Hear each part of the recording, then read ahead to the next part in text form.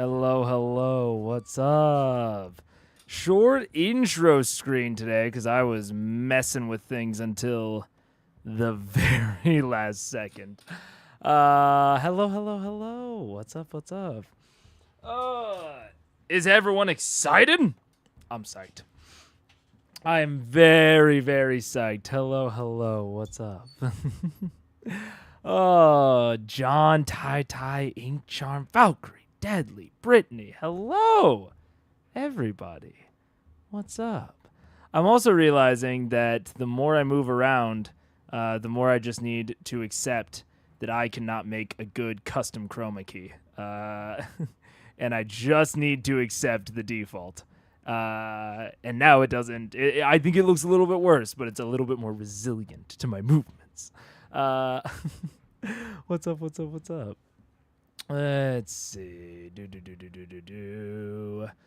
I am excited for this episode because I know it's a I know it's a big one because, you know, people have kind of called it out, but I also would feel that regardless. Like, this is maybe one of the most, like, cliffhanger, and then we're going to go into a big boss fight type of sessions. Like, the Briarwood session was very, like, they started the session not, like, really, like, directly anticipating to go into the big fight. And then it was the same thing with Kavarn. It was like both of those big boss fight type combats happened at the end of a longer session. And even same thing with like even like compared to like the Sphinx. Again, like was sort of towards the end of a much longer kind of running session. So this is one of the first ones where I've kind of been like thinking about it and anticipating this big combat hullabaloo in a bit of a unique way for Critical Role. So I'm very psyched. Today's first episode is the first one I ever saw live. Fuck yeah. Seems like a good one to catch live for the first time. Your mic level was good. The music was pretty low. Good to know. Technically, there's still music playing. It's so low. We'll try clocking like a 14. I need to remind myself that the music's low. I won't mess with it too much, but I'll mess with it a little bit off stream. But yeah, I'm psyched. And I guess to get it started, to get it off fast and fancy, let's go into comment, review, and takeaway. All right, is that too loud? That feels a little bit too loud to my own ears. I could be wrong. I'm going to turn it down a skosh. I'm just going to mainly stay quiet to avoid the line altogether. That is fair. That is very, very fair. Speaking of, I need to go in and pin some stuff because I know that this is a since I know that this is kind of a monumental one. Let's see. Let's see. No spoilers. No spoilers.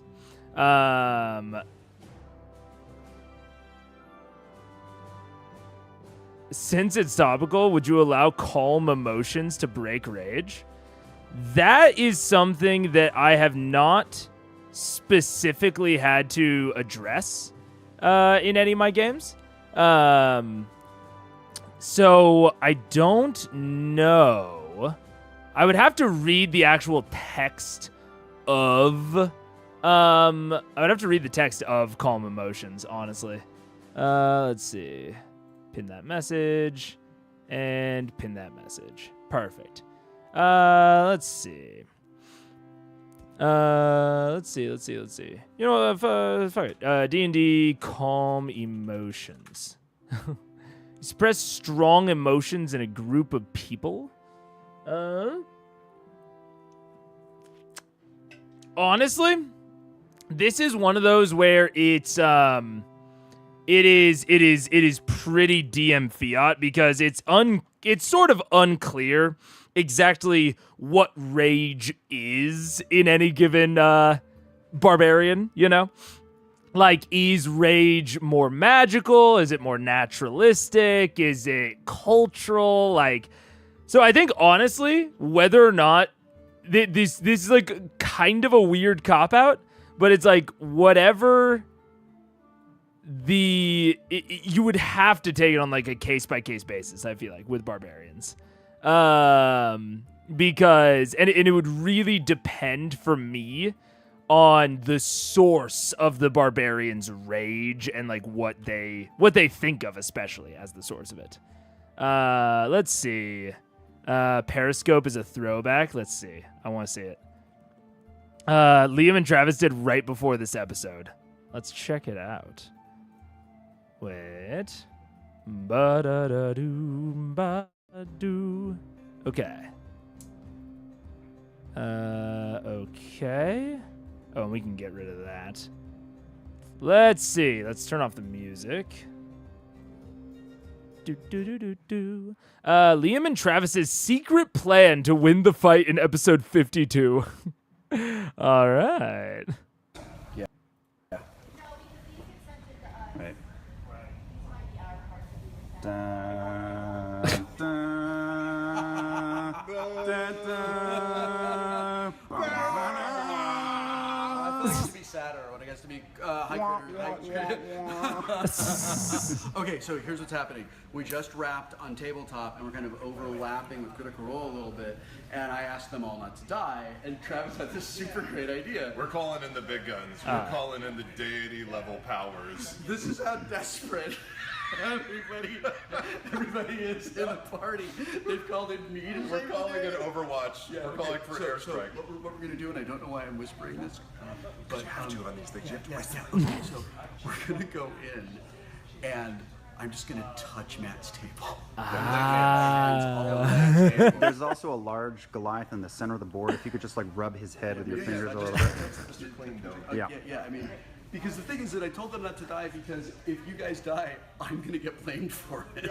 Because every time one of you jerks rolls badly, critters go bananas. You're kind of like the Hulk. We're not going to try and control the juju. We're just going to aim the juju. Yeah. Let's go put your. That's my secret. I always roll terrible. Let's go put your secret sauce on Steph. Will, come on. There she is. This is happening. Yeah. This is, I don't know why, but it's very disorienting to me how big this place is. Like, I picture their set in like a conference room sized thing. And I know that this is like, you know, a big fucking like production and it has like a lot of, you know, production value and there's a lot of stuff going on at Geek and Sundry. But to see it all look like kind of like a movie set almost is very disorienting to me. That's really interesting. Yeah, guys, it's great. I feel better already. Fuck Sage, you're the best thing ever. I feel renewed hope. Have a good time. Have a good time tonight. Don't fucking die. Just don't die. Don't die. Wow, look at this You know, I mean, glorious, in a non-cursory glorious. sense, it is genuinely Kind of pretty. Oh, wait. God. Lay on the hands. Have a good game tonight. Don't kill my friends. Well done. I thank you. 1,000 gold shall be transferred to your account. Oh, I like gold. I can use it to buy stuff. 6 gold and 5 gold at a party. Lol. Oh my goodness, that's fine. Yeah, just don't die. Just don't die. It's good advice. Honestly, it's a bit of good. Wait, what the heck? Wait, this is the wrong one. Stop it. Ah, what the heck? What's going on? Okay. There we go. Critical Role, actually. That was like my other one. Okay, let's see here. Just don't die. Guys, just don't die. It really is that simple. It's funny, I have to imagine that like the whole like Will Wheaton bad juju bit is like, it must be getting, actually, I don't even say it must be. It obviously is getting played up a lot on social media because I'd almost entirely forgotten about it at this point. And then it's like them bringing it up. It's like, oh, right, that was a thing, wasn't it? Like, I always forget. But he's saying, like, every time they roll bad, they always blame Will. Because it's also, I don't think of Will and Critical Role as being like that tied. I just think of him as like, you know, a regular guest player like any of the other guest players. But clearly he is much more, you know, he's like there on the Geek and Sundry set. He does other productions with them. So my whole like perception of this is very off sometimes about exactly what's going on here, you know? Poor innocent Matt voluntarily going in for the hug. Anytime I see BTS of anything, what, it's bigger than you think it'll be? Mine is not. I'll tell you that. What you're picturing is probably bigger. I am currently in like a tiny corner of our bedroom. 5 gold in a party is a reference to a table shop. I see. I was watching the last VOD and saw you talking about ASMR, Big Rec, Luna Bloom ASMR. Gotcha. Okay. Luna Bloom. I'm a bit of a ASMR normie. I mostly listen to a GB, which I know is like big. It's you know, it is. I don't know what GB is considered within like the broader ASMR community. But I imagine that it's like, you know, the very popular one. It's like the Mr. Beast of ASMR. It was much more tight at the time because Geek and Sundry's programming nowadays, truth be told, I don't know what Will Wheaton is doing, TBH. Yeah, I don't know either. It's very weird, like these like multi-actor, like big production type channels.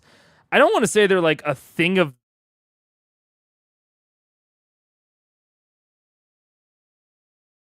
Oh shit! I accidentally muted because I was messing with the mixer. I don't want to say those like big, like multi, you know, those big production channels like Geek and Sundry. I don't think they're necessarily dead or anything, but I can't think of one that has come up recently. It feels like it's all individuals. Recently. What? Micro-influencers are on trend. Paige says micro-influencers are on trend. That was very advertising exec of you. Oh, lol. People don't want to pay large dollars to pay massive creators. Yeah. I was picturing a giant manor, though. Yeah, I live in Mordenkainen's manor. I actually live in Scanlan's spell. That's I'm broadcasting live from the marvelous, magnificent manor. Superstition is pretty normal at D&D tables. That's fair. I've never gotten that, but you're totally right. It is.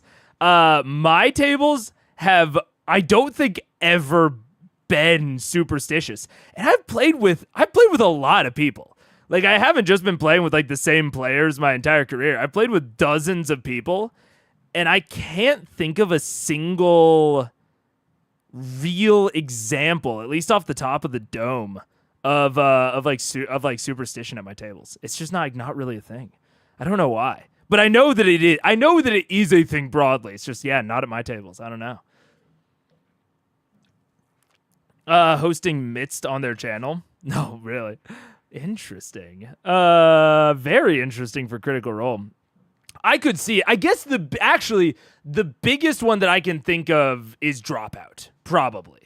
It's probably Dropout is the biggest like production style channel that has sort of come back around, because like it's like pretty unrecognizable from old college humor. So I feel comfortable saying that like modern Dropout as being what it is has definitely evolved more recently. What software do you use for your notes? Obsidian. It is a software called Obsidian. And I like it a lot. There are a lot of community plugins that I use that make it a lot better. Let's see. Okay, comments. Okay, so one of them, there were kind of two that I wanted to talk about a little bit. Oh, it can't find the screenshot. Okay, I remember what the screenshot said, so don't you worry. So ARO, I've been thinking a lot about the pillars of play from a design standpoint and how the social and exploration can be improved. It's interesting to me that while combat is the most well-established pillar, many people also find combat boring. I'm wondering if by making combat balanced and solvable, DMs run the risk of making it predictable and therefore boring. Shouldn't the most established pillar be the most interesting? Since it's not, I think it's reasonable to conclude that too much balancing makes the game less interesting. I've been thinking about what we can do as DM and game designers to counteract that effect. I have a pretty short take on this because, like, I think that is definitely a conclusion to come to. Like, I don't think that's, like, totally unreasonable, but I don't agree broadly. I think that I don't think that the rules and the balancing make combat boring. I think they make it broadly easier to create and interact with, and thereby allow DMs to more quickly whip up a combat that seems full, like it seems right, because they have all these like mechanics to interact with and to fall back on. But they didn't actually do anything to make it interesting. You know, it's like, I think that the fact that you can put very low effort into constructing a combat and still have it like on the surface look like a combat is why there's this perception of D&D combat being boring. That's my own personal theory. Because I think that combat can be incredibly interesting if people put the same amount of effort into it that they put into other aspects. So I think that the rules just make things easier, but when things are easier, sometimes they can easily become more boring. So let's see. Okay, and then the other one, they were basically talking about how they originally thought, when I was talking about the orcs in the Frostweald being, cartoonishly evil, that they originally thought that I was saying that Matt was trying to draw parallels and make the party feel less bad for the herd in Whitestone. And I think that like, depending on you as an analyst and like you as someone that's thinking about those scenes, I think that I don't come to that conclusion, but I think that's not an incredibly crazy conclusion to come to. Is like, oh, he is trying to draw parallels between these two things because they are both affecting this core group of the refugees. They are two, separate forces. They have aesthetic similarities, like trying to draw parallels and similarities. And yeah, maybe make the party feel less bad for them. And I think that the difference between that versus trying to contrast things thematically of making it more clear when something is an explicit evil versus like a nuanced, more morally gray situation. The difference between those two things is a very fine line. And I think it's one of the reasons that, especially without knowing the broad context, like without having watched, all of Critical Role, I don't have as holistic of an idea of like Matt's strategies. And so like, that's one of the reasons that I feel like I need to do it live. Like, I feel like you either have to do Critical Role Demystified, where Mike's seen all of Critical Role, or at least most of it, and, he's giving these, like, retrospective things. I think you can do that non-live, because you have a very holistic view of everything, and, you can kind of formulate your opinions. But I think I wouldn't want to cut the middle of going in blind but not doing it live, because it would be so easy for me to get stuck into a bad opinion and not have anyone challenge me on it at any point. And I've had those. I think I had it like a session or two ago where Valkyrie, I think it was Valkyrie, just brought up something I hadn't considered about the situation. And I was like, oh yeah, Yeah, you're right. It was something about honoring player choice. I think it was with the dragon coming down from Gat Shadow with Umbrasil coming down, and Valkyrie. I think it was Valkyrie reminding me that like, oh, the players wanted to observe Umbrasil, like him giving them something is him honoring that choice. And I was like, oh yeah, you're right.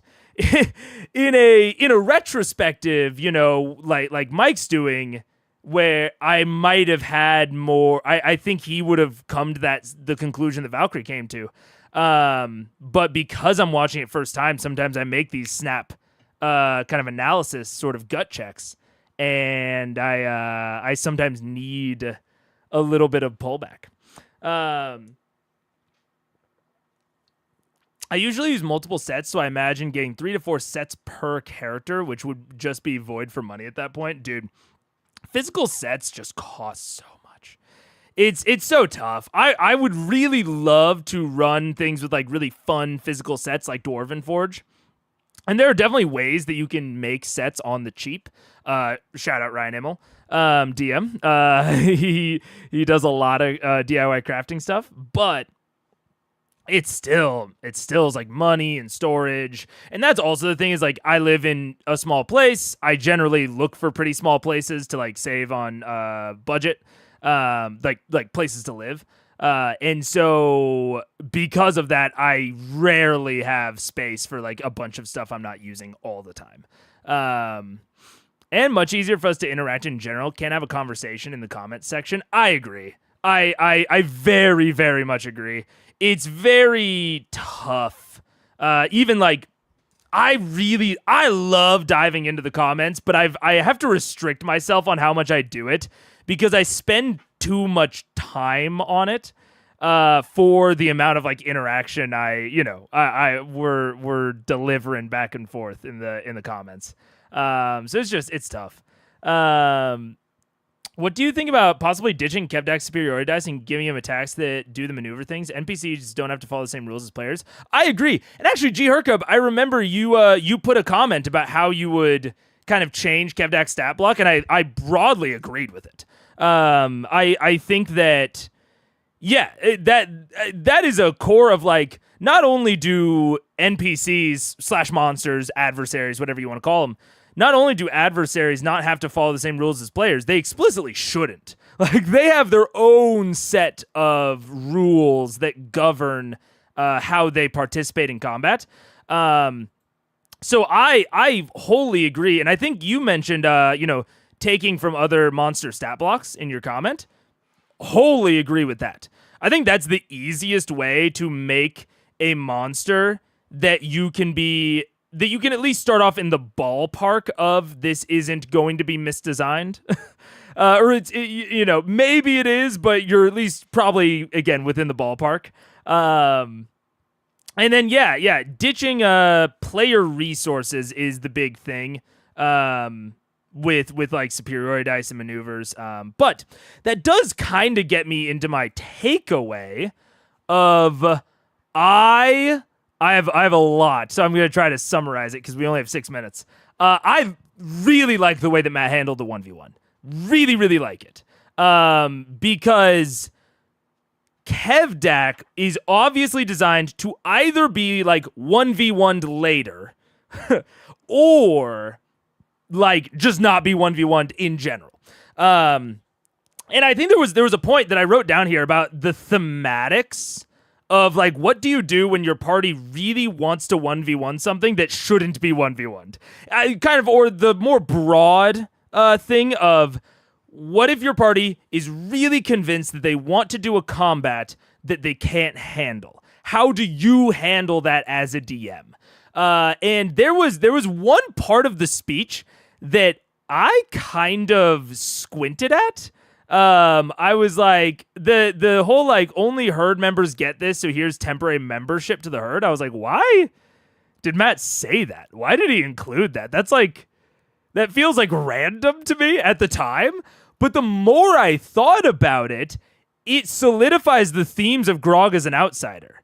It solidifies the themes that this is, I don't want to say like a kangaroo court, but like this is not the traditional honorable 1v1 that Grog was like kind of looking for. Like, Kevdak is at the very outset bending the rules. Like, in order to even facilitate everything happening, he's bending the rules. And I think it makes his confidence more apparent, and I think that it reduces any like potential of Grog feeling bad about eventually, you know, calling out for Vox Machina to get involved. So something that I was like kind of weirded out by in the moment, but I liked upon reflection. Then mechanically, okay, there's a lot of stuff here, but I will summarize really, really quick. I think that there are a lot of things that you can talk about with combat, but overall, what is the goal of any DM? What is the goal of a DM in a combat? Because it's not to win. I've gone over that many, many times. I don't think it's to win. What's the goal? I think it's to increase player investment. I think most of the things you do as a DM are to increase player investment within the story. I go over some like really basic levers to do that, but then there's a third one that I don't think we talk about as much, which is playing a monster to evoke a specific reaction from your players. Like, if you look too closely at Kevdak's actions, it doesn't really make that much sense. Like, I don't think it super plays towards his intelligence or his experiences. Maybe you can argue that it plays towards his confidence, but there's actually a moment really early on in the combat where his confidence gets explicitly shaken. So I don't even think you can really say that. I think his actions don't make a lot of sense, except that they are done in a way that does evoke a specific reaction. Like, there's a bit of a gamble here. If Travis doesn't call in Vox Machina, he probably loses this combat. Like, he probably goes down eventually. But that fight gets real boring real fast. Because Kevdak is blowing through resources at the beginning of this combat. He is just throwing them out there. And so if this combat had gone on for too long, it very much would have just devolved into them hitting each other a bunch. Like, it would have devolved into a pretty boring combat because Matt didn't save any of the resources. And that's generally like, uh-oh, that's not a good thing. That's a bad thing. It's like, oh no, I don't think Matt's playing this well. Except for the fact that I think that's the exact right thing to do in this circumstance. In a circumstance where you don't really want them to do the whole fight, you don't want them to do the whole 1v1 because Kevdak isn't designed for that. Blow all of your resources at the beginning to evoke a specific reaction of fear, and then he'll call in Vox Machina and you'll have the real combat. So it's a very odd, nuanced situation where, like, in isolation, I think that Matt is doing, quote unquote, the wrong things, but broadly within the context, it's like the exception that proves the rule of, like, you need to do this thing that would theoretically make the combat boring to not have them have the combat in the first place, or to force them to change up how they're interacting with the combat, to get it more towards what you had originally designed for. Like, the coward's way out of this is to not let him fight Kevdak 1v1, right? That's the coward's way out of, of you just say, oh no, well, Kevdak doesn't let you 1v1 him. Oops, sorry. But instead, Matt takes a gamble. He does something that he thinks will create a very interesting moment and overall run through this theme that Matt has really been trying to hit within Grog's arc of your strength does not come from you. It does not come from Craven Edge. It comes from your friends. That's what Earthbreaker Grun tried to tell him. That's what he reiterated during Craven Edge's fight. And so Matt allows him this one last opportunity, this one last example that his own personal power is not enough. He needs his friends. And Grog, thankfully, Travis latches onto that. He knows the story. He knows what's going on, and he latches onto that. He for the final time fails, and to do it himself, and he needs to call in his friends. So I thought it was great. I really, really, really, really thought it was great. Like the way that Matt handled it. Again, it's things that if he had done in other places, I don't think I would have liked, but it all just works perfectly here, I think. We'll talk about it a little bit more when I get back. We do have to run a quick ad, so make your last minute preparations. We'll talk about this a little bit more, and then we'll jump into the episode. See you in a second. Goodbye.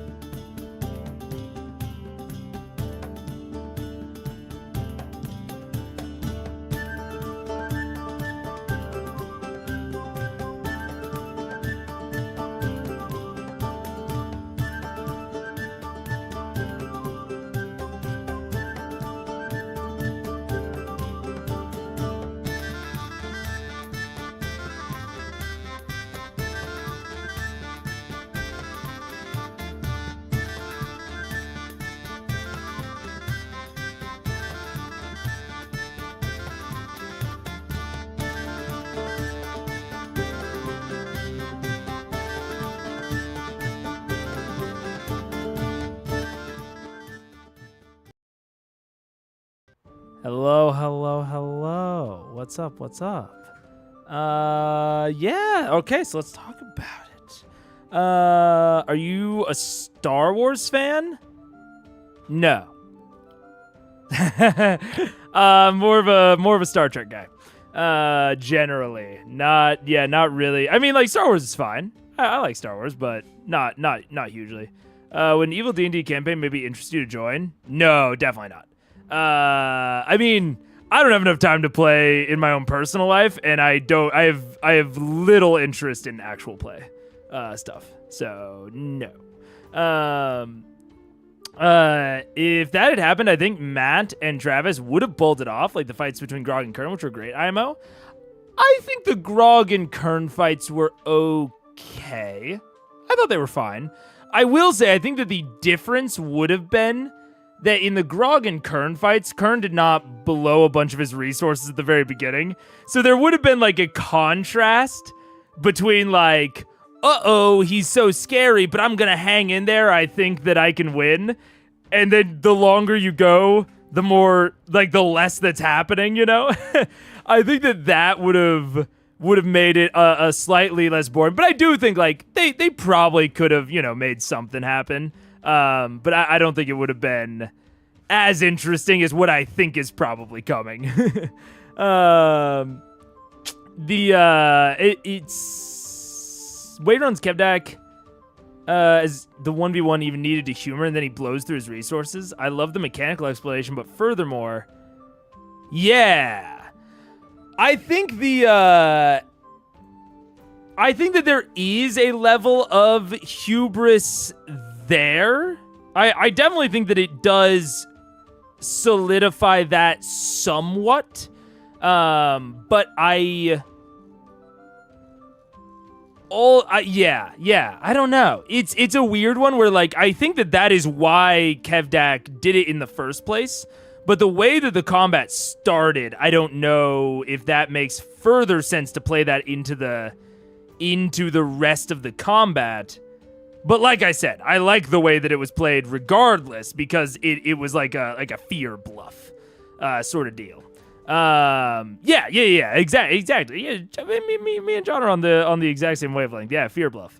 But also, I do very much see what you mean about like the hubris and the confidence of like using all the tricks in your bag, just to kind of create a spectacle because you think you're gonna win so quickly. I think that is definitely a way to interpret it. It's not the way that I took it, but I can see that. Yes, yeah, we got to takeaways, yeah. Okay. With that, I think we're pretty much ready to go. I think we're pretty much good. I'm trying to think if there's anything else I wanted to talk about or cover. That was pretty much it. I really liked and was impressed by Matt's handling of that entire like situation and sequence. 1 second, sorry, I'm fucking with my monitor. And all in all, I'm very excited for this. I don't want to get myself too I've been really trying to not think too much about like what I think the combat's going to look like or how I would, design it or whatever, because I haven't wanted to like put an expectation in my own brain of what this is going to look like and then be like disappointed. I just want to, experience it how it is, because the thing that we've seen so far, the battle arena that we've seen so far, didn't particularly draw me in. So I'm, like I said, I'm trying not to be too. I'm trying not to think too much about it because I don't want to develop bad expectations. Let's see. Okay, I think we are pretty much ready to go. Let's do it. Everyone to tonight's episode of Critical Role, where a bunch of us nerdy-ass voice actors sit around and play Dungeons and Dragons. What the heck? Whoa, they sound really sped up for some reason. I don't know why. They are only at 1.25, but for some reason, Matt is talking fast. What up, Sputnik? You are indeed. Usually Sam. Totally Travis. Yeah, that's right. Someone. All right, well then. No. Let's go ahead and bring this down now. No. We get in the mood for tonight's episode. I learned this lesson. I know that I had I know that I had kind of a come to Jesus moment / conversation with one of my friends, but I don't remember any of the details from it, so I can't even really like talk about it as a story, you know? But I had this sort of moment around video games and video game trailers, where I would watch a trailer especially when I was in like my early 20s, late teens. I would watch like a game trailer, develop what I thought the game was going to be, and then get mad when it wasn't that. And it would happen to varying degrees. But then it happened with two really huge ones where I wasn't the only one. It was a larger phenomenon.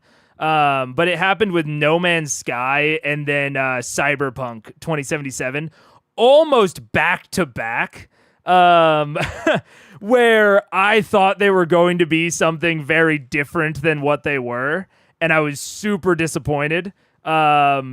In just because it broke my expectations.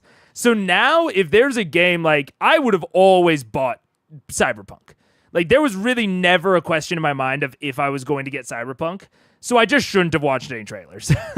And that's how I'm rolling with, like, Elder Scrolls 6. Of, like, I didn't get Starfield. I know that it was, like, relatively disappointing to people. I'm still going to get Elder Scrolls 6 whenever it comes out, and I'm not going to watch a single trailer for it.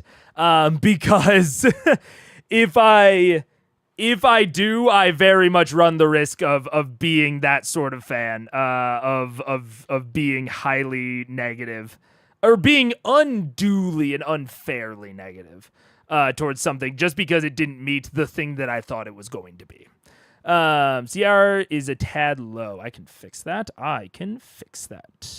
No Man's Sky shot itself in the leg. That wasn't just a gamer expectation issue to an extent, but I in retrospect, like, a lot of the changes that they made to No Man's Sky, I think broadly made it worse, from what it was, even though they now... It is now more accurate to what was originally promised. Like, in retrospect, a lot of the game that they had was pretty good. Now, a lot of it wasn't. Same thing with 2077. But, like, there were things about 2077 that I had an expectation for that, in retrospect, after, like, looking at the game with a little bit more forgiving of an eye, I think the things that I expected would have made it overall worse. Or just not been feasible. Yeah. I would binge watch C2 and then go to Reddit live discussion threads and be so surprised by the negativity.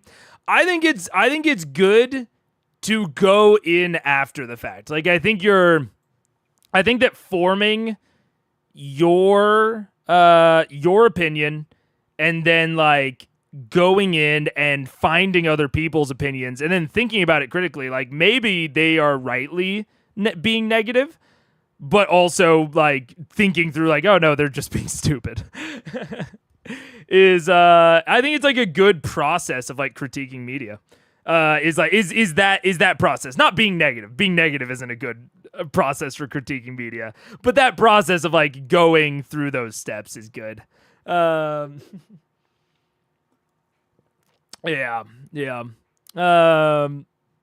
But anyways, yeah, it's weird. It's weird. So that's why I've been really trying to avoid thinking about it where possible.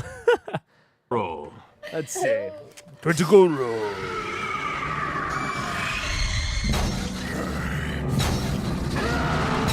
Oh wait, I missed it. I missed them getting nervous. Totally Travis.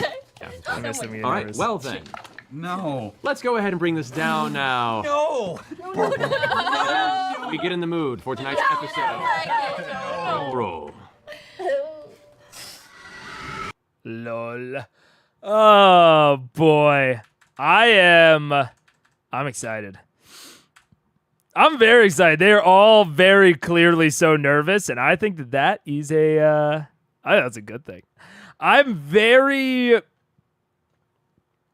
This is very interesting just going into this of I think that this one is especially good because going into this sort of like high stakes, really dangerous combat, probably like I don't want to say it wouldn't have been possible before, but it wouldn't have. I don't think like for example, Kavarn did not evoke this level of fear from the players. And I think to a certain extent, if we want to really roll back our minds to the beginning of this arc, like obviously I had a lot to say about Vorugal, but including Vorugal but especially before that whole sequence of them having to run away from Raishan and then Raishan plus Umbrasil, and then ultimately not being able to take on Vorugal. All of that goes towards this overall messaging of there might be things that you just can't beat. Same thing. And then I think that that's sort of re-upped with the Sphinx. Like, I think that there were like some weird things about the Sphinx, and I might have more to say on it long term. But one thing that it did do is they never even got close. I think it was pretty clear that they could not have taken on the Sphinx. Maybe they could have in terms of the stat block, but the way that Matt presented it did not leave that as did not make that seem like a valid course of action. And I think that all of that kind of goes towards this sense of in this arc, there will be things that you can't take on. So I also think that that is another thing to consider with the whole gamble that Matt took there of trying to intimidate Grog down from not doing this 1v1 against Kevdak. That may not have been possible if Matt had not started off this arc with them needing to run away. With doing like I talked during the Battle of Amon about how like when you're up against a party that never runs, like that's like part of their like fucking thing, you have to give them overwhelming danger, overwhelming threat, overwhelming violence in order to get them to run away.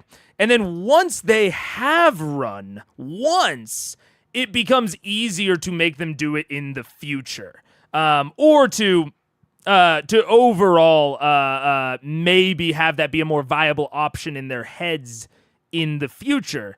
And I think you can kind of see that with Grog here. Of like, I think if you throw Grog up against Kevdak before the Battle of Amon, he probably tries to follow it out.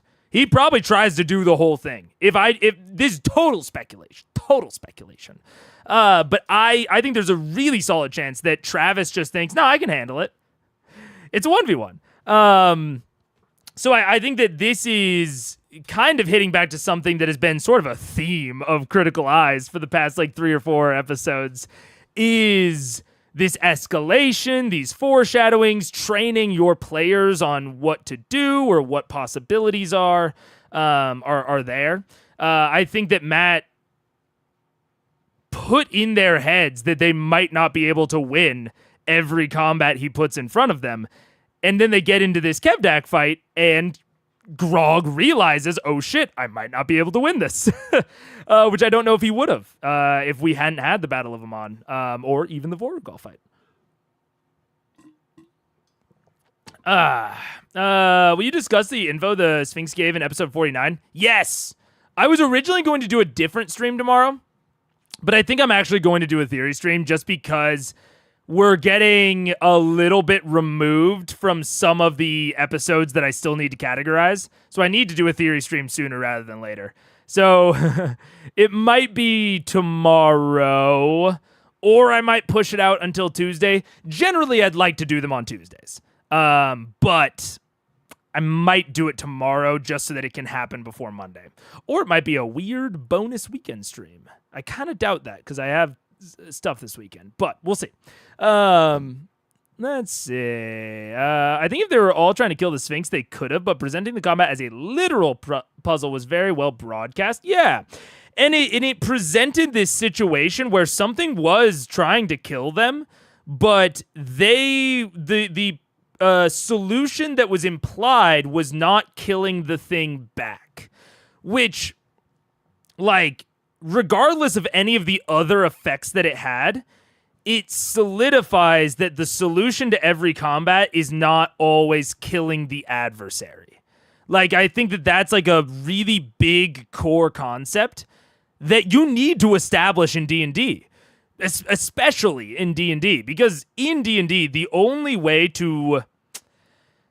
And this kind of goes towards like the sometimes mechanics make people lazy discussion that we had based on ARO's comment earlier of like, because the D&D mechanics, like combat mechanics especially, are what they are, combat really only explicitly ends within the mechanics when someone goes to 0. Right? Like when someone goes to 0 HP. So if you're being really lazy as a DM, you just set that up. You set up a combat and they go until the enemies hit 0 and then you're done. But I think that goes towards like the laziness and the boringness aspect of maybe D&D combat. And I also think that like that's kind of what players expect now, is that will be the case. And if that's not going to be the case, you need to show it to them. Even if it's not like a 1-to-1 comparison of like, you know, the Kevdak fight is not anything like the Sphinx fight. But it is similar in that the solution was not killing the Sphinx. The solution to Grog's 1v1 was not killing Kevdak. That was not the solution to it. So I think that those are the sorts of things that you need to make a little bit more obvious at first. So like the Amon battle, very obvious that killing the dragons is not the solution. Sphinx combat, little bit more vague.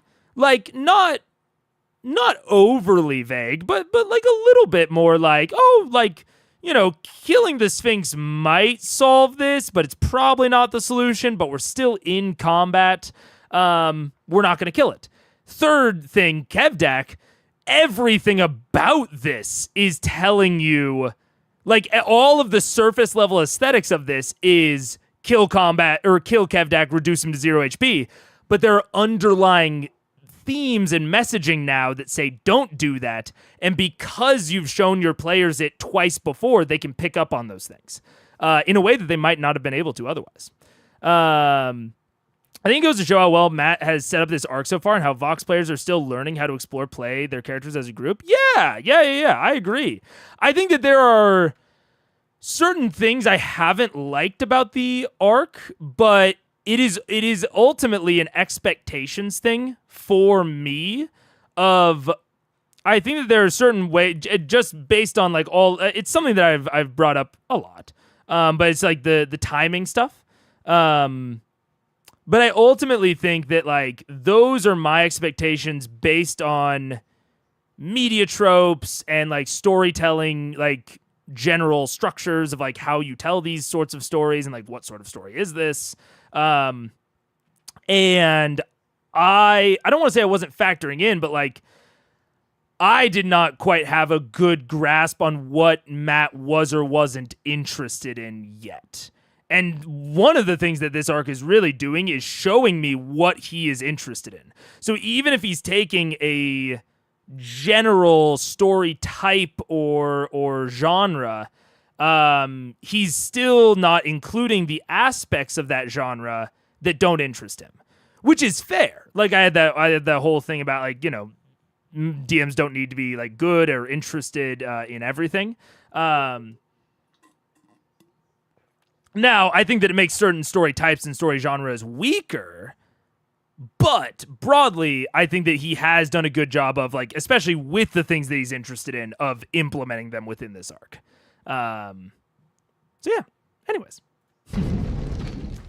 Welcome back. So, leaving off from last week's episode, we, the party of intrepid adventurers Vox Machina, trying to save the whole of Tal'Dorei from the Chroma Conclave, a collection of chromatic dragons that have destroyed many of the main cities here, have gone about searching for items called the Vestiges of Divergence, magical artifacts from a war of ancient times that apparently hold some great power that could aid in defeating these dragons. One of which apparently is being held by Kevdak, the leader of the herd of roaming kind of tribal barbaric, individuals that Grog once belonged to and had beaten the crap out of and left Grog for dead long ago. While the dragons had destroyed part of Western and left it behind, this tribe utilized that time to take over the town, enslaving or keeping most of the people under their thumb, and making an accord with the one black dragon, Umbrasil, that is currently kind of in a tenuous relationship right now with these herd members, Herd of the Storm, as they're known. You, having sent a few of them to their death via a trap on the outside, found your way into the city, saved some of the individuals that lived there, as well as Kaylee and Dr. Dranzel, and Grog went ahead and issued a challenge to the herd to meet with Kevdak himself. After some fairly decent intimidation checks, it was agreed, and while most of the party stealthed behind, you made your way to the very center of the town square, where Kevdak left off the top of the ex-Margrave's homestead, and the two of you began to do battle in a pit of spikes that was gathered in the center of the town square. Did a 3-point superhero landing. It was super cool. We all loved it. We're surrounded by a number of the clan watching on.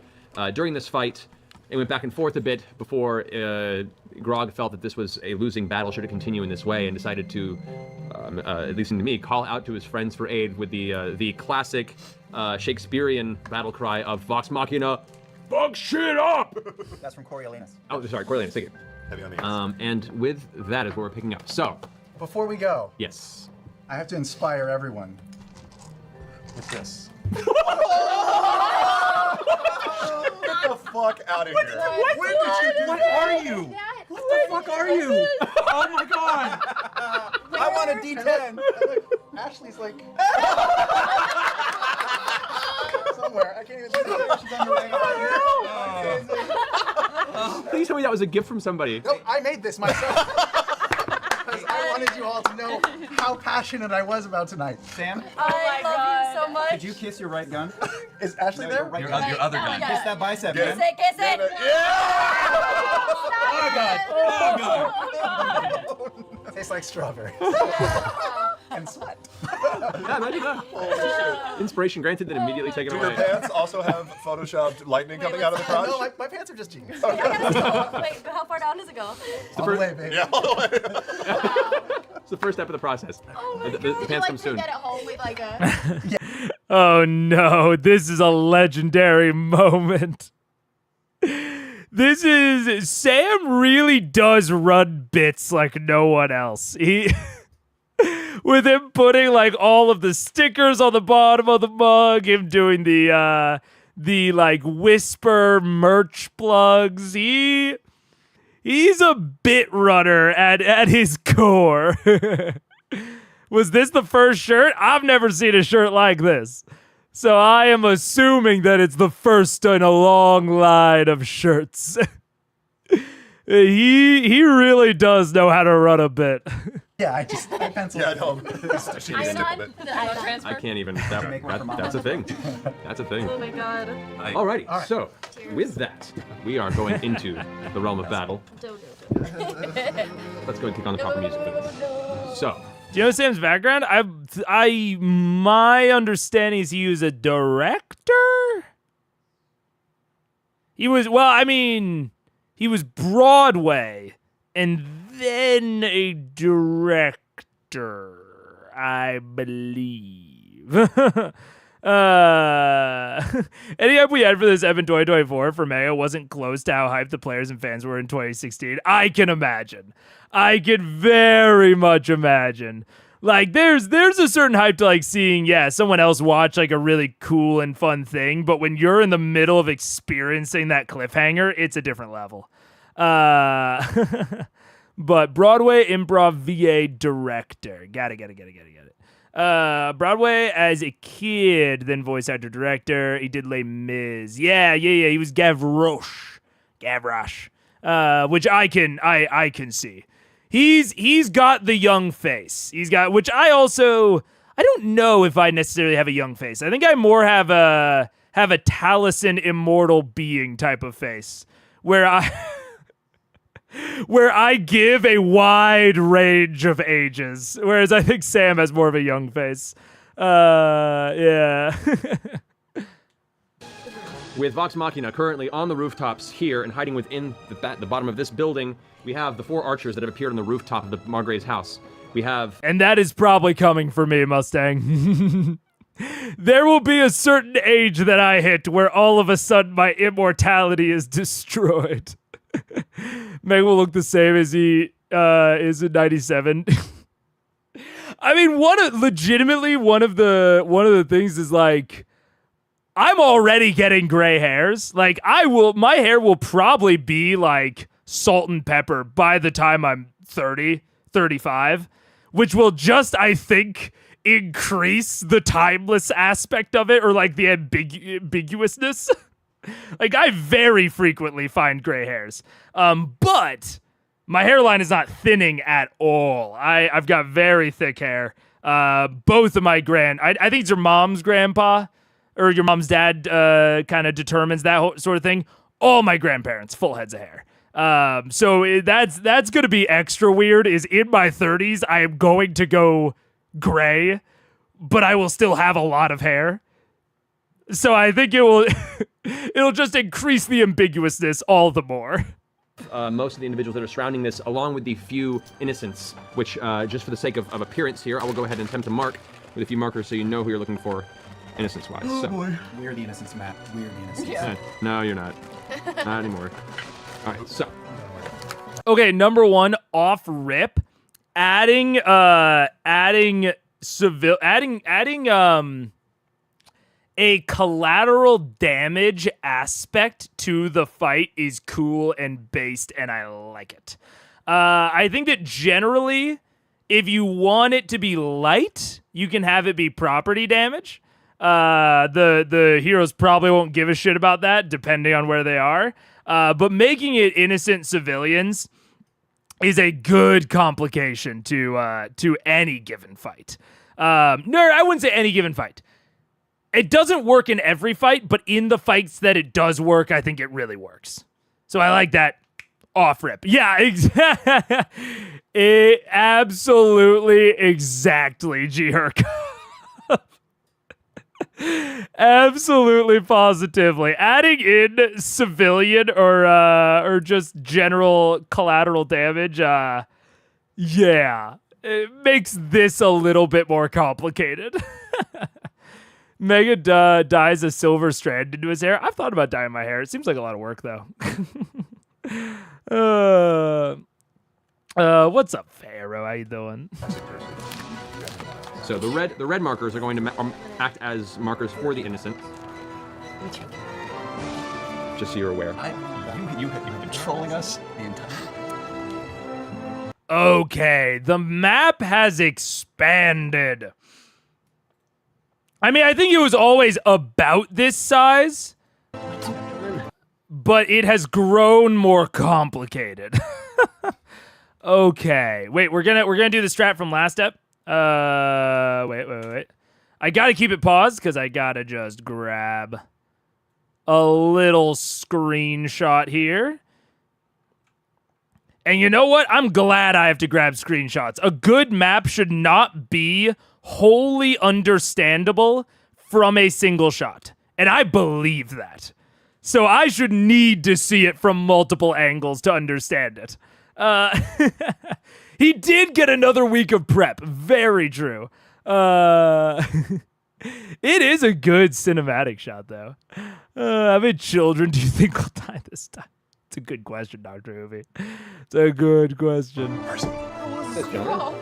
And My over-under, I'm trying to think of a good over-under. Over-under 5 civilian casualties, I'd still take the under. I think it's going to be under 5, but more than 0. That little kid over there. You're on that roof. I'm over in the top right corner. You see me up there? Yeah, I'm Percy's over right there. Alrighty. I'm gonna So, laugh at those archers if they try shit. that all being the case, guys, as Grog shouted, at this moment, the individuals in the center of the square starts looking around confused, not knowing where to come from.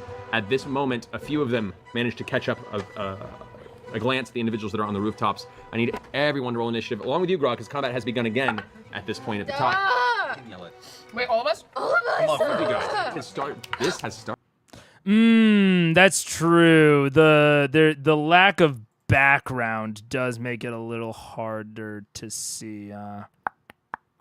1 second. Can I change that?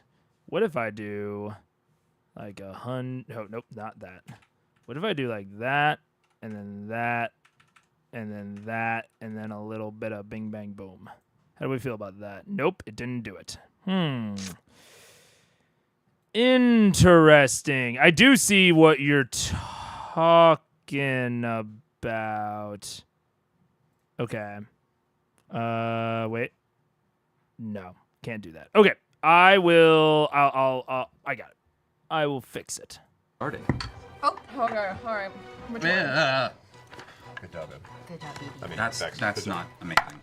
It's okay. That's better. All right. Okay. No. 14. Wait, did you roll? No, that one.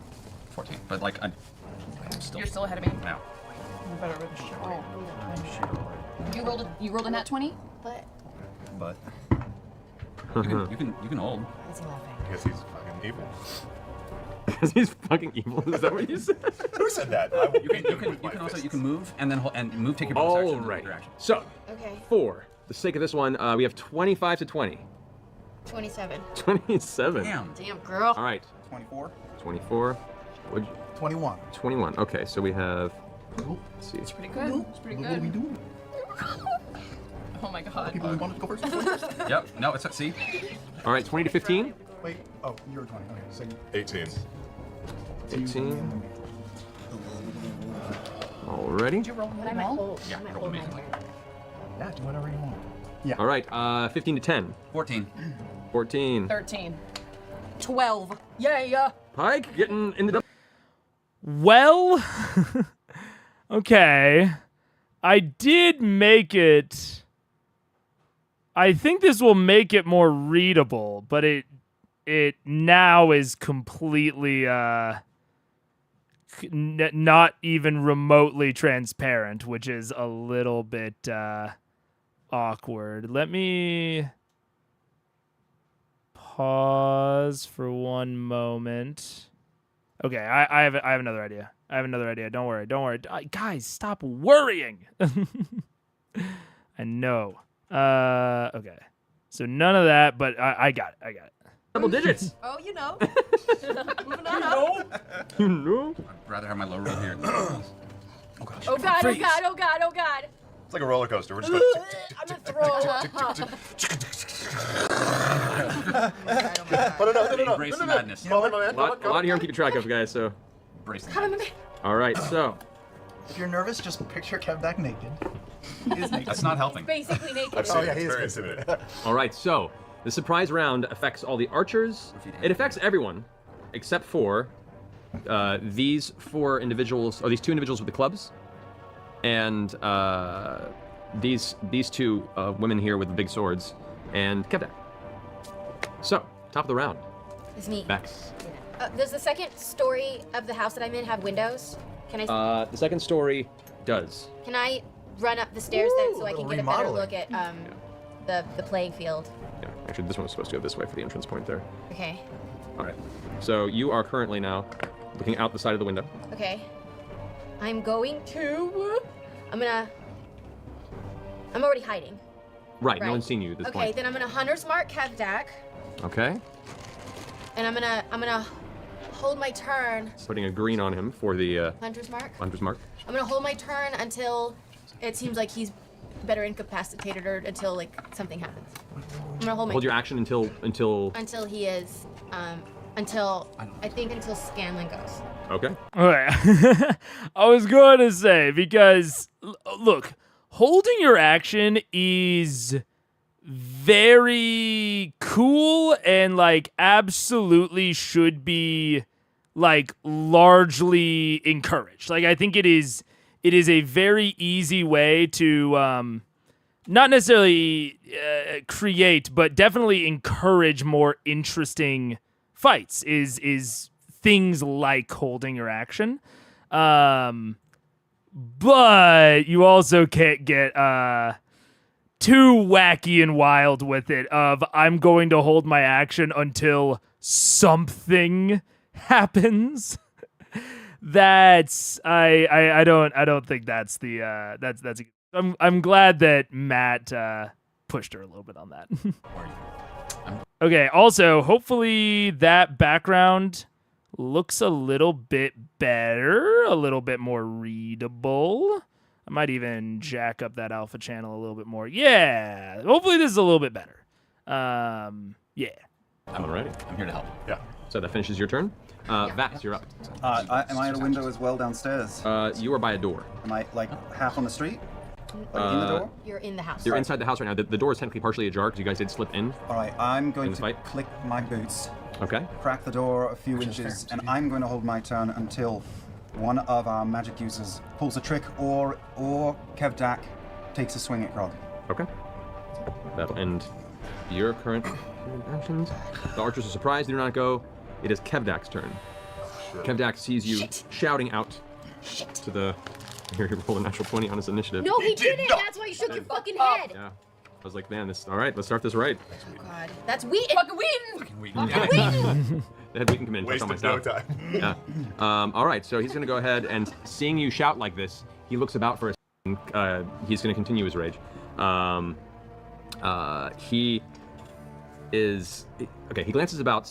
I have actually run this exact ruling, Theshel. I have run this exact ruling where people can ad hoc, like just whenever they want, move themselves back in the initiative order and not need to specify it. It's, I mean, I want to be very explicit. It's homebrew. Like that is not even remotely allowed within Raw. But I think it can get weird, but it is almost always just a like generally bad thing for the players. Like it is rarely like, oh yeah, it was like really good. Or not, I don't want to say bad thing, but it is more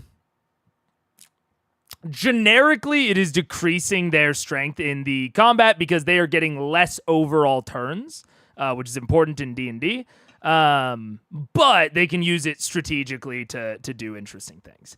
Now I haven't run it at every table because not every table likes it. But I have run that exact rule. And I found it to be pretty successful overall. Yeah. On what speed are you? It's a good question. 1.25, which we need to be faster. We need to be faster. I might start on 1.5 during the opening, and then while everyone's kind of getting their bearings and we're getting used to the layout a little bit, and then go up a little bit later. Using if, else if, and while for the trigger. Object-oriented held actions. Yeah, I think that's perfect. I agree. Looks over and I was gonna say I'm hiding those. he sees nothing immediately on the rooftops, but looks down at this individual now shouting out for help for him, prostrate, and he kind of gives you a glance and says, "Well, this seems real familiar, doesn't it, Strongjaw?" At which point he's gonna go ahead and take 2 of his reckless attacks against you. Oh, That's gonna be a... You had a... I could, yeah. Okay, I was just reminding you. You don't have to. I know. Okay. Oh, don't do it. All right. That's gonna be a 28 to hit. I'll have to look, but I think it Yeah. Second attack is a 30 to hit. These aren't great weapon master, right? 30 to hit. No, these are not great. Okay, yeah. That is 30 to hit? Also, this is a situation where I think that the map is going to be important. Not I think. The map is going to be important. So I'm going to, I think I'm going to throw... I didn't think about it. I should have done this before the session started. But I'm just going to move myself over here, make myself a little bit smaller. so that it's easier to see that map. And I'm going to move you guys the same. You guys over there. Me and Live Split a little bit more over here. And then you guys a tiny bit smaller to not block Marisha too much. And me a tiny bit smaller to not block Marisha too much. There we go. Can you add inheritable traits to those objects? Look, if you're playing at a table full of programmers, I think you can do all of these things. Yeah. What is his Kevdak attack made fucking it bonus? I don't know. Insane. At least 10. At least 12. 10. Oh, higher than that. Fuck. You take 30 points of slashing damage, This is from the first shot? reduced to 15. And Gulp. Wow. 2 points of necrotic damage because it's not reduced. Right. And the second one is going to be 22 points of slashing damage reduced to 11, and then 5 points of necrotic on top of that. However, for the second slash, I'm going to use cutting words to reduce the damage. Okay. So, Before he does that, you said 17 on the first one, 11 on the second attack, and how much necrotic on the second? 5 necrotic. 7 overall. Because 2 necrotic on the first hit. So 60 CP makes a thing. 6 months, it's like, well, All to do that. You have to get a little bit closer to make sure that he can hear you. Plus, that would be giving away your height. What are you going to do, Sam? I step Oh wait, that was a good one to take a screenshot of as well, because yeah, I have a screenshot from this similar angle, but I don't have it with all of the new things. So let's grab all of that and throw that in there, and then we might be able to start taking a look at this guy. Wow, Mega, you're so good at shapes. Thank you. I try. Giving away your height. What are you going to do, Sam? I step forward closer to him, and I use cutting words. Okay. And this is a way to keep it there. You step at the very edge of the rooftop here. We'll say for the sake of this, right there. And I shout, "Oh, Kevdak! I have a message from the people of Westron." And I moon him. And I say, "Kiss our metaphorical hairy asses." Just like that on your shirt. Yes. As he brings around his axe for a second swing, he hears that and glances over his shoulder and sees the shiny gnome butt up off the top. Continuing the swing, though, to attack. Go ahead and reduce the damage using your cutting words. 10, right? Uh-huh. 1. So, you take 10 points of slashing damage from that, right? just a... Oh, that counts. Action. Oh, you're wielding Myth Carver, so his next saving throw is at disadvantage. Yes, it right? is. Okay. That will end... Well, no, Kevdak is going to... Because you're not currently wielding your weapon, he's going to go ahead and take a step back and kind of like glance over at you as he's going to move his fingers up and point towards the roof, and you see a bunch of the other entities and the archers whoosh, shift their attention over in your direction, Sam. All right, that finishes Kevdak's turn. Scalen, you're up next. Yeah, I know. Actually, you do get a attack opportunity on him. Don't with take it. fist, Yeah. Okay. 'cause you're not wielding for him right now. I rolled a 5 plus what? Strength? Well, it's your strength modifier plus your proficiency modifier. Should be 5 plus 10, 3. so 13. 13 now. You punch the back of his... you punch his back and boom, it just kind of hits off his muscle. You keep your eyes open. Okay, wait. Oh, wait. This actually might be the best angle that we've gotten on it. Because I'm having a little bit of trouble from just the angles that we have fully determining it, but this one might be the best so far. Let's see. All right, Sam, you're up. Okay. From my crouched butt-out position, whilst holding my hand cone of clarity. Where are you holding it? What? It's shoved up Between there. the legs upside down. Yeah, the old upside down. All right. Before I make this attack, when I scanned around, did I see any of his allies without any weapons or carrying a staff or something like that? No, they're all... Yeah, the problem with this one is to get their heads on relatively the same size, I had to like really mess. The only other option I have is to maybe separate Matt, which I might have to do. But yeah, the subtitles are a little bit weird. Did you catch that about Mythcarver? Oh, I heard. I noticed something about like, oh, you're wielding Mythcarver, but I didn't hear anything super specific that I didn't already know. At least you take 10 points, but you're wielding Mythcarver because you're not. Wait, what? Oh, that counts. Action. Oh, you're wielding Mythcarver, so his next saving throw is at disadvantage. Yes, it right? is. Okay. That will end. Well, no, Kevdak is gonna because you're not currently wielding your weapon. That's right. I do remember that. I knew that about Mythcarver. I think I have that in my notes at least. I'm nearly positive I have that in my notes. But I don't know where it is though. Is it on the 13th? I think I have that. If I don't, I should put that. Myth Carver. No. Wait, do I not have the Myth Carver notes at all? Or did I just take them later? I thought I did. Now I'm I might have to go back. Obsidian has a search function, by the way. I might I know I might not have. I rarely rely on it because I misspell things, especially when it's like proper nouns. I guess I didn't take the stats of Myth Carver. That's okay. I don't mind it so much. What do you think is more powerful, Myth Carver or Deathwalker's Ward?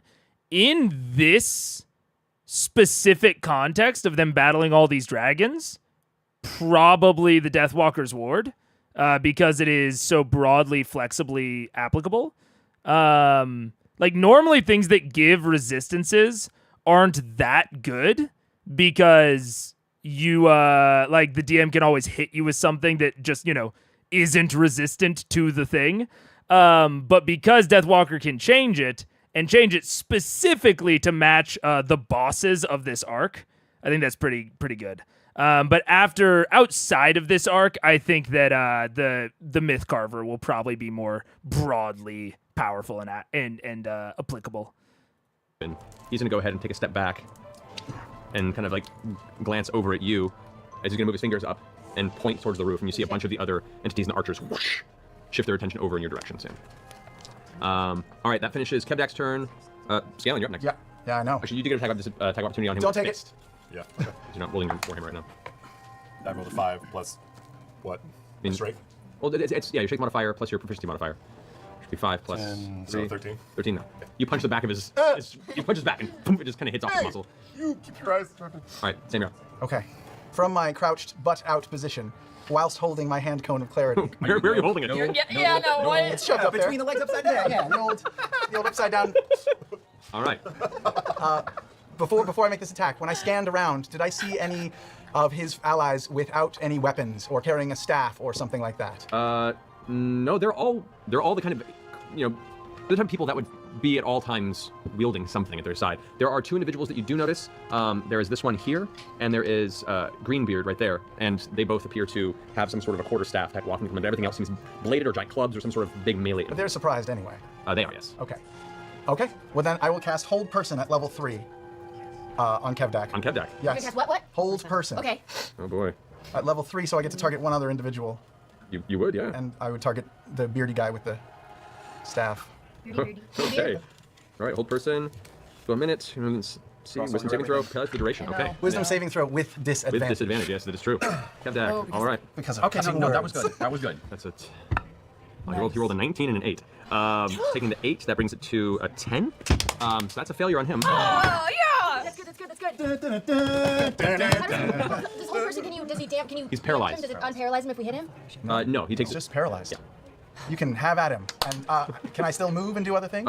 You can in a moment. We have to figure out if the other guy makes a save. Oh, that's right. He rolls a natural 1. Great. Straight up a natural. Yay! Oh man, the rest of the people are gonna be real pissed.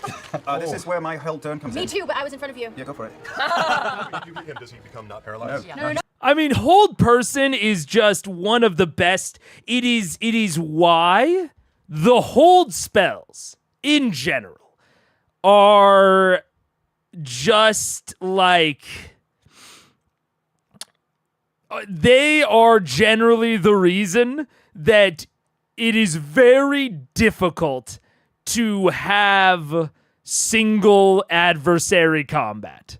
There's a whole host of reasons, but it's one of the reasons, as well as one of the reasons that like legendary resistance is a thing for like higher level enemies. because hold person can just absolutely wreck enemies, and you need other adversaries to be able to break the spellcaster's concentration. But it's still, don't get me wrong, even though it's like, oh, DMs should try to like design around that, it's a good spell to bring. It's a good spell to use. It makes your players feel really cool. And I think Hold Person is an especially well-designed spell. The only thing I really honestly wish is that it like immobilized the caster or something. I wish there was a little bit more cost to it, but like D&D spells, having a cost isn't really a thing with D&D spells. Like the concentration is enough. But I really like Hold Person as a theoretically like a support debuff buff type spell, because it allows Sam to feel really cool because it does something really important. It stops the enemies from acting, and it allows some strategic interplay with the rest of the characters, including like especially marshals, because since the person is paralyzed, now marshals get automatic crits if they run up and start hitting that person. So it encourages collaborative play. So I like it a lot from that aspect as like a really good, fun debuff buff spell. In a way that I kind of wish Bane was more. Like Bane only giving minus 1d4 to saving throws, don't get me wrong, is very, very good. But because marshals don't normally proc a lot of saving throws, that's like mostly a spellcaster thing, it's not as broadly applicable. And a lot of times, if you are the one, casting Bane as a spellcaster, there's probably only, like, if you have, like, the classic, like, 2 and 2 sort of thing of, like, 2 mostly marshals, 2 mostly casters, only one other person can interact with the Bane. And then when you cast Hold Person, 2 people can interact with it. So it's a little bit interesting from that perspective. I still love Bane, but Hold Person, I think, is a more broadly collaborative spell with the rest of your party, which I think is like should be an overall goal for most D&D features and things like that. Also having a way to inflict disadvantage on saves is so powerful. True. How would you accomplish what LR does without actually using it? I would broadly make spellcasting less powerful. Like, legendary resistances exist because spellcasting is easy and powerful. That would be my overall that would be my overall preferred design direction is to have, like, I've talked about it, is like instead of having, like, I would rather there be less levels of spells, even just like maybe not even go up to level 9, although they fucking have to, but have there be spells that have some other disadvantage to them, like Hold Person requires the caster to stand still. So like they get to paralyze the person, but maybe they're also paralyzed. Something like that. Have spells be more of a broad trade-off or more of a broad risk associated with them. So we kind of talked about this during the concentration discussion of I would rather for a spell you have to say spend your action for 3 turns in a row to cast it. And if you get interrupted in those 3 turns, the spell fizzles and you waste the slot. But if it goes off, and the effect just happens and you don't have to concentrate on it and it just happens for the duration and that's it. So I would rather have spellcasting as a whole be weaker and not have to have specific mechanics to make it work less of the time, if that makes sense. Like right now, it is like for the caster, it is all very powerful and just broadly works. But because of that, they have to put... Oh, ad incoming. Take shelter. But because of that, they have to put exterior things to make it weaker, like legendary resistance or concentration. That's my general take. No one wants their final boss to be polymorphed into a spider, put in a jar, thrown in the ocean, for example. Yeah, so I would make polymorph harder. That's the thing. It's like I would just make polymorph harder to accomplish and to use. So either make it more risky or make it cost more or things like that. So that enemies can more actively interact with it. Like I would rather an enemy sees that a spellcaster is trying to do something and has to go and try to interrupt them rather than something like legendary resistance. That would be more my preferred design direction. I do feel like Kevdak should not have LR since Matt's giving him bear totem feature. Martial damage is now just normal damage. Yeah. Oh shit, we're in ads. Fuck. We're in ads. I kept talking. We're in ads. I gotta go. Bye.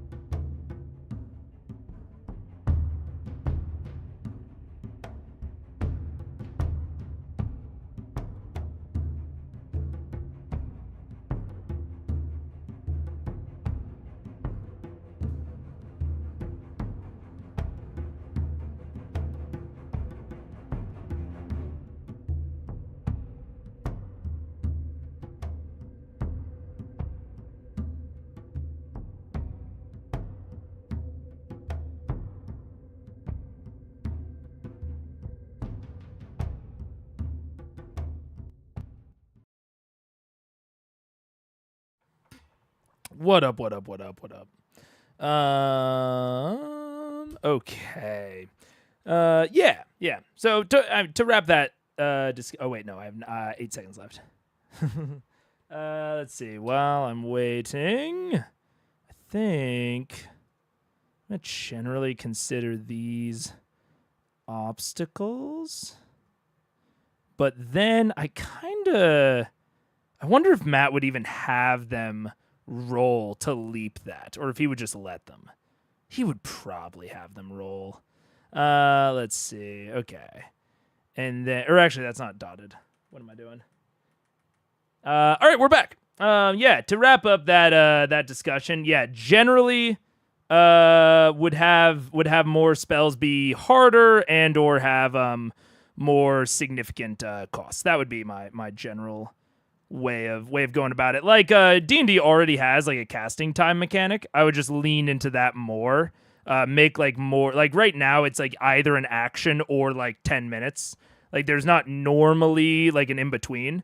But having something that's like a casting time of 20 seconds or a casting time of 18 seconds, I think that would be kind of that would be the design direction I would like to see some of that go in.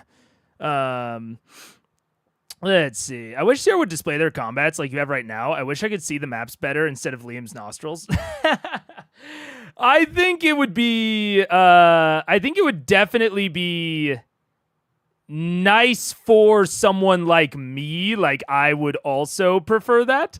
But I do think that there's kind of an overall discussion of like what they value.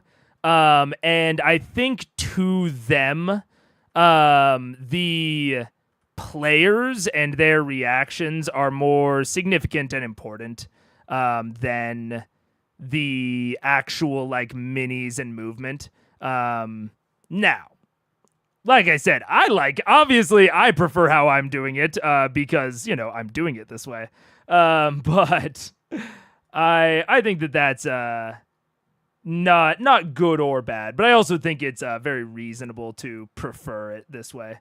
God, I keep putting dotted lines where they're not actually dotted, and that is now confusing me. Anyways, we will get back. 18 seconds, like 3 turns. Exactly. Yeah. I wish that some spells had like 3 turn casting times, and if you got interrupted, you just wasted the spell slot. The only issue I see with making spells hard is they already feel sucky to fail. Since their saver sucks, so being harder could make it worse feeling for people. Yeah, I mean, I think it's an overall debate of does it feel worse to get legendary resisted? Because legendary resisted is making the spell fail, just whenever the DM wants, versus putting that potential failure within the control of the players. So like, I don't want risky difficulty. Like save or suck, is generally because of dice rolls, so there's a level of, risk and probability. I would rather have it be where some spells are more difficult, but that difficulty is not like dice-based or randomness-based. It is like you don't get interrupted. And so then they can, construct ways to make those spells go off of like the caster says, hey, I'm going to try to cast this thing that takes 3 turns. Defend me while I do that. That's like a very normal fantasy trope of like gotta defend the caster while they do their thing. That kind of doesn't exist in D&D. Like it exists in some aspects and arenas, but largely not within the actual spells themselves, which is kind of weird. You know what I'm saying? Spells that take 12 seconds would be fun to design. How would you make the benefits worth it to be busy for 1 turn before you could use it the next turn? Yeah, and that's the thing is like, it's not like an unknown concept within D&D. Like D&D spells have casting times and like it makes some of them viable in combat and some of them not viable. So that's what I would really like to, that would be my preferred direction for something like 6e or 5.5 is to do away with things like concentration or legendary resistance and just play with the things that they already have in more varied ways. So like reduce the amount of mechanics that are there kind of, but then be more nuanced with the mechanics that remain. Would be the direction that I would like to see it go. You can break 3 LRs. You can't break being unable to cast spells. I'm not even in the case where, it's 12 seconds, you're not unable to cast it. You just have to construct a good thing. And I personally think that like breaking LRs is not fun gameplay. Like I don't think that that's fun of like what spells do I waste to try and get them to break LR rather than how do I construct a combat? How do I construct cover and all these things? Your spellcasting doesn't work because of bows. There's cover. That's what I'm saying. There's cover. Like it gives Mold Earth like an actual in combat utility of you can use Mold Earth to create cover to protect yourself from bows. It provides like an amount of risk. It means that going after bows is more important. Like I think that what you're talking about there is like making the combat more interesting and giving it more choices and nuance rather than what spells do I waste. Like, I guess there's a nuance in what spells do I choose to waste to break LR, but I don't think that's as fun of a choice. True, but I think when players know they are reducing a finite number, I know when my players knock off my LRs quickly, they find it incredibly satisfying, knowing they can then go crazy after the fact. I mean, I think that would still exist within, like, this proposal of like design direction of like to highlight more of what Dr. Hoovie's saying of like if there are bows in the combat, you have your monk or someone mobile or your own bowman pick them off, and then once the bowmen are gone and you have your say spellcaster in like an elevated position and like none of the melee people can reach them, then they can go nuts. Like they just like cast and they can do all of these incredibly powerful things. But in order to get there, you didn't just have to waste a resource to waste a different resource. You had to like make, like prioritization decisions, which I think is more engaging. LR is not something you encounter in every fight though. It's not true. But changing the way spells are cast would change every fight. It would. Yes. Yeah. I agree with that wholly. Yeah.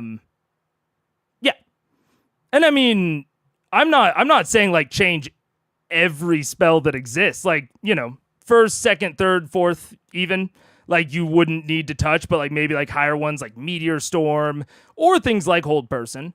Like, I think you could even, if you wanted to make it even more like flexible, like they don't have to stay. Like I'm not talking about like strict nerfs here. I'm like you can lower the amount of or like the spell level of it, but make it harder to cast. Like I think there's a lot of things you can do there. I don't just hold it for the OP stuff. I use it as if the monster doesn't know what's coming. So they resist the first two in the short term and the last only when they think they absolutely have to, leading to times where they just use them up early. I think there are ways that you can make LR fun. I just don't think that, like, at its core, it is very fun. But I think that there are ways that you can use it interesting. But if you have full cover you can't hit, depends on the spell. And it also depends on who you have full cover from. Like, I think in what you're saying, you're assuming that it's like adversaries, party, full cover in between.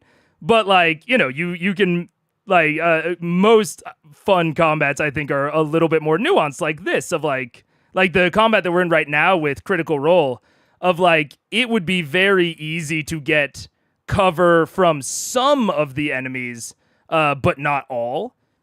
And again, I think that's a more interesting. I think that all of that is more interesting than LR. Both of them can be interesting, but I think at base one is more or less interesting. While you concentrate on spells, you can't even cast other spells. 100% of your focus would be on holding the spell up. Yeah, that's kind of what I'm getting at with like the hold person thing. And like, what we were talking about with the casting time, that is just, working with mechanics that are already in the game. You could absolutely add something like what John's talking about of like, yeah, like while you're casting, you're essentially immobilized. Could be like an interesting downside to some spells to make them a little bit more risky to cast. So while you hold someone else in hold person, you are the same effect is applied to you, so it's a little bit riskier. I think there's a lot of things that you could do to make it not as necessary to have what I would call band-aids like LR or even like normal concentration.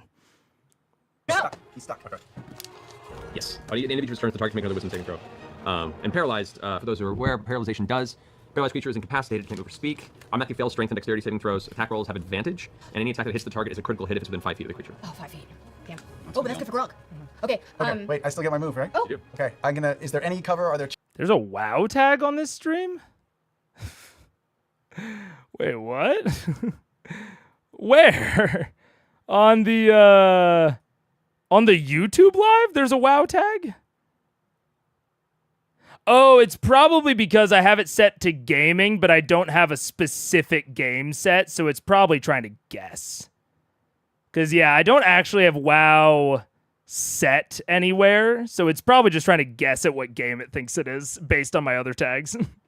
Chimneys? Are there anything I can duck You behind? can duck behind the other side of this roof if you like. And still maintain sight? Oh wait, no, I'd be more than 60 feet away. Yeah, you'd be more. Okay. You know, I mean, it's more the casting time. You can still move away once you cast the spell and hold it there. Okay, and then I'll duck back behind some cover.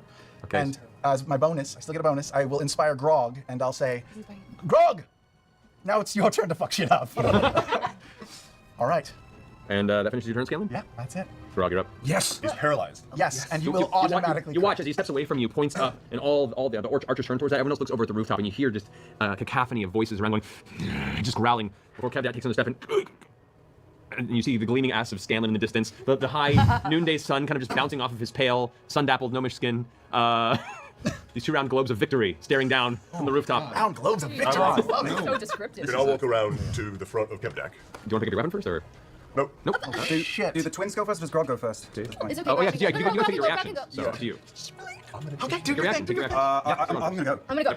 All right, so we have now, Vex, Yes. take your shots. Yes, I'm gonna shoot from my longbow of the Sky Sentinel. Okay, go so for that's it. 3 attacks on the first attack. Yes, now I'll have advantage because he's paralyzed.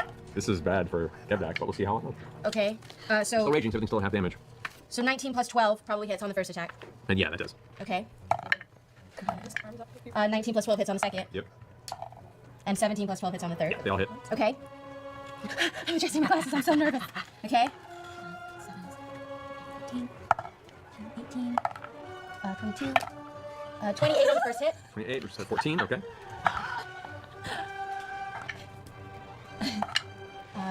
21 on the second hit. Okay, reduce that. I mean, Dr. Hoovy, to an extent, that's already the case, right? That's already the case with concentration, right? So it's like, I absolutely get what you're saying, of like, it wouldn't be like you are worried about that, about the idea of, you know, like a spell fizzling and losing out on that effect. But like, to a certain extent, that already happens with concentration. There's just more guaranteed value in the current implementation of concentration. And I am talking about a system where there's less guaranteed value, which like that might just not be for everyone. Like, I think that that's fair, but like, there are plenty of other things within the game that don't have guaranteed value. And I would just rather go more into that design direction of less guaranteed value.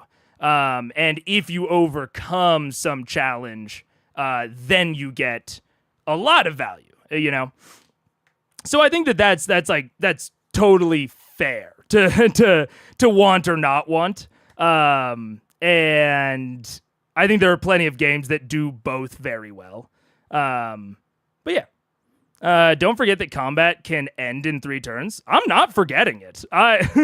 Like, that would just mean that not every spell is applicable for every combat, which is already the case.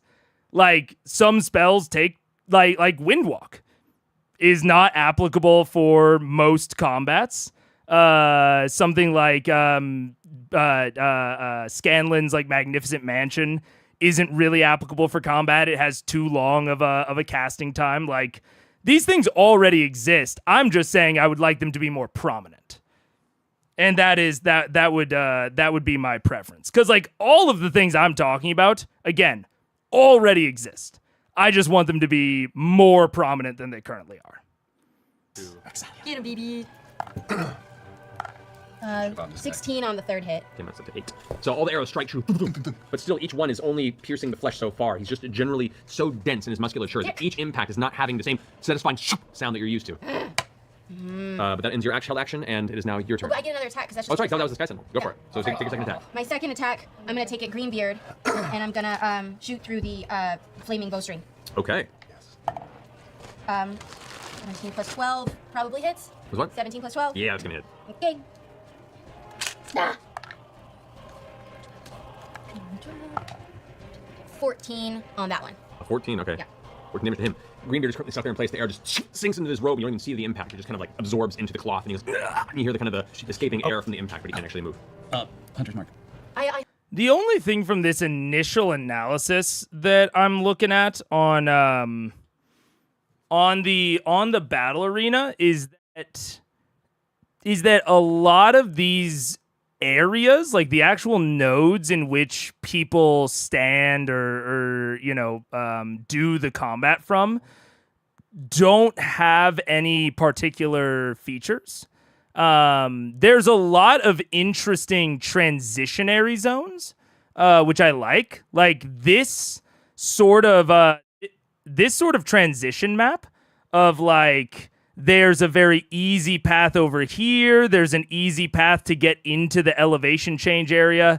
This entire area is very like cluttered and filled and like very hard to navigate through. Like I like because there's kind of in my eyes, there's kind of 3 general zones to this map. There's kind of like that one and that one. So there's like zone 1, zone 2, zone 3. And I like them as like very general zones and the transitions between them. But none of the actual areas are that interesting so far. So that's what I'm kind of looking out for, is do any of these areas themselves become interesting? Because right now it's a lot of white dots on the map, which is fair. Like, not every map or area will be possible to make like areas interesting, but I'm interested to see like a good example of how to maybe make one of these interesting is like if there's a fireball that goes off and hits one of the houses, then it lights on fire, and this becomes a dangerous area rather than an area that they can just like chill out and hang out in. So that is also a thing of like this map can start out with all of these being white, and then it can evolve slowly over the course of the combat to have these nodes take on different characteristics that change the fundamental feel of the map. And that could be a good way to evolve the map as it goes. So I'm very interesting. I'm very, very interested. It's been a while since I got here. You upgraded a little bit. We're trying some things out. Yeah. I'd say the center is at least interesting because of the arena spikes.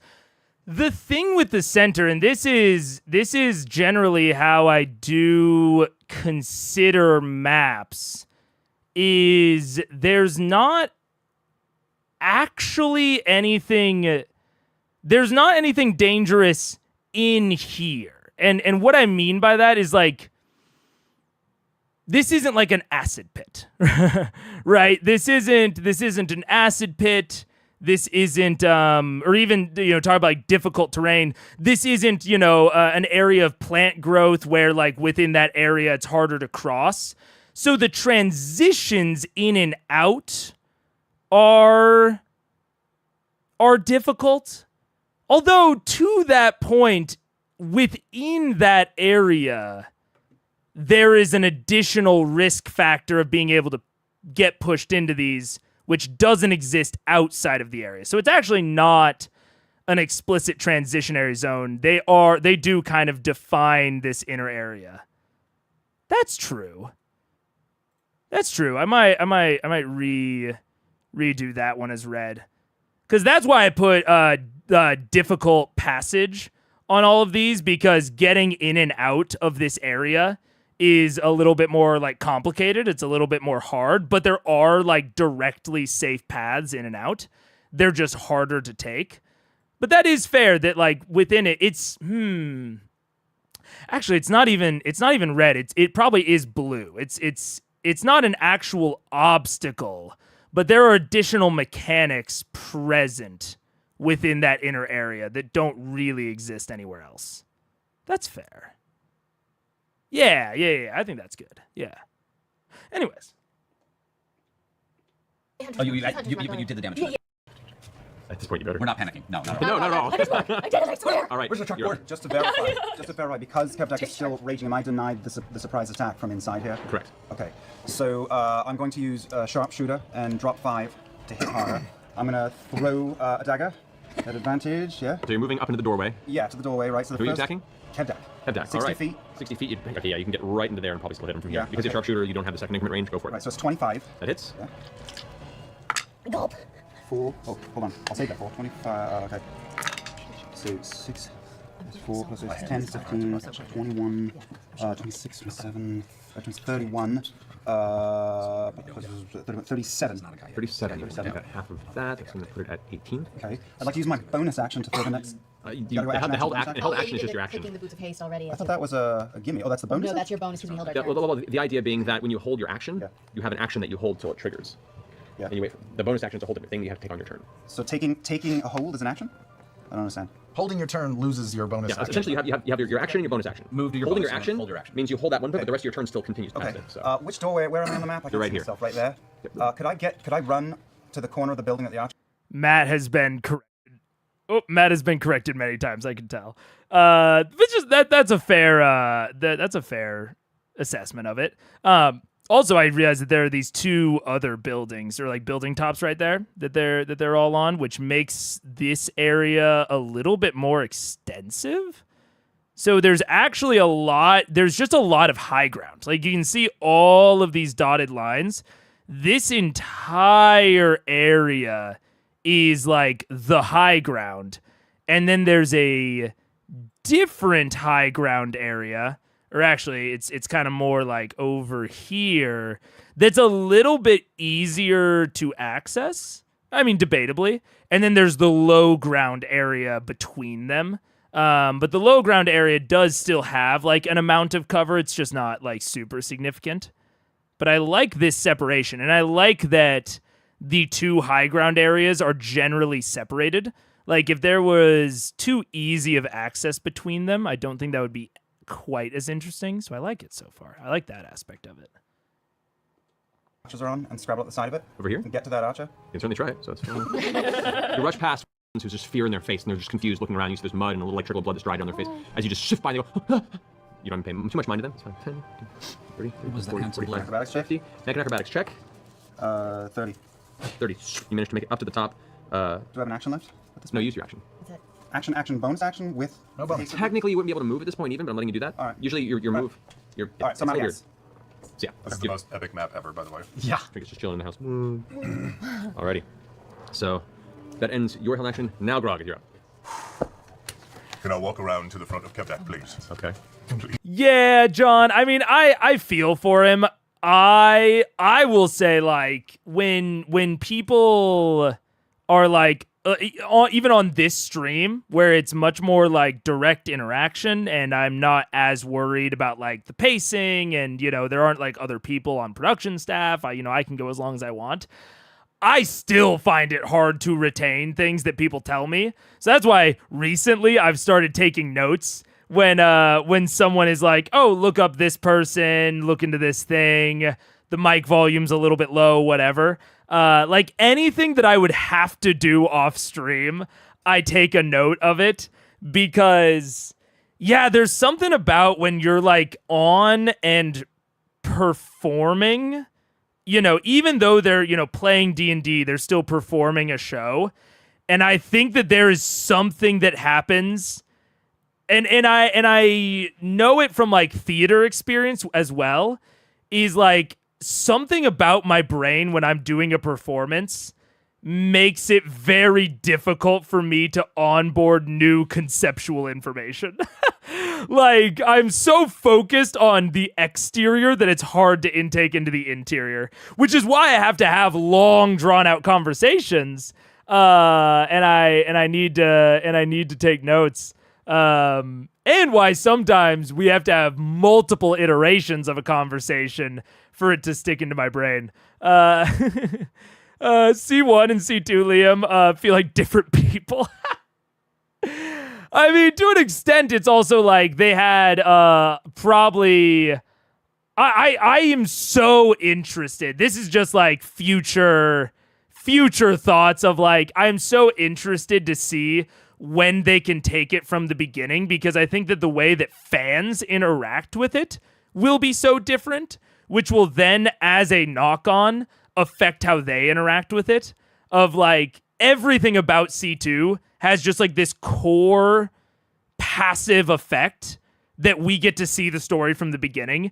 And I think that probably the effect of that is, I don't want to say like unknowable, but it is probably like very difficult to really truly understand how broadly it affects C2.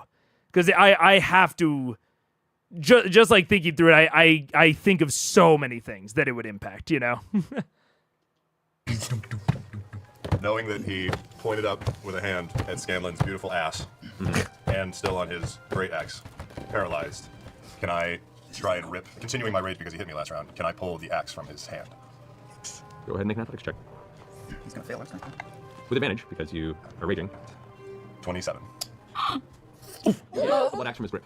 Yes. Because I'm frenzied raging. Do I have another move? I mean, can I hit him with it? Let's check on that. I don't know if it's attack action based. You didn't take an attack action last time. You used your action to pull it away. Yeah. So looking at that right now, Berserker is here. Let me see. Does that mean Lots of rules tonight, guys. Upper level rules. No, it's bonus action, so yeah, you would if you want to. Oh! The weapon isn't attuned to you, so it would just act as a regular axe, possibly. Make it attuned to you. Throw it away. Or can I, looking at the axe, say, oh, I do hope you have a necromancer in your group, because I'm looking at a fucking dead man. Can I aim right above the gauntlet, below the elbow on his left arm? Like, just swing to his side with the axe. Right on his left arm? Sure. It's gonna be even. Okay, so you're raging. Raging. Advantage. Well, no, reckless attack would be the advantage if you wanted to. Well, he did it against me, so I get it against him. We have advantage against attacks with him anyway, just because he's paralyzed. I'll say it'll have advantage. Yeah, no. Okay, you have advantage in the attack, but I will say it's a general -5 to the attack, just because it's like a very specific called shot. Go for it. Do it. Do it. Oh, that's much better. 20. All right, go ahead and roll damage. I don't know what the attack bonus is with the axe. It's a D20.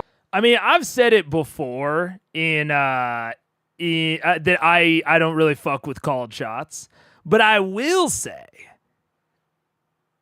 I also don't fuck with riders. It's interesting though. I think that there are advantages and disadvantages to both in this specific circumstance of like giving him like -5 or something. I understand why Matt did it, because there's already so much fuckery going on with advantage and disadvantage that I don't think Matt wants to mess with that at all. And I don't think that he wants to make it like a 2-stage roll of being like, oh, we'll also roll a dexterity since it's a called shot. And I'm not sure what I would do in the moment. Me out of the moment right now says that I would probably want it to be like a 2-stage roll of like, okay, in order to get the called shot, you need to roll like some sort of skill check or some sort of ability check. And if you fail that, you don't get the called shot aspect of it. But in the moment when there's already so much messing with how many D20s he's rolling, and there's already so many effects piled on top of it, I think that the rider's pretty reasonable. I think that's like a useful, or that's like a reasonable use case for like a -5 sort of thing. Even though it's not the general way I would go with it. But I think this makes sense. Okay. Where is it? Jesus. That's it. That's 12 the top are always the one one. that look weird. That one. I'm literally That like, one. that's Four Yeah. D12. Yeah, no, you Yeah. wouldn't. So D12 plus what? Strength modifier would be Character wouldn't. 3. So 5. 5. So sexy. Whoosh, you hack the blade, it sinks quite a bit into the arm right above the elbow. You can see as you pull it out, a bit of bone is exposed from it, but the arm is still intact. And There wasn't enough damage to go through, but he's like, ugh! And it hit him, right? Yeah. So is it an automatic critical because it hit? Because you're within 5 feet. So yes, so double the dice. So would you roll the dice? So it was a 2. So 4. So instead it would be 7 damage. Still not enough. Okay. But you do a significant amount of damage to his left arm. Okay. He is now open hands gripping nothing.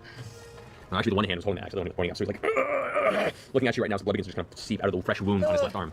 Do I have any of my movement left? Can I move around behind him? 50. You can move 3 more spaces. Yeah. I'll either flank him, yeah. 3. That's where you can get right there. Okay. Then it's your turn. Surprise back. Percy, you're up. This will be fun. Let's see what happens. All right. First thing I'm going to do is cast Hex on Kevdak, on the asshole. I'm going to Hex him. Cast Hex on the asshole. All right. So he is now enveloped in my dark smoke of death. He's also now at disadvantage all strength checks. Okay. That's just a thing. That's a thing with him. That's a thing. So you watch as Grog walks around him. Grog's shadow seems to stretch out from his form, reach up, and wrap itself around, almost merging with the tattoos across his torso. The actual bear tattoo almost seems to be covered with shadow. I'm gonna. I know. I'm so happy. I'm gonna take just a little step back to get just a slight bit of cover from those archers for when they start hearing the big bang bangs coming from the house. Just to get like half cover. But Where are you going? I'm going to from my current vantage point to about 7 o'clock, 8 o'clock. About here? Yeah, about there. Okay. Just for a little bit of cover from the arrows, and I can still see Kevdak.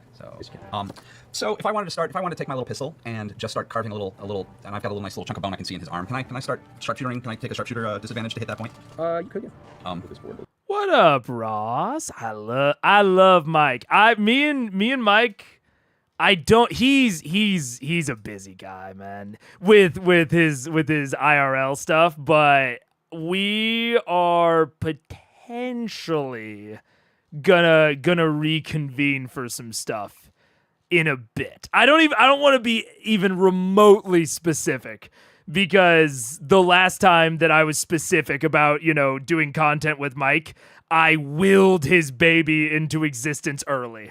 So I don't want to do the Will Wheaton curse on me and Mike content. But I'm glad you're enjoying it. Hope that the catch up is fun, and I am enjoying C1. So I'm going to shoot with sharpshooter 4 specifically for his arm. His left arm, you do not have a view on. Oh. I would say from your perspective on the rooftop, because he was turned this way and is facing up this way, you have just a big old view of his back and shoulders. Okay, I'm going to take a shot for the elbow. I'm going to start trying to... On this arm? On the visible elbow. Okay. I'm just going to sharpshooter through that shit. See what happens. Okay. Go for it. Okay, and I'm happy if you want to put any weird... You have advantage on the attack because he's paralyzed? No, I don't, because I'm at distance. Oh, do I have advantage? Oh, he's paralyzed. He's paralyzed. You have advantage on that. And then you have disadvantage because it's a called shot plus -5. Okay, that's fine. But do I get the bonus 10 points? You would have hit. All right. That's fine. Natural 20. Oh my god, are you serious? Yeah. Should have used the big gun, really. All right, it's okay. So that's... Oh, hello, baby. You're over here. Actually, I'm going to use the pink one. What's the first range increment for the pistol? 400 feet. Yeah, okay. I'm scared. I know. Sorry. I know, I thought about that. Come on, give me no enemies.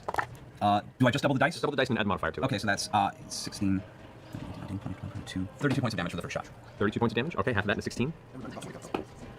You watch as the blast hits into the side of this arm. The arm actually hyperextends, and part of the bone shoots out the side. He goes, screams out. The arm's not, it looks like it's in a rough place. I'm shooting again. Same thing. Pew pew. Oh my god, he's gonna shoot his arm off. 17. I'm rolling good. 17%. With this, no, it's canceled out because there's no advantage, no disadvantage, right? Yeah. Advantage is paralyzed. Yeah, so just a straight roll. 17, 25 to hit. That hits. It's just like 127 hours, except with a gun. That's my title length. 127 hours with a gun. This is happening in about 10 seconds. I know. I rolled the wrong die. He didn't take nearly, but that's okay. So, Too late. I know, too late. Too late. I know, I fucked that up. I know, so I did okay. 5, 6, 7, 8. Don't get cocky. 24 points of damage. 24 points of damage minus that, 12. This is the same elbow? Same elbow. You see now the arm actually is kind of dangling now from what looks like some sort of sinew and bone that is just kind of barely keeping it on at this point. I'm going to go for my third. Can I borrow your pink D6? I want to bow your shit. You want to go all the way? Yeah. I want to be flamboyant as fuck. All right, I'm going to call it 14, 15, 16, 17, 24 to hit. That hits. Goodbye, elbow. Hopefully. Yeah. Oh, not bad. 5, 6, 7, 17, 23 points of damage. Woo! That to 11. Okay. This shot hits the elbow again, actually destroying a big portion of the upper forearm. It's now essentially but a single kind of leftover bicep muscle that's kind of holding it in place as blood just kind of pouring from the wound right now. Who wants bacon? All right, I'm calling it for now. All right, then it's Percy's turn. Not bad. Keyleth, you're I feel pretty good about that. Okay. I'm gonna roll up this roof like a big ominous fog cloud up here. and come up, and I want to do a whirlwind on those 2 archers up there. Up here? Are you coming up from here, you mean? Yep. Alrighty. Let's take this one. So they must make a DC 13 strength saving throw. I haven't been pretty great yet. I'm so This excited. is balancing here. There we go. A DC what? Oh no! Oh no! Ironically crushed by a tree. Curse you, nature. All right, what's the DC on The that? thing that you love. Kill it. DC. 13 strength. Strength? Yeah. Strength check or save? This is saving Strength throw. save. Yeah. Does she still have disadvantage? I think she's not attacking. Okay. One of them fails, one of them succeeds. Okay, so the one that fails takes 3d8 plus 2 bludgeoning damage, which is pretty. I also do think that this, what is going on in this combat right now is a very is sort of indicative of why I like Hold Person, just in general, of Scanlan, said okay, you know, we're fucking going after Kevdak or whatever. And he holds, and I think he held one other person, but the main person he held was Kevdak, let's be real. And then, like, they all go from, like, this kind of skirmishing, like, okay, you know, maybe we'll go after Kevdak, maybe Grog will just, like, hold down Kevdak while we maybe go after the archers. And now everyone is hiding from the archers, which also, just to point out, is very, the fact that they can do that is indicative of the map being interesting. Like, on a less interesting map, they would not be able to hide from the archers, but they can hide from selective enemy groups and attack others, which allows them to more broadly strategize about, like, the whole combat.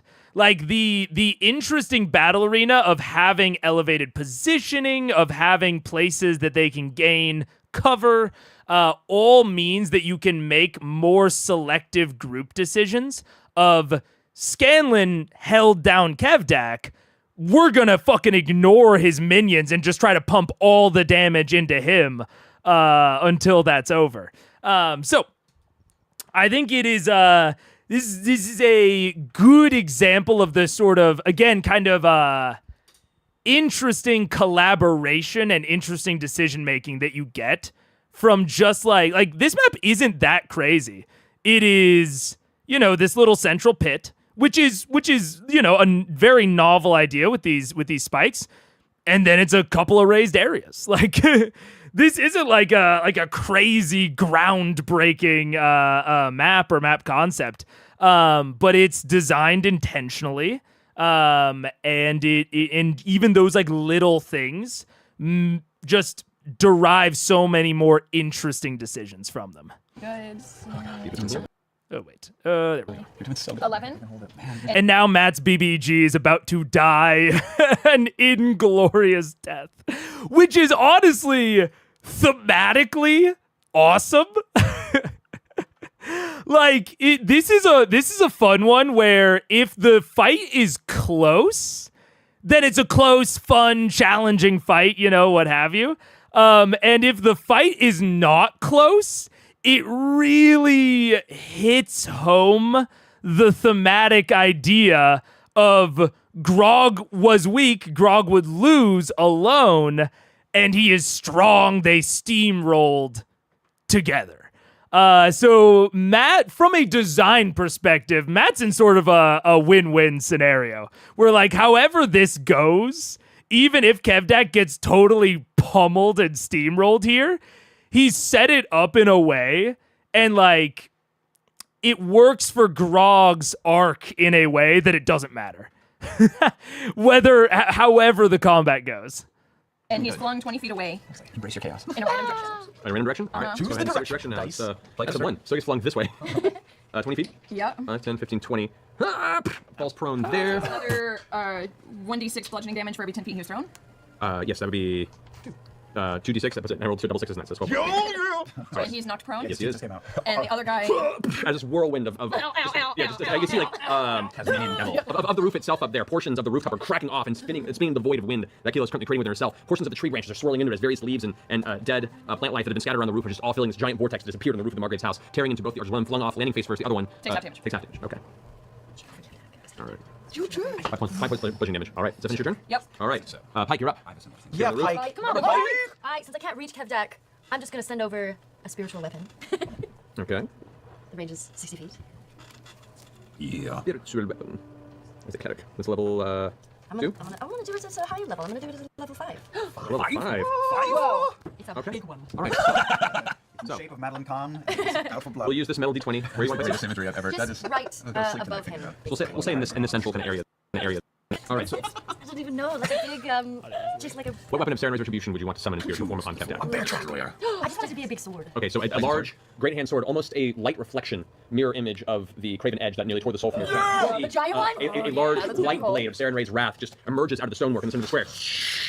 Floats in the air for a second, And you want to go ahead and make that. This is your bonus action. This is a bonus action. It's a bonus action. Mind you, you can only if you want to use your action cast spell, you can't do higher than level 2 right now. Because of limitations on spell or homebrew. However, do you want to have an attack, Kevdak? Yeah. All right, go ahead and roll. Yeah. It feels like 5x. They are talking quickly. For a while, we were on 1.5, but it's 1.75 now. But they are talking quickly. I've been debating about what I want the speed to be at because, like I said, for a while it was at 1.5. I might try striking a little bit of like a 1.65 maybe because 1.5 was slightly too slow. Because even though they're talking fast, they're still going through their turns at a normal pace. But I might try turning it. Yeah, it's pretty fast. With advantage. Never mind. That would be a natural 20. Boom, motherfucker. We talked for a week. They're rolling pretty fucking well as well. Hundreds of text messages. Hundreds of text messages. Wait till the surprise round's over. You mean All right, so you're looking at that's 4d8. Okay, and I'm going to use Divine Strike to make it 5d8. Well, that's only on your melee attacks, not your actual spells. Alright, you're already badass. Okay, never mind. Roll 4d8, multiply that 4d8. by 2. Multiply by 2? Yeah, it's technically the other one. That's critical. Oh my god. Or what did you say? You roll 48 times 2. 22. So 22 plus your wisdom modifier. 48 was only 30. So 30. Half that to 15. See, that's good. For this guy, you do that. Blade For this guy, strikes down onto the now currently brutalized Kevdak, who is still held in place, angrily being wailed upon by the majority of you. So much all right, so what else do you want to do this turn, if anything? Oh yeah, you can still You do can it. move, you have an action. It's a bonus. Okay, that was It'll last for a minute and it's not concentration. Yeah, I should probably. There's a bonus action, you can make it move and attack every round, so. Awesome. Okay, so I'm gonna. Would it be possible to get down on that bottom roof and hide? Here? Yeah. You could make an acrobatics check. Clang, clang, clang, clang, clang, with the cleric. Oh no. I wrote one. Oh, good. No, that's I can't read that now. I just feel shame. What happened? What's up? 5. Fresh off the 20, Pike looks over the edge, leaps, hits a little bit to the side. Her feet actually break from the weight of the armor and the angle you hit, break some of the shingles on the rooftop, and you end up slipping onto your shield, and you slide off the roof down on the ground there. Okay. Oh god. You take 7 points of damage from the fall, and you're not prone currently on the ground, as you now see, staring at you, you're prone, a number of these angry herd members. They're all like just intent on murder of what's been happening. I still think you're really cool. It's okay. I can run out of there with. We still love you. Okay. All right, Pike, that ends your turn. Now, Oh god. No. Hang up on you her. do some more stuff. So, It's so hot in here. here. It's so hot. It got so hot. They're coming for you, Pike. You have a reaction or something? Seriously, Pike, they're all coming for you. Yeah, you're dead. This is what I Do you have a was reaction of some afraid sort? of. Do you have a reaction? Don't die. You're not dying tonight. We'll be fine. We'll be fine. Those made of armor, they're people. Her feet break. She's got 2 broken feet. Can't move for the rest of combat. Stuck in place. Yeah, Some sharp sticks. Oh god, she's gonna die. She's not gonna die. She's not gonna Love die. of my life. Not in one round. There's only one guy who ran up to her. Yeah, Stanley, there's would only it one. say reaction here? Yeah. Is She that knows what her an reaction All is. right, so 3 of these these individuals, some of which you may have passed in your times, and 2 of which you see are members of, they're kind of absorbed into the tribe from the what was previously the Rivermall tribe. Give out these angry roars and go into immediate rage, breaking the surprise element and just charge 3 of them on you. One of them goes darting across the field right towards you, Pike. With that, these what sheet here, these Heard the Storm warmongers are going to go apeshit on your ass. Grog, that's 6 attacks on you. Because the flanking rolls, that's going to put 4 of them at advantage. Well, that, yeah. So, first one is going to be a 18 to hit. Misses. Misses. The first one goes and swings towards you, and you just duck underneath and woof, misses you by a mile. However, as that's happening, another blade comes the other direction. That's going to be a 25. Natural 20. The third one, so 1 hit. The second one's going to be a 28. So that's 2 hits and a critical, and then one that doesn't have advantage on you. You know what's interesting? I've talked a lot about the tank fallacy in terms of the design of a class and in terms of the design of feature sets and, you know, what features actually go towards resolving it, of like, why do enemies hit the tank? That is like the core question. And I think that in the same way that DMs can design combats to promote things like the monk. Like the monk is not a bad class, but it is a class that kind of requires certain kinds of encounter design to really shine. And when it doesn't have those design elements within the encounter, it feels very lackluster.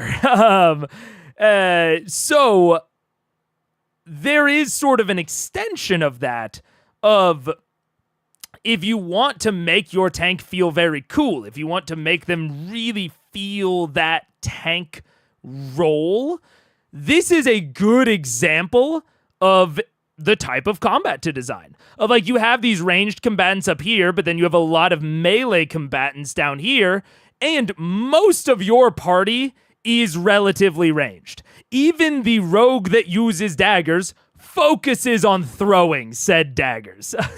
And everyone else basically has ranged options. Has ranged options. And even if they didn't, putting all of these like melee guys down here makes Grog really feel that tanking role of these adversaries can either decide I'm going to take maybe the risk, like I'm going to risk losing my turn to try and scramble up to this roof to try and get at the ranged combatants, or I'm going to surround the tank and attack him. Now, if you want to invert this while still using the same map, you can reduce the number of melee combatants and increase the number of ranged combatants on elevated positions. That gives the tank less impact on the fight because the adversaries aren't, it's not as risky for the adversaries, the ranged adversaries, to target someone other than the tank. It's kind of risky for the ranged adversary, or for the melee adversaries, to target someone other than Grog right now, especially after they see Keyleth go and knock some people off the roofs. So even if a melee guy did climb up on the roof, they might just get fucking knocked off.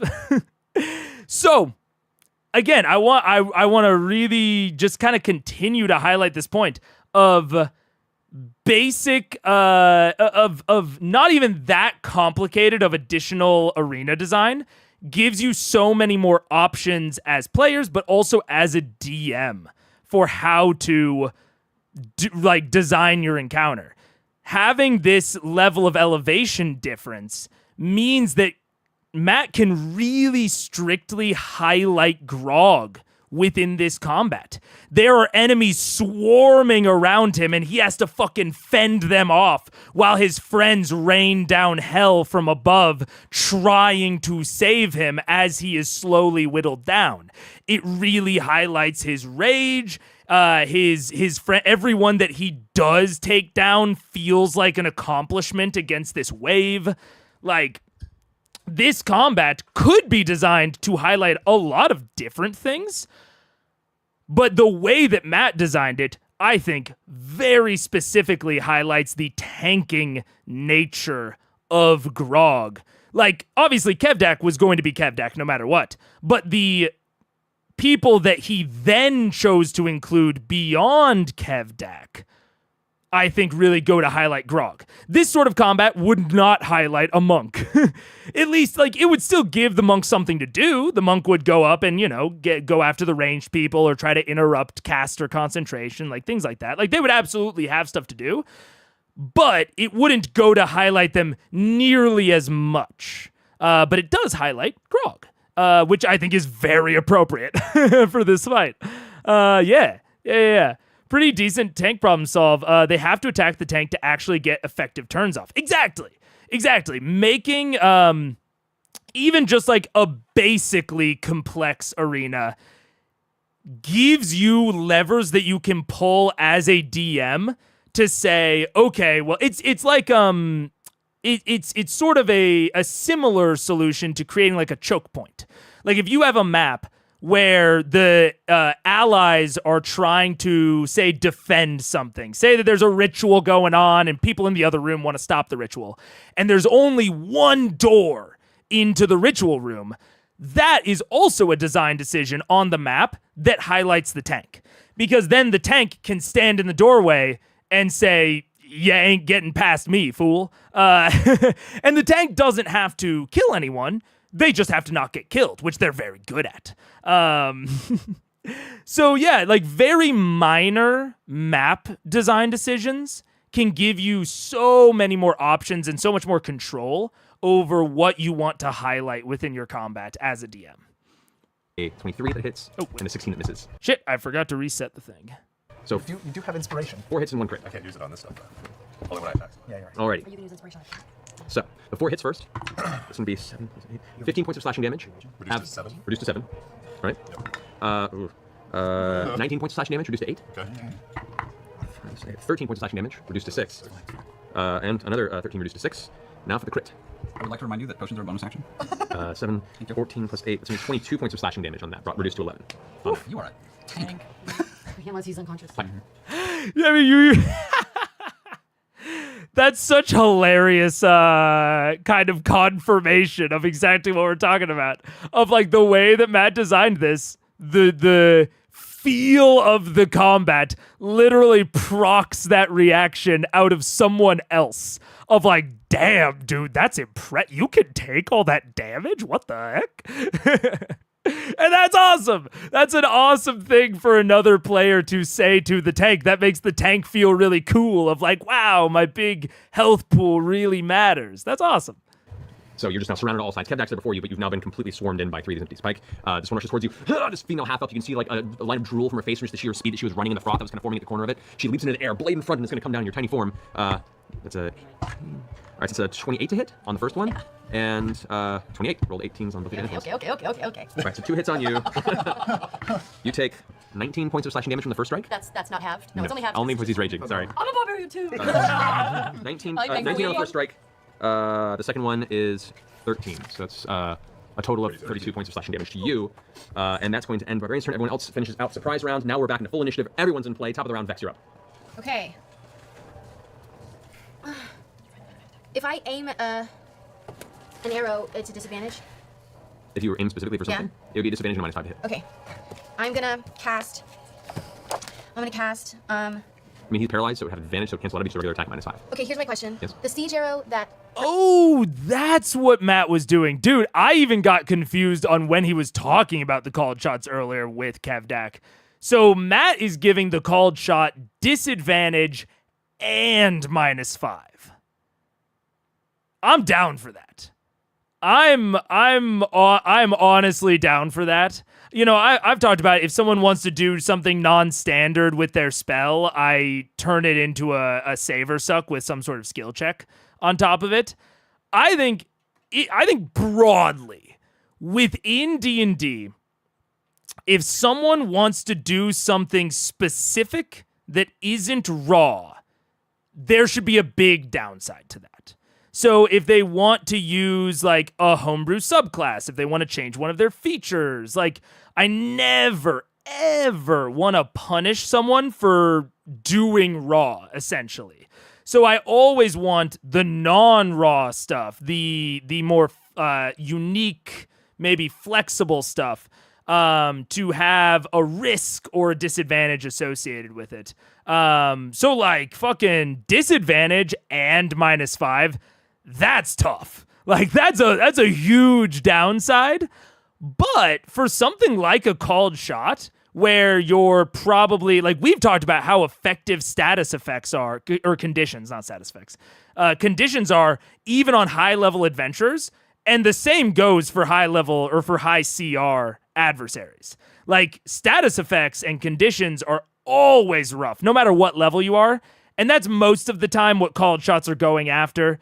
Called shots want to get some sort of condition or passive debuff applied to the adversary. And so for something like that, I think that making it a huge downside is good. And then afterwards you can talk to your players and you can be like, you know, did that downside feel appropriate? Like, you know, I want it. I don't want to, you know, punish people that aren't doing, you know, crazy things every time, but I also want it to be like an interesting trade-off. Like, I think that making that decision that Matt is right now is good, and then checking with your players afterwards and being like, that feel right? Like, you know, we can maybe make it like -3 if it, if it felt too bad, you know. So yeah, okay. Interesting. Percy Disadvantage gave me, is that a magical weapon or a technical weapon? It's a technical weapon. It's used for used essentially against structures. So just objects. structures. It's an explosive and an arrow that is used primarily to just destroy structures. Yeah. So it wouldn't harm people? I mean, harm people like a regular arrow. It might do a little bit extra, but Not anything crazy? not that you know of. You don't have a full understanding of what they. Interesting. Interesting delineation. I'm not Warning, sure. Ad incoming. Take cover. Okay, we got an ad. That's an interesting thing that I'll be kind of thinking about, of like that delineation between like a technical weapon and a not technical weapon is very interesting. And they clearly it's a shared term that they have. Like Matt did not seem thrown off by that term, so I don't know if it's like a Pathfinder thing or if it's just like a term that they have at their table. But I don't mind it. That's kind of interesting. Of having things that are better at hurting adversaries versus hurting or destroying or affecting things like structures. I'm kind of down with that.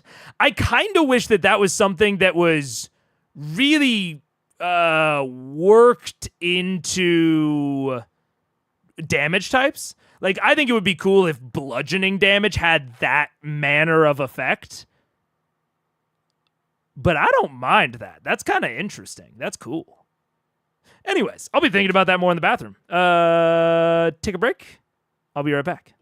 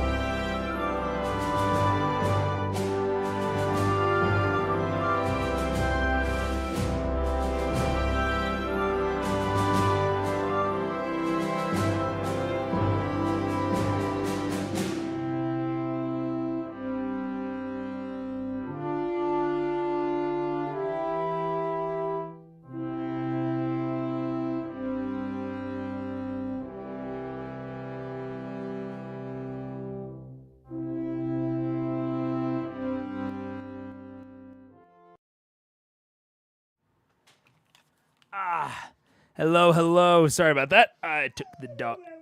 Oh, I don't know if you can hear the yowling. I took the dog out, and she is not happy that I am not going to be with her anymore. Oh. She wants to stay in the room. Goodbye, bird. Oh, are you bringing her on? Ah! That was a light. Oh, no. She's too big. Yeah, she is. Wait, let me turn off the fucking chroma key. There we go. Bird. Ha. Her face is as big as mine now. Goodbye. I love you. All right, I gotta go put back up the light. She tore down the light as Paige was trying to bring her over. That's how small of quarters you're in.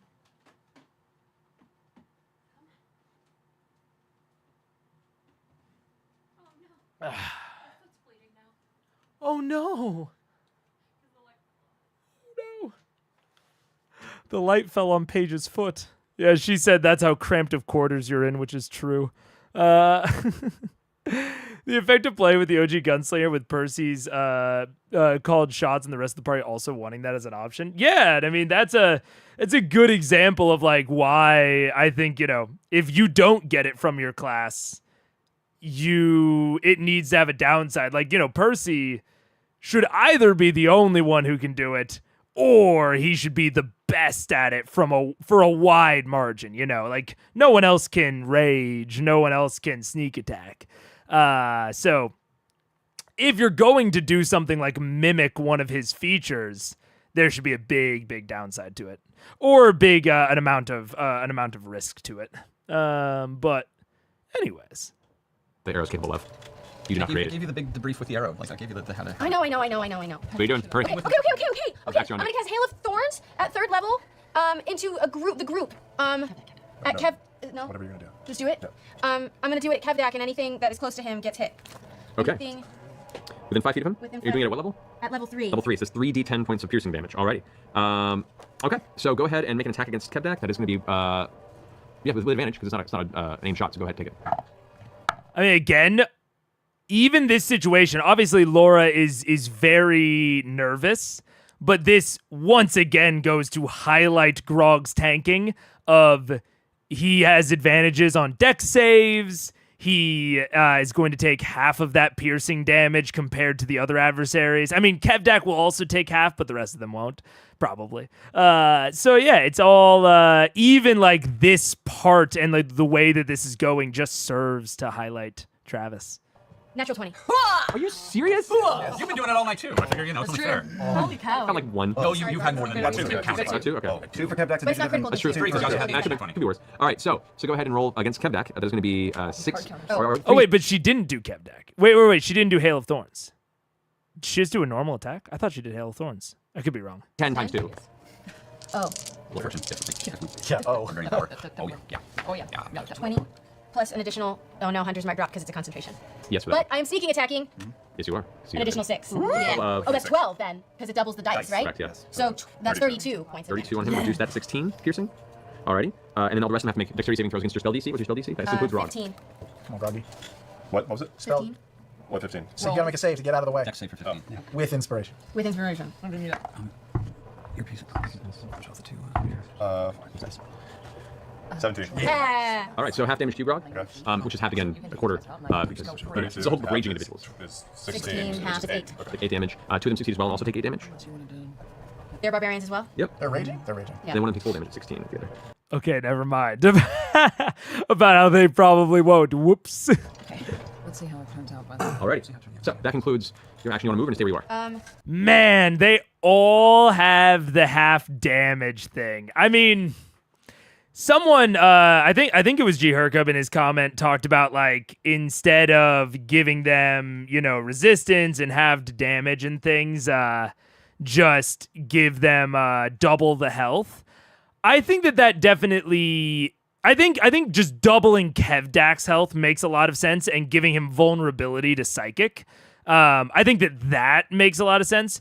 For more traditional raging, where it's only 3 damage types and it's only if they're non-magical, I think that just giving them resistance to those things does make an amount of sense, but I would just have it be like passive and not maybe not even call it out.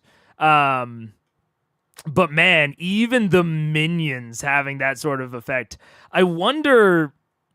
I will be very interested. I know he released the Kevdak stat block. I would love to see the stat block for the other minions to see just how fucking hard this combat was. Because the minions also having rage, that's a powerful ability. But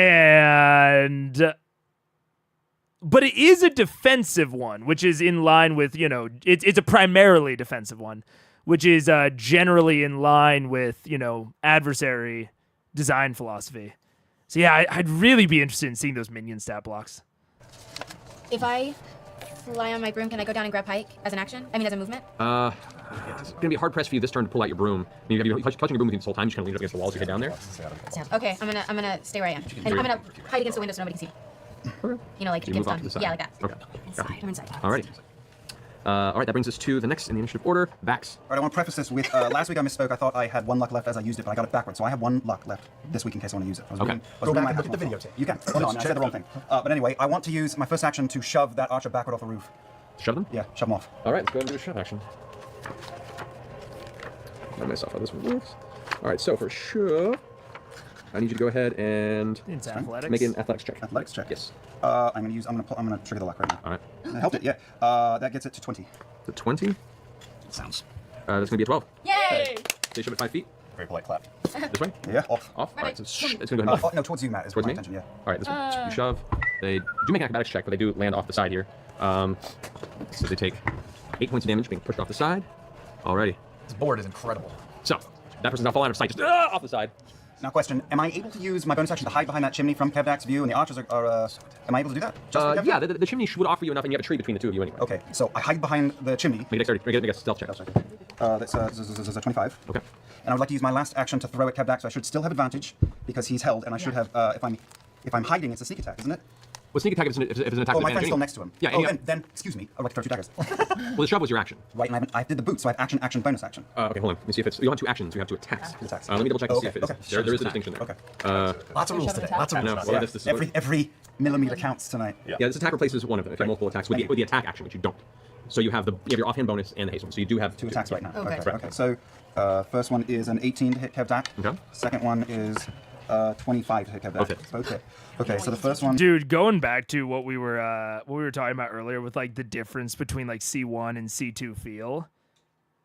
We've talked about it a few times, but this is a good example of like these sorts of rule litigations happen at such a high frequency because they got so many things all at once, Whereas like when you start out at a lower level and then, escalate up slowly, you only get like one new thing at a time and you use that in a bunch of different ways, which then gets, more slowly and thoroughly litigated rather than having it all just come on at once. So like, something like sneak attack or something like the boots of haste, he would have been using for, a long time, many sessions compared to how often he's used it here. And he would have used it while having a solid grasp of all of his mechanics before that. So yeah, it's just an interesting impact to see. Like C1 is really, it's a very unique case study in jumping in at a very high level and playing for a long time after that. Like high level one shots are not rare, but campaigns starting, like long running campaigns starting at high level, this high of level, is kind of rare. And C1 is really a case study in like all of the myriad issues that can potentially cause, especially if you're unfamiliar with the system. I think if you're more familiar, a lot of those things are mitigated.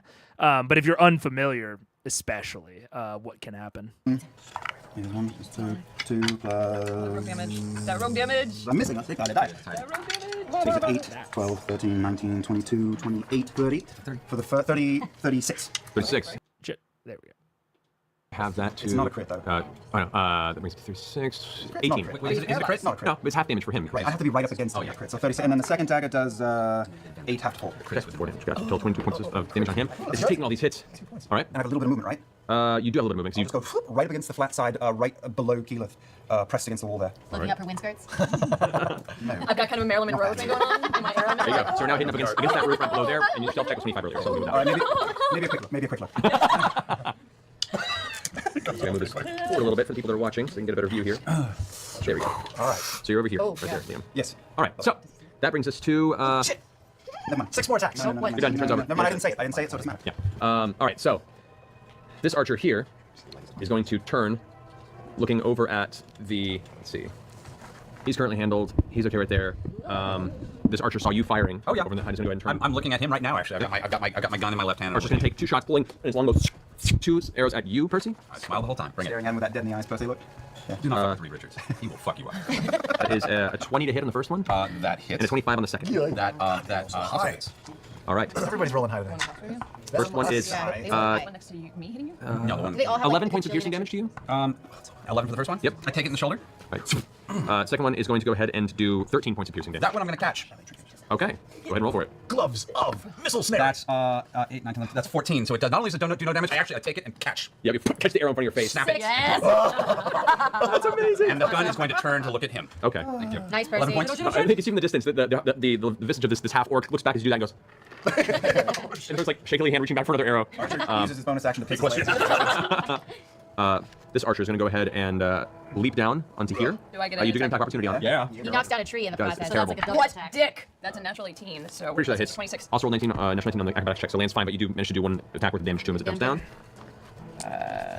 Airsoft shot to the nuts. I rolled double. Wait, what roof was that from? To and from? Was it the top of the manor to Hand the reaching back for lower another peak? arrow. Archer uses his bonus action To here. Do I get You do get an attack opportunity on it. Yeah. He knocks down a tree in the Guys, process. Oh no, it was from this roof to this roof. I think that this roof to this roof is a little bit more of a casual transition, which I've done a little bit more on the map in the back end, but there wasn't like anything crazy to talk about. But yeah, it is really solidified that there is kind of this zone.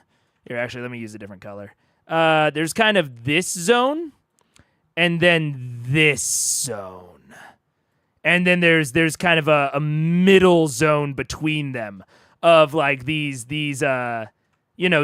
high areas, and then this low area. And the high areas are a little bit easier / less risky to move between.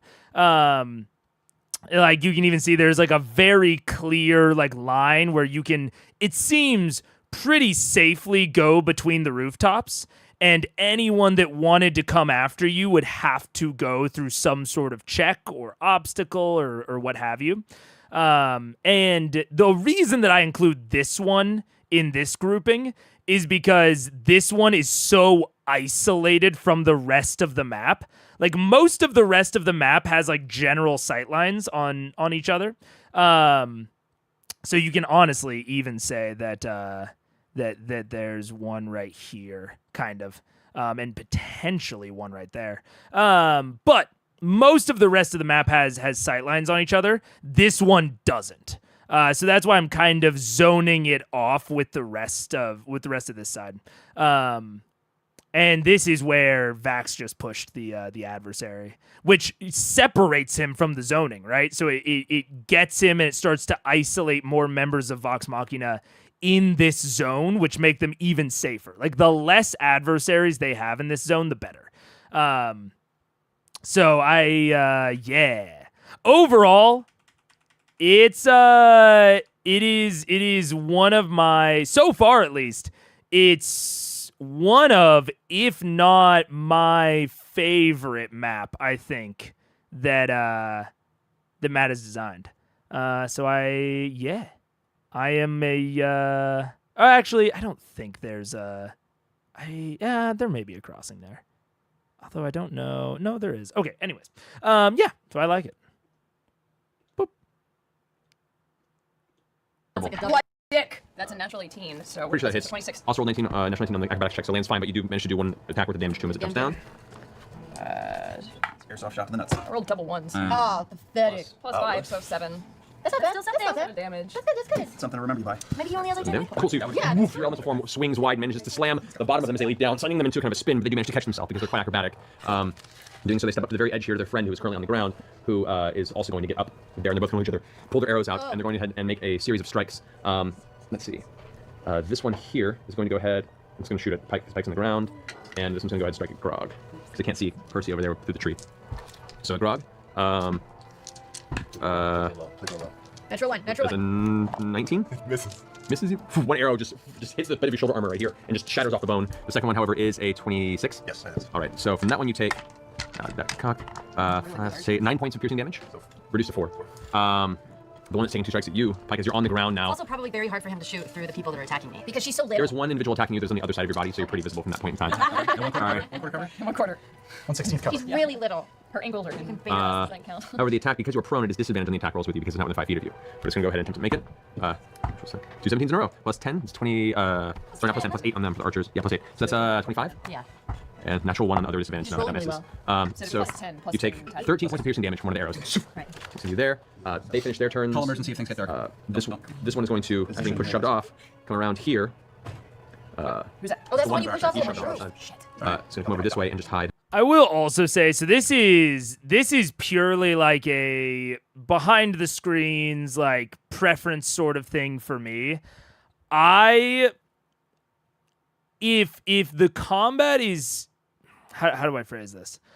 I always want my turns as the DM to be some of the least prominent parts of the combat. I want the parts of the combat to really focus on player actions and player decisions. And with that, the turns of mine that are prominent, I want to focus on the prominent, interesting enemies like Kevdak. So, with that, I generally, and this is a preference thing, but I'm trying to explain my backing reasoning for it.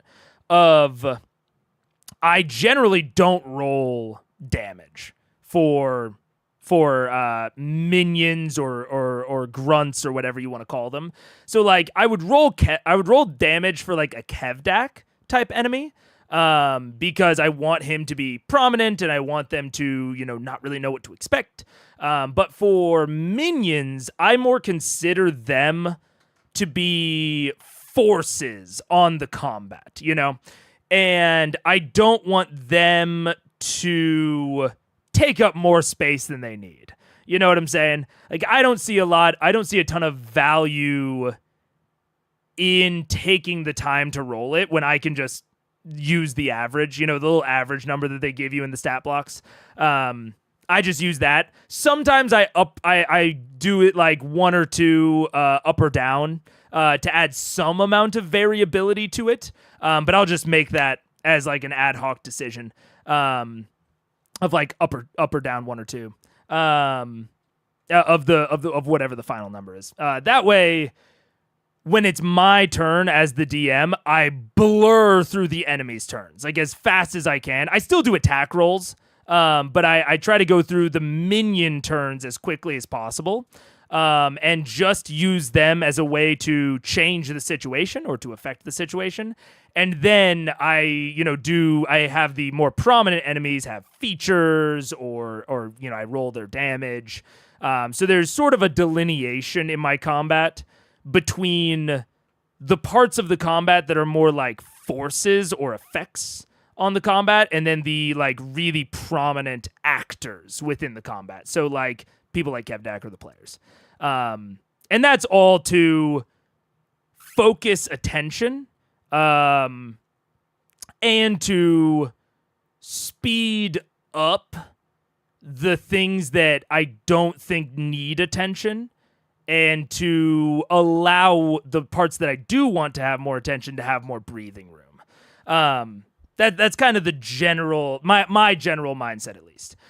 I think it's a preference thing. I think there are advantages and disadvantages to doing that. Like, it makes the minion turns, I don't want to say predictable, but it makes certain aspects of them obviously very predictable. Like my players always know about how much damage a given minion is going to do once they see it once.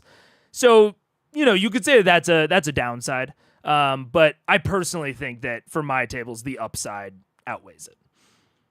Off to the side. It's just hiding. Trying to watch what's happening. That finishes the archer's turn.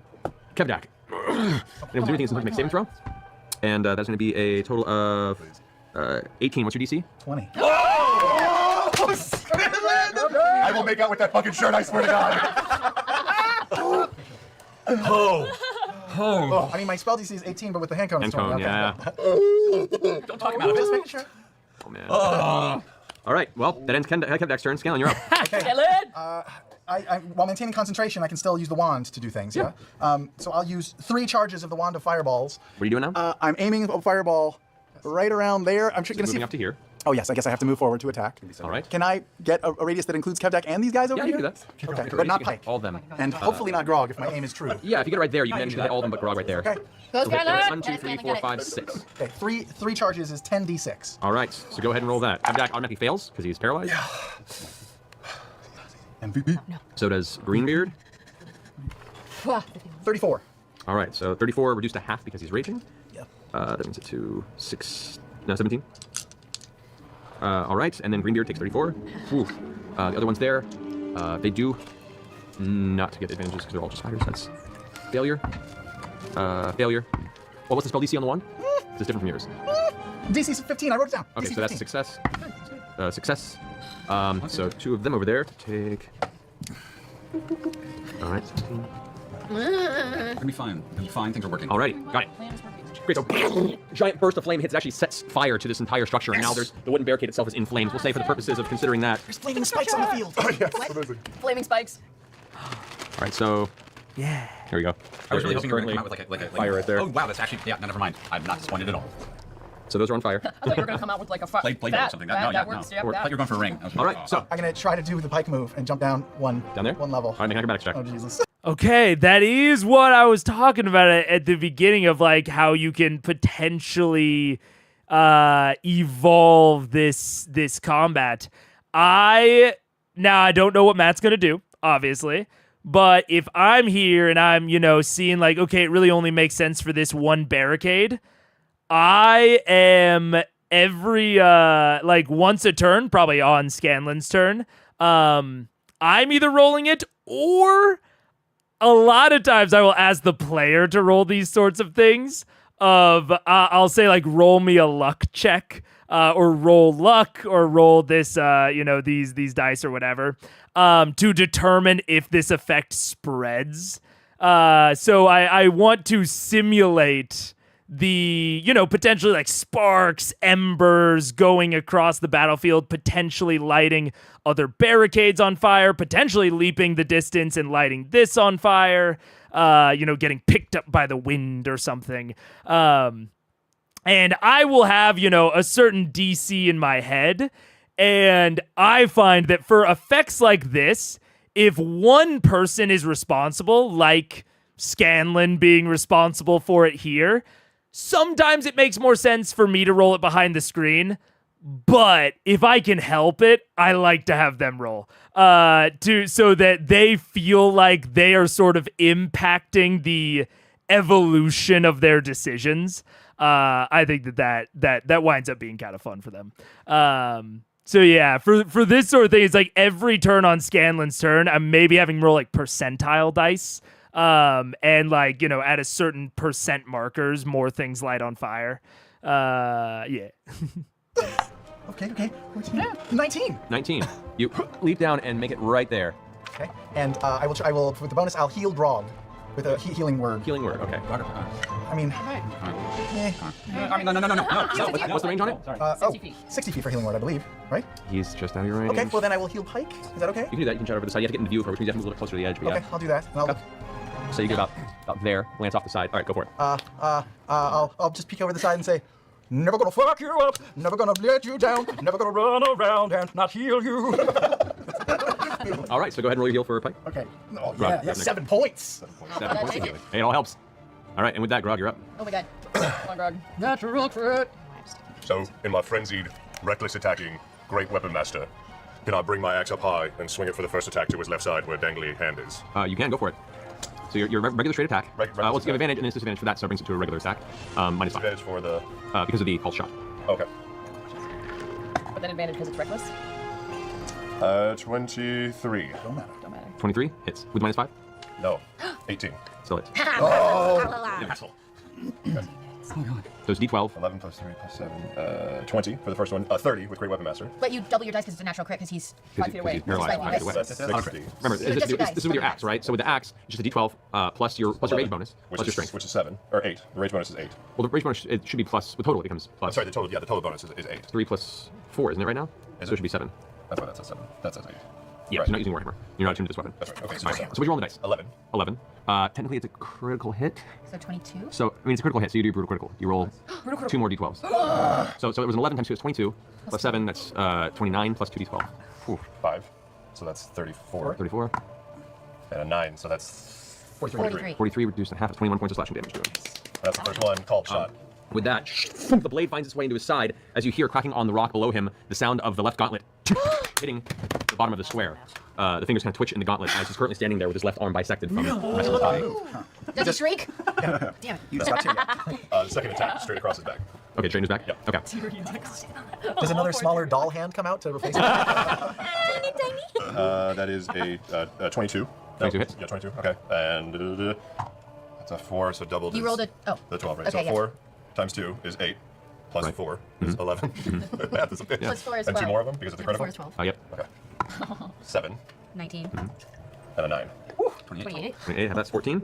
Math. All right. Math is fun. You're just hacking into him, so you can see like the wounds. What up, Sriracha? Welcome. It's a good one so far. It might be, I'd say so far, it's probably my favorite battle arena in CR. So far, because I haven't seen anything past this episode, so no spoilers. But so far, it's probably my favorite battle arena, and it is well on its way to approaching my favorite combat. It's been very fun. Just opened and his body is shaking from the amount of pain that's racking him at this time. He's still holding up against a lot of damage that's come to him, but he's starting to look a little rough. So I have my third frenzied attack or a bonus action. Right. With my bonus action, I have 1 superior healing potion. Okay. Can I take that? You can. Okay. That will heal you at a superior. Let's see. I think this is superior a fair fight. is It's like a one-on-one Goliath. 8d4 plus 8. Right? 8d4 Yeah, plus 8. that's your superior. That's the expensive one you guys got. 84. You know, I will say a thought that I just had. I've always been relatively like against the potion as a bonus action homebrew. I've always, been like, I don't really see the reason for it, et cetera, et cetera. But I will say something that I just thought about like him like popping a superior healing potion right now. That's an expensive fucking item. And so this idea of making consumables more or easier to consume, consumables easier to consume, does have the effect of actually kind of creating an easier gold sink, which is a pretty common problem within D&D. Is like, what do the adventurers like fucking spend their money on? And making it easier for them to use those things during combat. Like the only thing you really have to do to stop things from getting insane is go and, make the combat a little bit harder.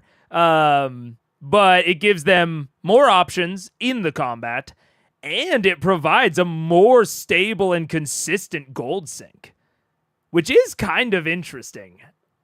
I think I maybe prefer other gold sink methods, but it's not something I'd really considered before hearing him chug a superior on a bonus action.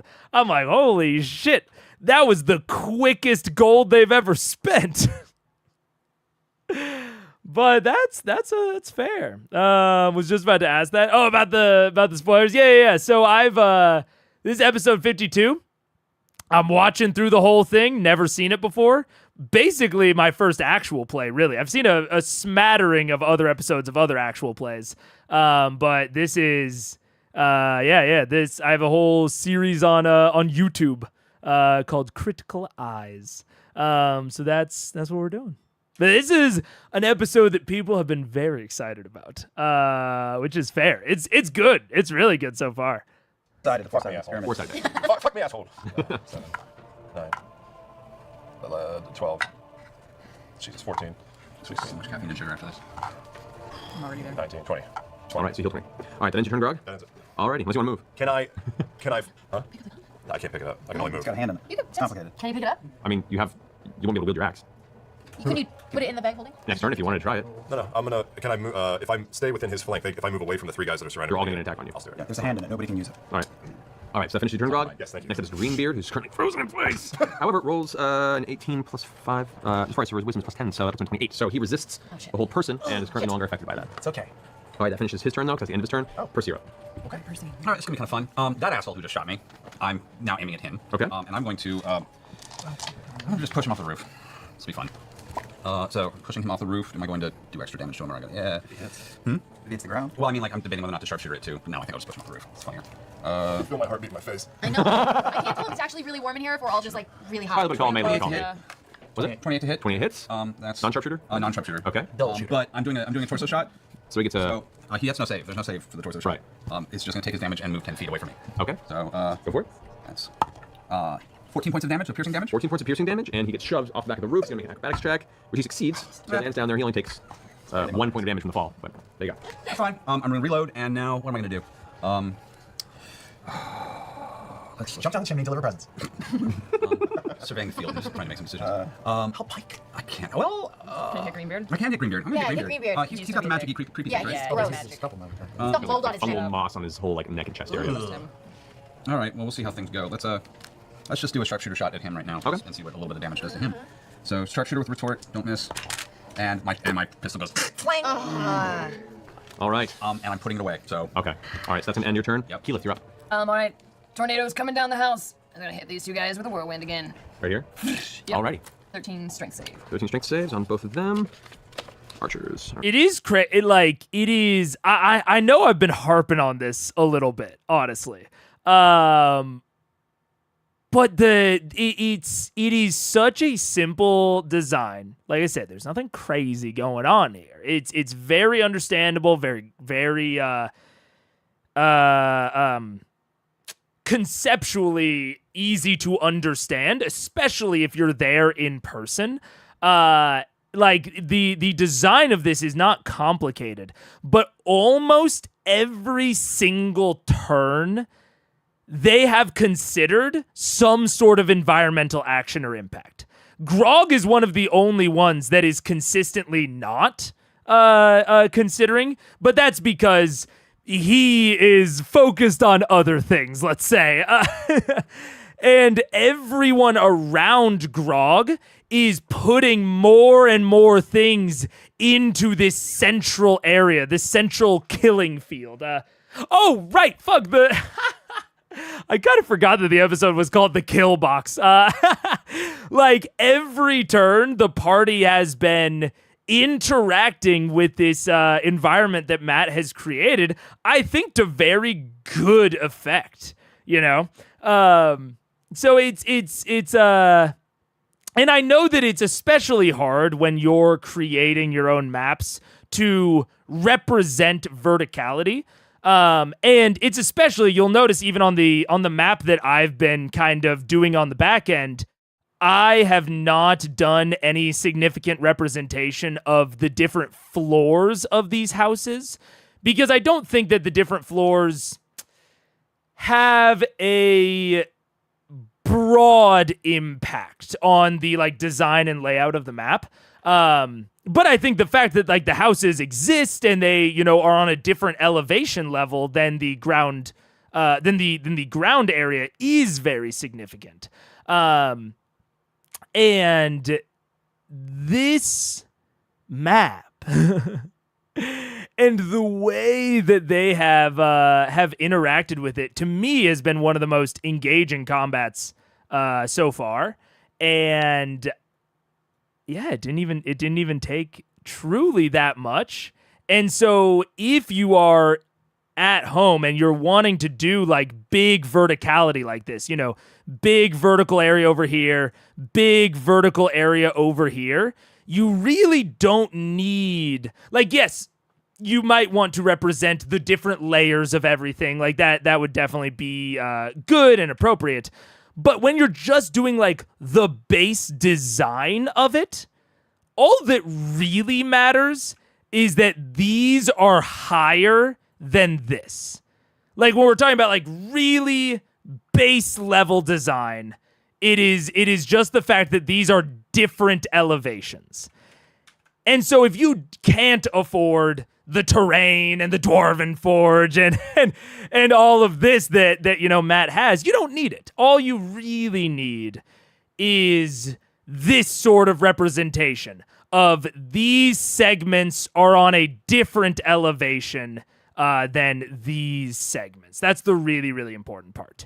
And it can lead to such interesting decision making. If you and an enemy are both on this node, and you know that there is an elevation difference between this node and these three, they can push it off. And you can decide within your own mental fiction as the DM how much damage it does. Like, ultimately, I don't think that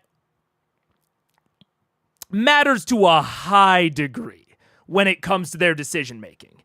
It's either are they a different elevation or are they a very different elevation, a la the pit outside of Westrun, right? That's a very different, near insta-kill difference in elevation, whereas this is just a normal difference in elevation. And that's all you really need to communicate to your players. Is it very different or is it different? And boom, you can run this exact sort of combat without needing all of these complicated terrains and minis. I think the terrains and minis are super cool, but they are not the thing that makes this combat work. It is Matt's fundamental design that is making it work, which is super cool. It's a cool ass combat.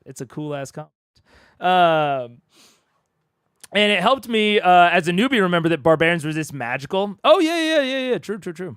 The outer buildings were not part of the set, only the arena. So most of this visual is new. Yes, I agree. I think that Matt really, like, massively, in my opinion, massively improved the combat arena between settings in terms of its, visual design. But to Matt's credit, he had, he knew that that the players were on top of buildings, surrounding the combat, even during last session. So I think mentally it looked like this to Matt. And I definitely think that physical minis, physical terrain, physical props can help remind players about what's going on and communicate the scene to them.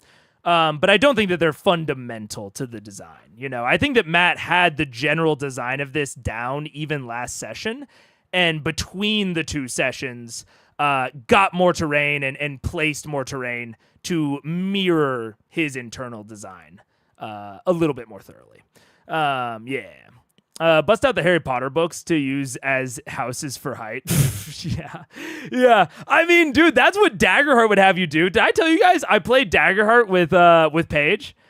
We did a head-to-head because I was like, I wonder how Daggerheart runs in a head-to-head. So we just did the intro adventure as a one-on-one. And when it told us to make the map, we got like fucking cereal boxes and and like alcohol bottles for trees. Like we made it all out on our tabletop, and I didn't hate it. I've always been a whiteboard kind of guy, but just grabbing random shit from around was actually pretty fun. I had a better time with it than I thought I would. Normally, I wouldn't have even done it, but Daggerheart specifically recommends that you do it. So I was like, okay, I want to take them for, I want to do all the things that they recommend. And it was pretty fun. Once Matt got a hold of Dwarven Forge, he started designing better maps. Maybe it has to do with building something tangible that gives him inspiration. I think that's very fair. Working with your hands, taking it out of concept, can definitely be like an inspirational tool to make better encounters, make better maps, because it's easier for people to visualize. I totally get that. That's very, very fair. Like I said, I don't think it's like fundamental to making it work, but I definitely I think it's good for driving DM inspiration, and it's good for player communication of having all these physical props and terrain and stuff. Yeah. All right. It's a natural 19 plus 2, and 2 natural 19s in a row. Yeah, they both make the saves. So, 9 plus 2. One more d8. Plus another 5, so that was 12 plus 5 is 17. It's another 2, so 19 half. 19 half. All right, so that puts them at 9 points of bludgeoning damage each. Bummer. Not really having much of an effect at this point in the fight. However, as you swirl around, picking up the debris from the roof, you can. It slams into them, and they kind of brace against it, but they still kind of glancing over their shoulder, realize that gotta continue what we're doing now. The bigger threat appears to be out in front of them. I'm staying in their space, by the way. Right. So you're up in there. Up in their shoe. business. Yeah. Oh, it fell anyway. It happened. That counts. There you go. No. That was good. You got rules. Alrighty. Finish your turn. Yep. All right, Pike, you're up. All right, I'm gonna put on my sprinter's boots. Sprinter's boots? We're on you, right? What's that? So you're getting up. they're on. Half your movement to stand up. Yeah. All right. Okay, and I'm gonna run around towards the back of the house. This way. Which way? Four. What are you doing? Ashley, what are you doing? What are you doing, Ashley? What are you doing? So your sprinter's boots you activate, which gives you double movement, right? Magic. So yeah, 50 feet. But you moved up. It took you 25 to stand up because it's half your speed to get from prone. So you still have 25 feet you can move. Okay, so I'm just gonna go around to the side. This side? Yeah. All right. So you move here. Yeah, as far as it'll. Okay, so you rush over there. That one guy takes a swing at you as you rush by. Or girl, I should say. The female half up swings with the giant blade. That's gonna be a 23. Yeah. Okay. As the blade smacks you from behind as you rush past, you suffer. It's 14 points of slashing damage. In your back, but you keep running around the edge. All right, what are you doing? All right, I'm gonna heal myself. Alrighty.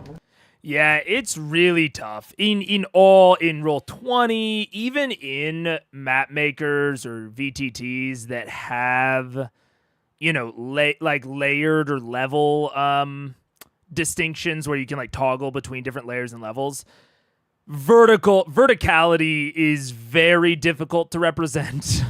One of my things that I have found where I really focus on introducing verticality is when the verticality isn't layered. So like this, these houses, the verticality is layered. And I think that is incredibly hard to conceptualize unless you are using physical stuff. At least for me, it's very, very hard to conceptualize. So while I think that this is amazing, what Matt has created, and I still do think, that it is very possible for all of us to get here without the physical props.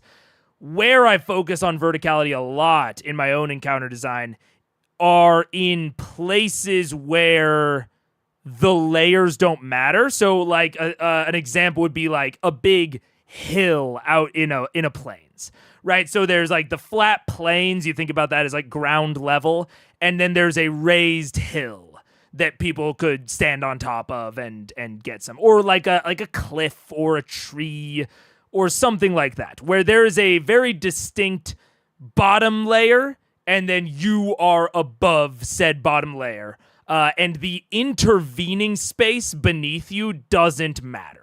Or it can be conceptualized as a solid pillar. That is when I find verticality the easiest to conceptualize when I'm making maps and the easiest to communicate to players. So even in this map, if I'm creating that and I'm wanting to think about verticality in terms of a city setting, I don't think about the bottom layers. I would just think about these houses and how high they are off the ground. And I would leave anything within the houses for mid-session improv. Because I generally trust my improv skills to be able to do interesting things with that. And I think that the bottom layers of the house are very difficult to conceptualize how they interact with the rest of the map. And so by just kind of ignoring them, I find that I personally design better maps. I design better maps by just not considering them, and then mid-session, if someone wants to interact with them, I improv that from then on. So that's my own personal strategy that I think plays to my personal strengths. But you know, defining that for yourself is good to know when you're looking at designing maps for your games. I think the enemies feel more similar to Grog because many are able to rage. Really reminds me that they used to be Grog's Horde. That is very fair. Like the direct similarities between these adversaries and Grog is, I think, definitely personable and definitely like nice theming for this fight. It is, and I don't even think that like it's bad if the minions can rage. I would just want them to basically not be able to do anything else. Like that's their like one feature that they have, and then the rest of it is just, you know, modifiers. Which from what we've seen is, I think, is probably the case. So I think that's good. VTT map maker that allows you to make a 3D representation of a map would be amazing. There are some maps like that. So like, or some like stuff like that. Like, there's one called Tailspire that I've used that's okay at it.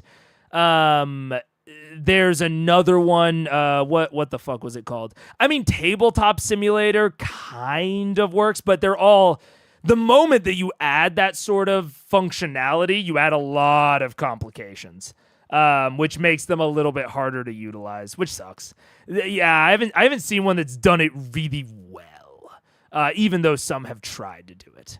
But complicated and probably more intense. Yeah, definitely complicated. Yeah, someone will make something for us online gamers. Yeah, even if it was just simple basic textures, it would be great. At the very least, just for visualization. I agree. I think that there's maybe an opportunity for something that's almost I don't know how to say this, like Roblox-esque, that is like super simplified, like Roblox or like Lego-esque. But even that, you know, it can be tough. Exactly, I've been thoroughly enjoying. Tailspire, Max, we're on the same fucking page. Yeah. It's got a ways to go, but as a VTT for visual representation, measurement, verticality are all excellent. Yeah. I've used Tailspire. I've used it for some inspiration type building. There are certain things that like you said, I think it has a ways to go. I think it definitely could get there and be really cool and really interesting. But there are certain things about it where, like, yeah, there are just certain things about it. I won't derail too much talking about Tailspire. But I definitely think that in terms of this conversation, it does help me visualize verticality a lot. But at least for my group, as we migrate across the stakes as peak for play, I'm holding out for soon TM Wizards of the Coast VTT based on their roadmap. Also, hi, long-time listener, first-time caller. Hey, what's up? How you doing? Yeah, I think it is kind of wild that there's no Wizards of the Coast first-party VTT. I don't even know if it'd be good. I've lost a little bit of hope, given I feel like D&D Beyond is kind of downslid lately, so I don't have a ton of hope. But just on a like business level, it is kind of wild to me that they don't have a VTT yet. Yeah. I think it's a little wacky that they're kind of just letting so many other groups slice off pieces of that pie. So I would be very interested to see what a first party one looked like. What's everything on stream is so fast, lol. Doing a little rough here. So I'm gonna cast Cure Wounds on myself. Let's see, we're at 3rd level. Start thinking.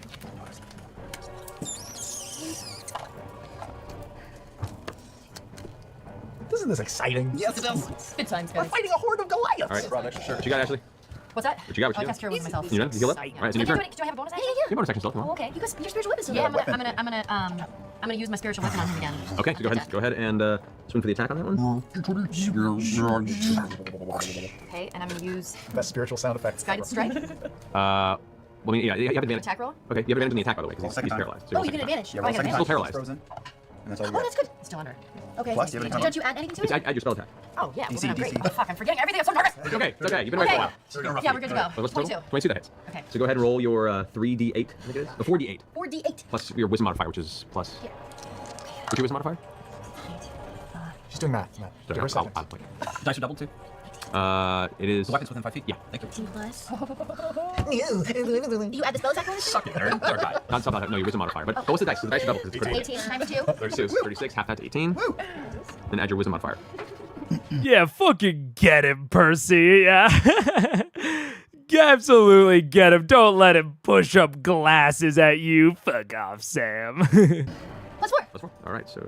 So half that be 2. So 20. 20 points of damage to him from the strike of that. Whew. Alrighty, that finishes your turn. Does your piece of paper back there look like Stephen Hawking's chalkboard?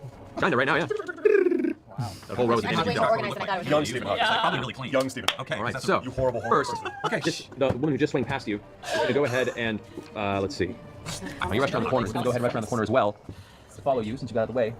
Rush into and go after you. Pike, the 3 that are on you, Grog, are still, after watching you cut one of Kevdak's arms off, just roar angrily around you, all 3 of them, and just go into another round of angry strikes against you. Oh my god. All right, so that comes to you, Grog, since you did reckless attack on him for the stuff. They all have advantage on you anyway, so all the attacks are with advantage. 6 attacks. 6 attacks. Natural 20. 26 on the second. Jeez. 23 on the third. 24 on the fourth. Can you roll poorly?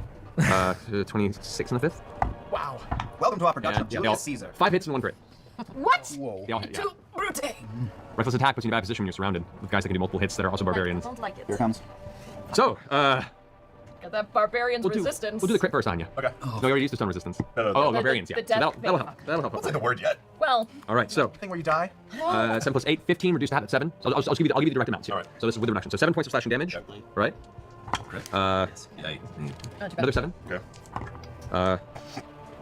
Another 7. Okay. Here we go. That's a 9. Okay. Jesus. Not that great. It's a 6. Okay. And then now the crit.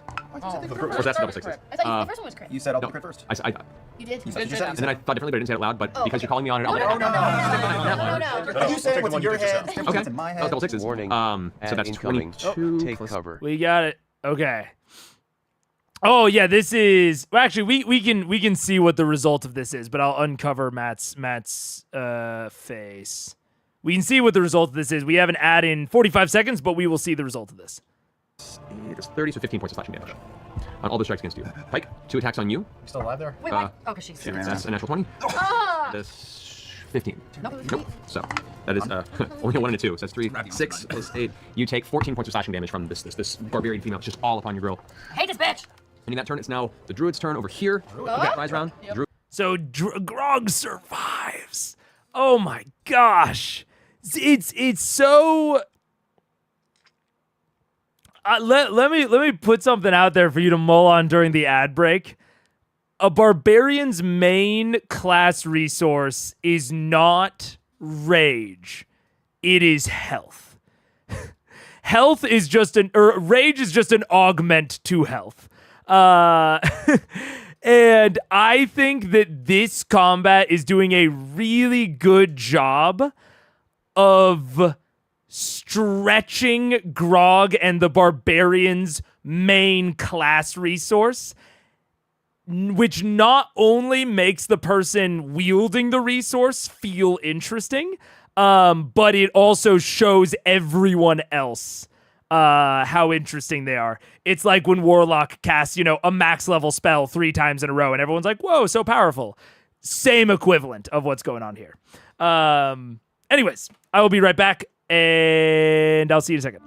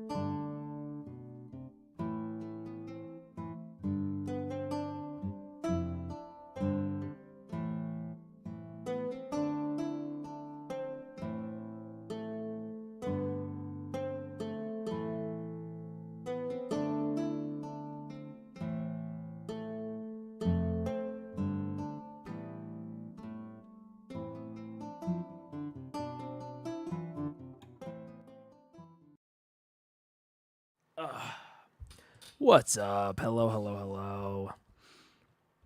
All right, we still got 8 seconds left on the ad, but we're here a little bit early.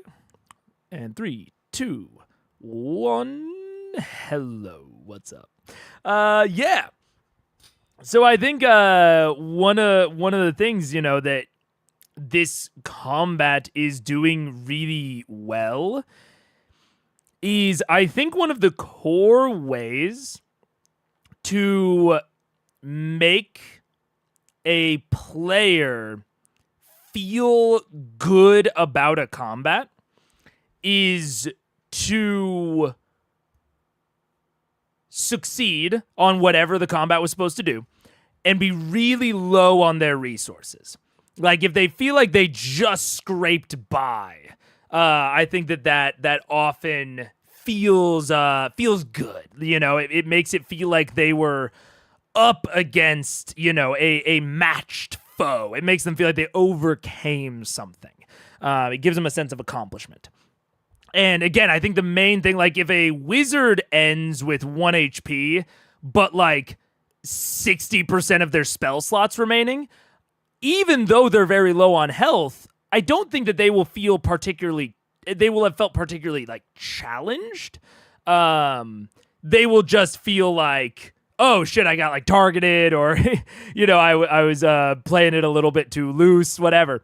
And it's the same thing with like a barbarian. I think if a barbarian ends a combat, even if like they lose the combat and they end up having to run, if the barbarian ends with a ton of health left, I don't think they will leave that combat having felt particularly challenged. You know, I think that they will instead feel like they were kind of useless. Like if the party had to run and you're not like pretty low on your resources when that happens, or it's not like very clear that you were going to become very low on your resources, I think that generally that will not feel good. You know what I'm saying? So, but you especially with this many players, you know, oh no, the curse of having 7 players strikes again. You can't make a combat that makes everyone's resources stretched. You can't make, you know, a single encounter that does all of that. I think that's why typically there are resource suck encounters, you know, like encounters that are specifically meant to drain the resources of certain people, to damage the tank, to get spell slots out of the spellcasters, so that you can have a big combat at the end that really stretches them to their limits in terms of resources. So I think that this is a good example of how to stretch a barbarian's resource. It's like, it's not even like rage, even like, yeah, it makes you do a little bit more damage, and like some of the subclasses have additional effects, what have you. But the main thing that it does is reduce damage, which is essentially temporary health, if you like reverse your thinking. And so that goes into the barbarian's main resource is their health. Threatening that is the main way to make a barbarian feel useful. The entire time that all of these people are surrounding Grog, they are not going and smacking Keyleth with far less health than Grog. Like, Grog has the health to spare. He's not going to have a substantial downside for having lost all of this health. You know, he'll heal up. So this, even though it does kind of feel like the people sitting around kicking the guy, even though he's not doing a lot of damage, my theory, my hypothesis, is that Grog will leave this combat feeling more satisfied than a combat where he lost, where he didn't lose very much health and maybe even did a little bit more damage. I think he will feel that he played his role on the team more significantly. Yeah. I paid for 200 HP, so I'm going to spend 200 HP every fight. Precisely. Precisely. That's exactly what I'm saying. It's like you want to make them feel like there's a reason that they have all this HP. Just having it as a cushion, as a parachute, when it's your main thing, I don't think I don't think that will consistently feel very good.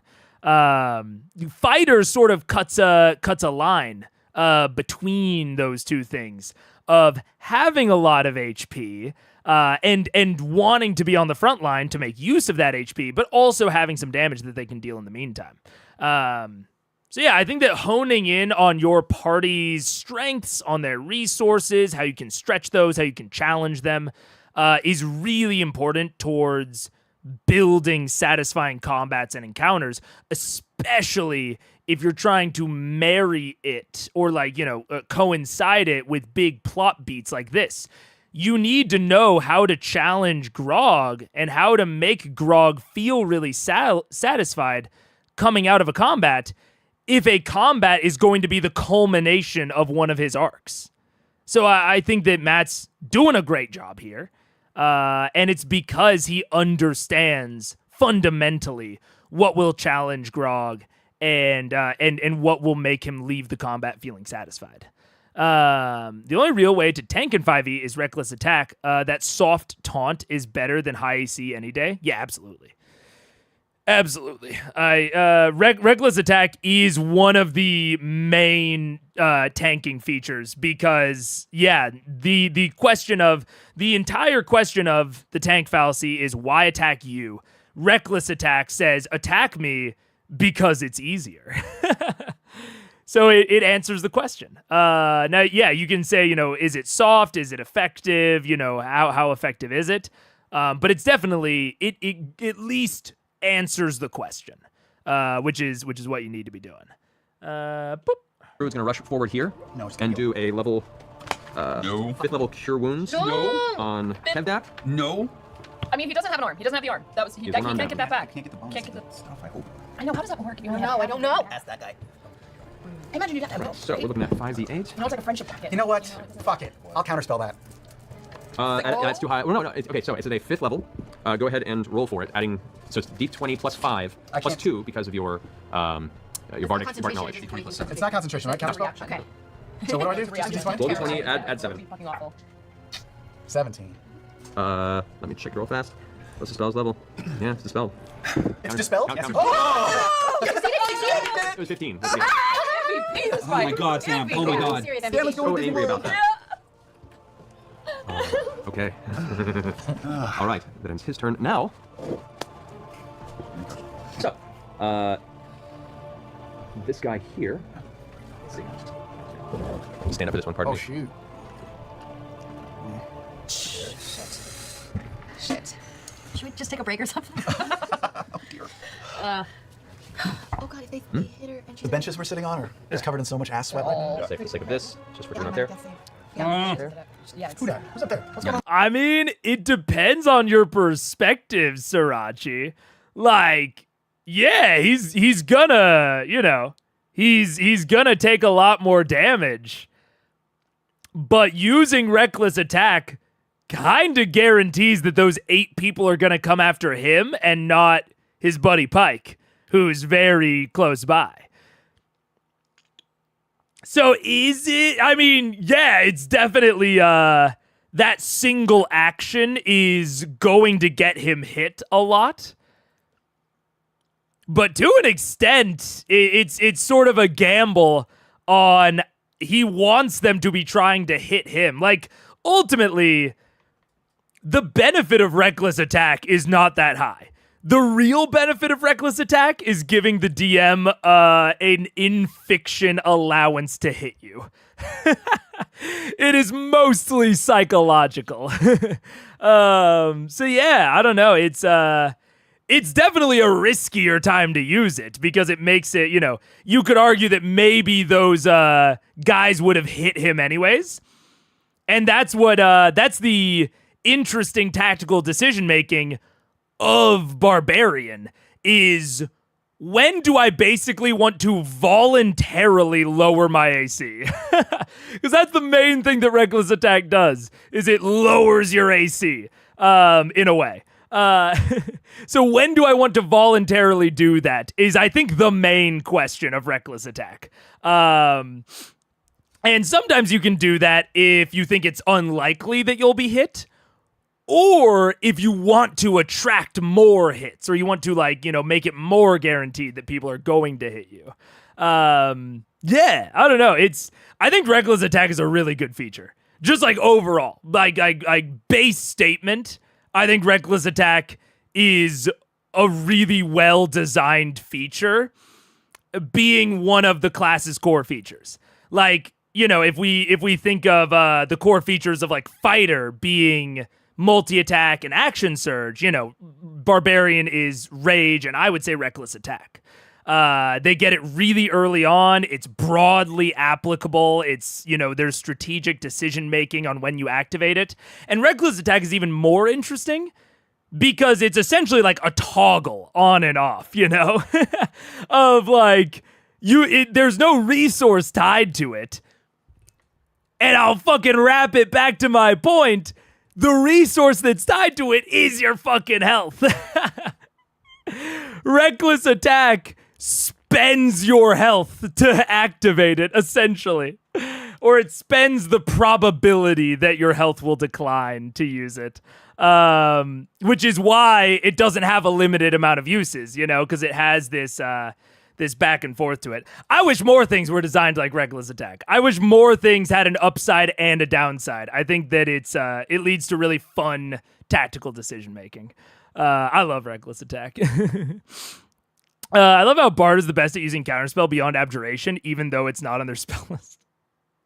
Bard, okay, I will say, I think that Magical Secrets is a very fun feature. I don't know if, like, I like it in terms of, like, overall game philosophy.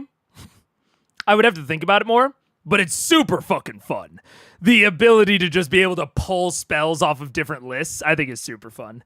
That and Telekinesis and Arcane Hand for some reason, all because of Jack of all. Yeah, Jack of all trades is just a dummy good feature. There's no downside to Jack of all trades. It's just amazing. Don't know the math, but kind of halves your AC. My heuristic, and the math is complicated, and you'll hear kind of arguments back and forth. My heuristic is always advantage disadvantage is about plus or minus 4.5. You can say plus or minus 5 if you want to make it really easy to remember. So I would say that reckless attack is giving you about plus 5 to your attack to get minus 5 to your AC. About. Obviously, it's very wiggly, and, you know, it interacts with crits and like critical fails and critical successes in interesting ways. But that's about my mental heuristic when I'm thinking about it as a DM.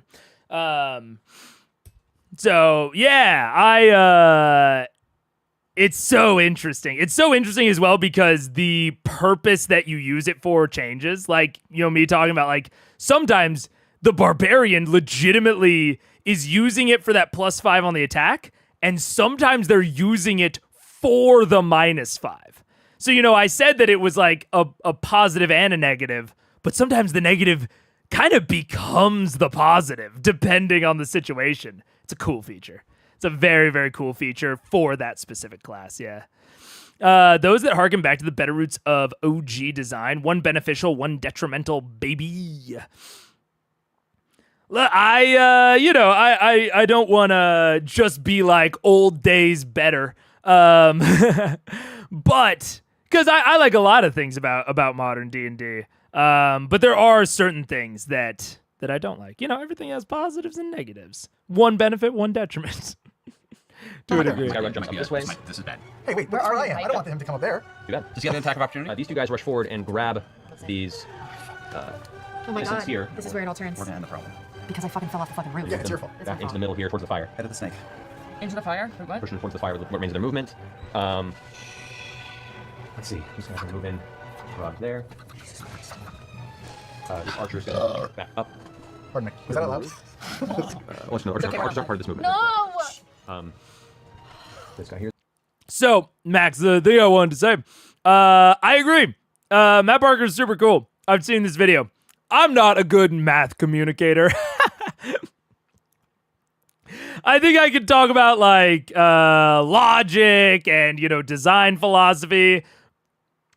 Math is hard. But I will add a +1 on the recommendation for Matt Parker. He's a super good math communicator and did do a video on. He does actually quite a few videos on dice, and occasionally some like current events gaming stuff. If you're at all interested in like practical math, Matt Parker is very, very cool and very good at communicating it. A reckless attack is basically equal to Grog running into a fight before the party is there. A little bit, yeah. Here's gonna move into Grog there. Okay, now he has 7 people attacking. I don't know what to tell you, man. These guys here, seeing. Huh. This is gonna be up this one here. This guy can't really go over there, so he's gonna go ahead and rush forward. No. How many people are there? I feel like there's so many more people than there were. How do you own this many models? Why are you doing this to Pike? Stop hurting her. Only you can protect her. We should have killed the guys first. There's no shouldas. This is what we got. We did. This is All what right, we so we got. got. It's okay, guys. We can do this. We can do this. We can do this. We can do It's this. going pretty well. Get into melee with you? Why did it all How do they turn? fucking scale that How do they fast? scale the? Because he can roll acrobatics they're- just like we can. Yeah, you guys can do it. They can do it too. Yeah. And they're pretty strong. So he basically just runs up, puts the sword in his back, jumps up onto the roof, pulls the weapon. He doesn't manage to get an attack on you, so it took all his movement to get up there. He gets up there. No one's fucked the elemental? One against Scanlan could. No one? Right now, you're not a huge threat to them at the moment, and they're both going to focus actually on you, Scanlan. Sure. When he gets No around to their turn, one's afraid of the though. tornado. This guy's going to go ahead and pull both of these innocent folk in front of them as a shield. This guy's going to get freaked out and then just rush around the building and try to escape there. Okay, so bring us into the combat portion of the round. Grog, you have 2 more attacking you. This is the Blade Storms. With advantage, that's only going to be a 14. That'll miss. I haven't said that much tonight. No, 18. That misses. So first one, both attacks just swinging across you. You're feeling it on your back, but it's catching most of your armor and part of your flesh that is nice and callous and just not really doing any damage. The second one rolls a 20. Second one, and the second attack on the second one is a 21. That hits, yeah. Yeah, okay. So you get a critical and a hit on this one. So this is a Blade Storm. Critical is 6, 12, 16, 8 points of slashing damage from that one. Okay. And the next one's going to be 4 points of slashing damage. This is already halved, just so you know. Okay. So that's that round there. Against Pike, only one of them could get to you and still attack this round. So Pike, that's 19. Misses. And that's going to be a 15. So one strikes against you, hits the back of the armor, and just straight stops. You spin around as the second blade comes around, and you just deflect it with the shield angrily. Yes, this is so fucking stressful. That brings us back to the top of the initiative order. Vex, you're up. Okay. Wait, they just approached me. They You're didn't pretty. attack You're me. low. Oh, there was the one guy that got up there with movement. Thank you, Okay. reminder. So before that happens, actually, God. reminder, this one did have enough movement to get up there and still get attacks off on Okay, this he's guy. attacking Percy. No, he's attacking me. Oh. That's going to be a 13 with the first strike. I believe we just started the 3rd round. So they had the surprise round. That's how they play. We don't need to talk about it. And then the first real round, and now technically the 2nd round, but raw D&D 5e 3rd round, the way that they would talk about it, surprise round, 1st round, 2nd round. We're just starting the 2nd round. That misses. Misses. The second one's going to be a 22. That just hits. Wow, really? Right, that's going to be 17 points of slashing damage. Okay. And that great sword. I need you to go ahead and make a concentration check. Oh, yeah. Oh no! Oh no. Wait, what? Come on, Which, Scanlan. yeah, you have Warcasters. So you Come on, have advantage. Scanlan. 15 plus anything? It's a Constitution. Plus whatever Constitution bonus you have. Oh, plus 2. 17. So 17. That's pretty good. to be like I'll over check here real 12, fast. right? Use 10 half damage take. So Heart, yeah, that would be heart. 10. Yeah, so you maintain concentration. Oh thank God. We might as well be doing this on a treadmill, because Oh my I think God, I'm my pretty heart close is to like pounding. 130. Right, next you're up. Okay. Young girl, I'm young gonna girl. fly out of the window on the broom. Hey! So The roof blows off. come Out of the shoot window. Out of the room. Fly! Where do you want to go? I'm gonna fly down, and I'm gonna shout, Grog, raise your arm! And I'm gonna go down and I'm gonna hit his hand with a Pokeball. We're doing You're gonna this? scoot by here. Doing Yeah. this? Okay. Is it like a 4? I'm above, I wanna be high up in the air, but just low enough that I can reach down and touch the locket to Grog's hand. It's a good thing Kevdak is paralyzed. Yeah, otherwise I he'd be able know, to I know. Attack on you. This will put you in range for their strikes, so you're gonna have to stay in place or move past and suffer 5 attacks of opportunity. Wait, all of them get attacked by the For you to get low enough to hand them that, they all have like big double greatswords, and half of them are half giants. So you can do this as you switch up. What you've already said you're gonna do. You fly up and you reach down With the you- locket and I with, hit- with the locket. You hand over to him. I don't hand it to him. Okay, so you just hold it there. Get him in I'm it. putting Grog in the fucking locket. Oh. He's trying to meta me. Oh my God. What actually, yeah, I got you. This is, and this, I could tell exactly where the miscommunication was, because she wants to Pokeball him essentially from a range, and Matt was not getting it. And there's two factors here of, number one, talk about your intentions. I personally think that Laura got it and that Matt was just trying to go fast, and I could totally forgive that. I think he thought he understood her, and so he wasn't thinking about it in any more detail. But then second thing, this is actually a really 1x not needed anymore. We'll rewind for a second. We'll see the moment in all its glory. But this is the other thing is, this is why I'm generally not in favor of you said it, it's happening, because I don't think that honestly either of them are doing anything wrong here. Like, she wants to do something non-standard, something very unexpected, totally fun, totally fair. And it's also very unexpected. Why would he assume that that's what she's doing? I think it does kind of make sense that she's trying to hand him the item, trying to pass off an item mid-combat, whatever. So I think they're both making reasonable, things here. And this is a reason that I'm not super in favor of, you said it, it's happening, but, move on. And why I'm more down to retcon the past 5 seconds, past 3 seconds, whatever. If I was doing something as a DM just because I didn't get what they were saying, There are reasons I won't ever get tired of C-152. Already said you're gonna do. You fly up and you reach down with the locket, and I hit with the locket. You hand over to him. I don't hand it to him. Okay, you just hold it there. I'm putting Grog in the fucking locket. Oh. Dude, that's an emote right there. Wait. Putting Grog in the fucking locket. That's an emote right there. Wait a second. Boop. That is the surprised GM emote. You're doing what now? Oh, that's the light bulb face. That's what you're doing. Oh, that's awesome. Oh. She's trying to medevac me. Yeah.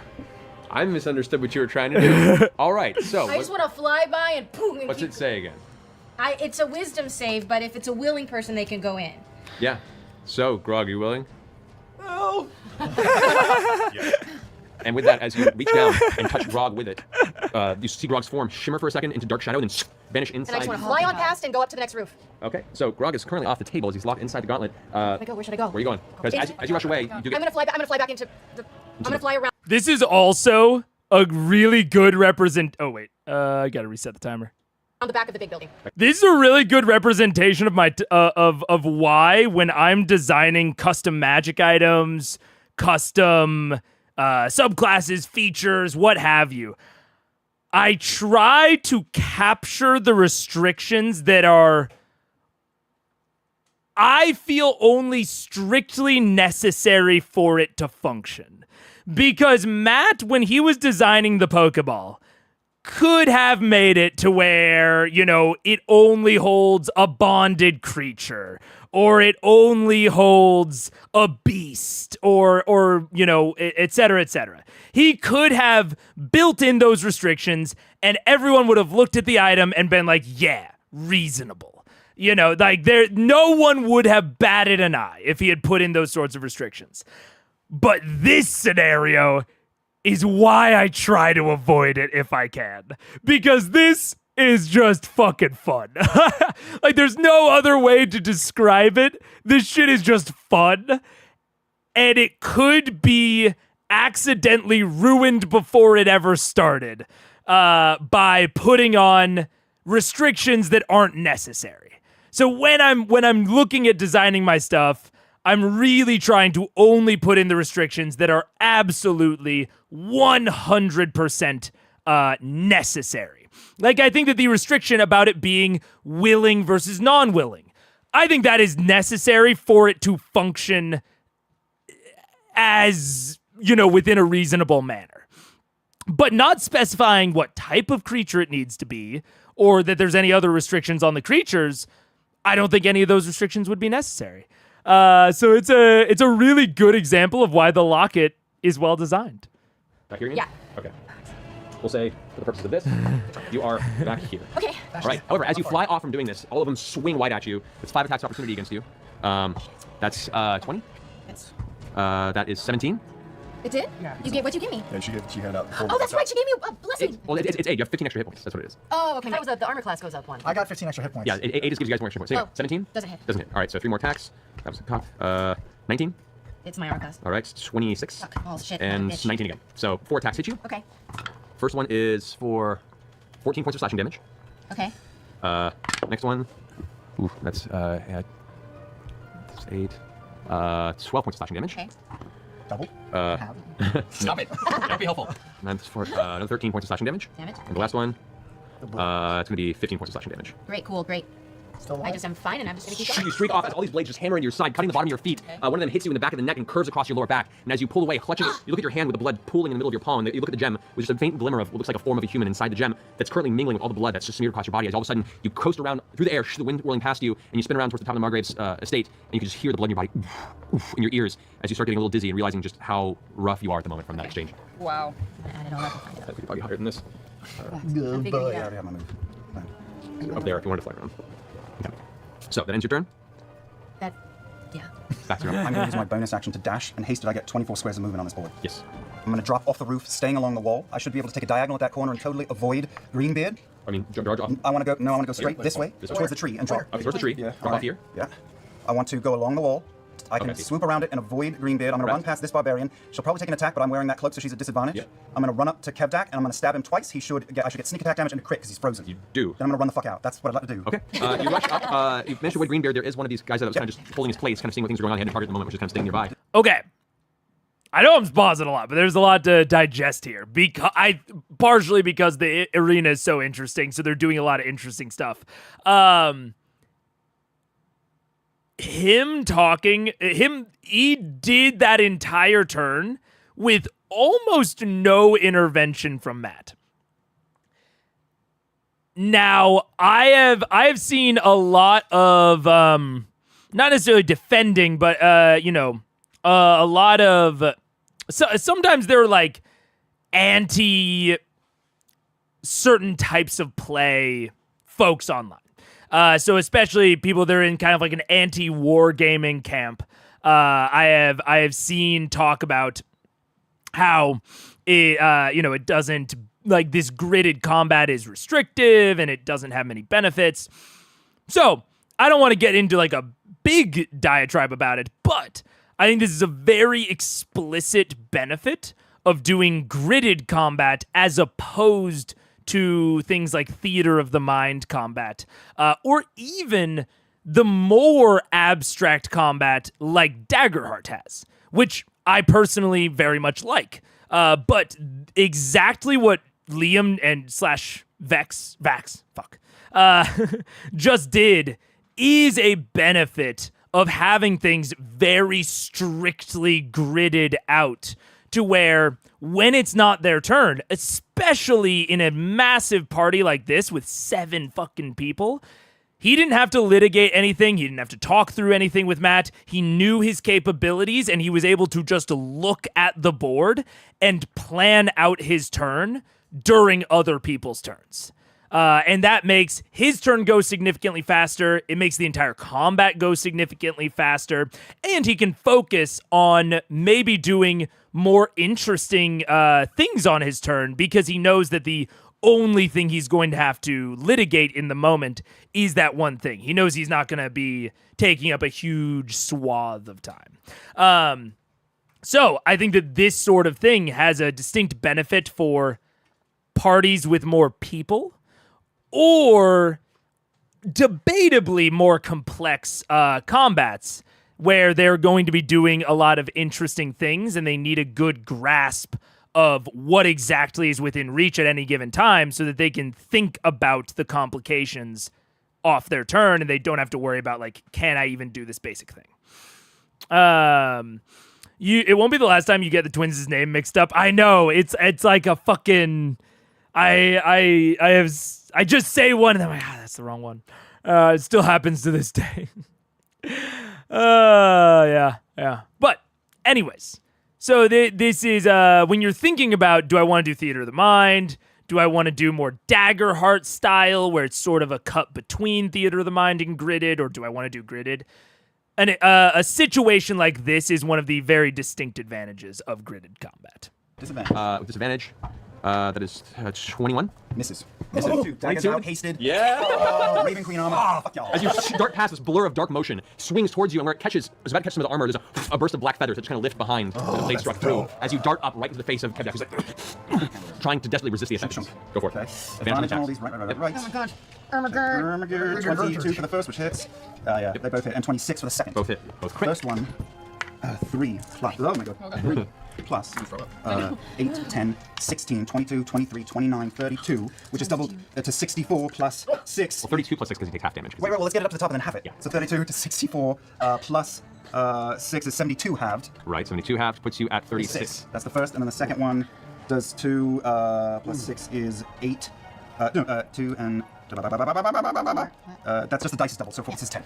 All right. And I like to use the rest. Oh, go ahead. So as you rush up, you slam your dagger square into the side of his body. And as you push it inside, you can see his eye glancing back down towards you, held in place, his arm broken, still dangling from the little elements of ligaments that keep it kind of shifting there. With the impact of the slam, it swings just from the sheer force of the blow. As you push the blade to the hilt and even further in, you feel your hands actually push into the wound itself about an inch. Your fingers getting dark and wet with the crimson gore of the interior of his body. As you push up inside, you pull back, pulling the blade into turning around your pommel and jam it over the top of the shoulder into the side of his body. The muscle flexes just from the tension of the whole person's spell, managing to reduce a portion of the damage, but it left a pretty serious wound. Any movement I have left, I want to use to run up to the other side of the wall that Keyleth is on. If I have enough, I'll climb up. If not, I'll go behind the barrel. But if I, before I go, quietly, I say to Kevdak, your fate is sealed here today, my friend.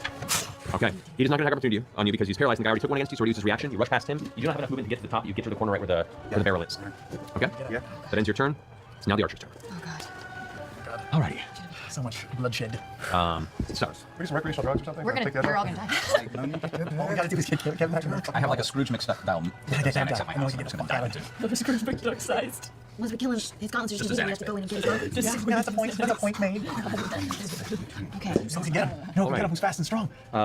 This guy here is going to go ahead and move out of range of you, Risha. Putting this barrel off the side to try and get away from you. Attack opportunity. Which means Risha, you get opportunity. It does fall and hit the barrel next to you. It does, next to Vax, it doesn't hit you. Yeah. But it kind of spooks you momentarily. It slams onto the barrel next to your side and rolls off. What'd you get, Keyleth? 10 total. 10 total. Misses. Oh no, I had to roll a hit. I'm sorry, I was rolling just damage. What'd you roll? I didn't roll a hit. To hit, that is plus 16 to hit. 16 versus the archer. 17. Just missed. Oh, you really blew it. Not it. No. Oh, she's winded. That's nice. They're both, having now made out the connection between the mooning and the Kevdak holding himself in place, they're both trying to take you out. One of them has disadvantage because you're in its spot and it couldn't get away from you. You had nowhere to go, really. So one's taking 2 attacks at you, Scanlan. That is going to be a 12. Miss. And a 26. Hit. The other one's going to have 2 attacks with disadvantage against you. That's, even with disadvantage, it's a 21. Hit. And the other one with disadvantage is a 15. Hit. What? Wait, 15 hits you? I am not wearing some things. It's true. So 3 attacks that hit you.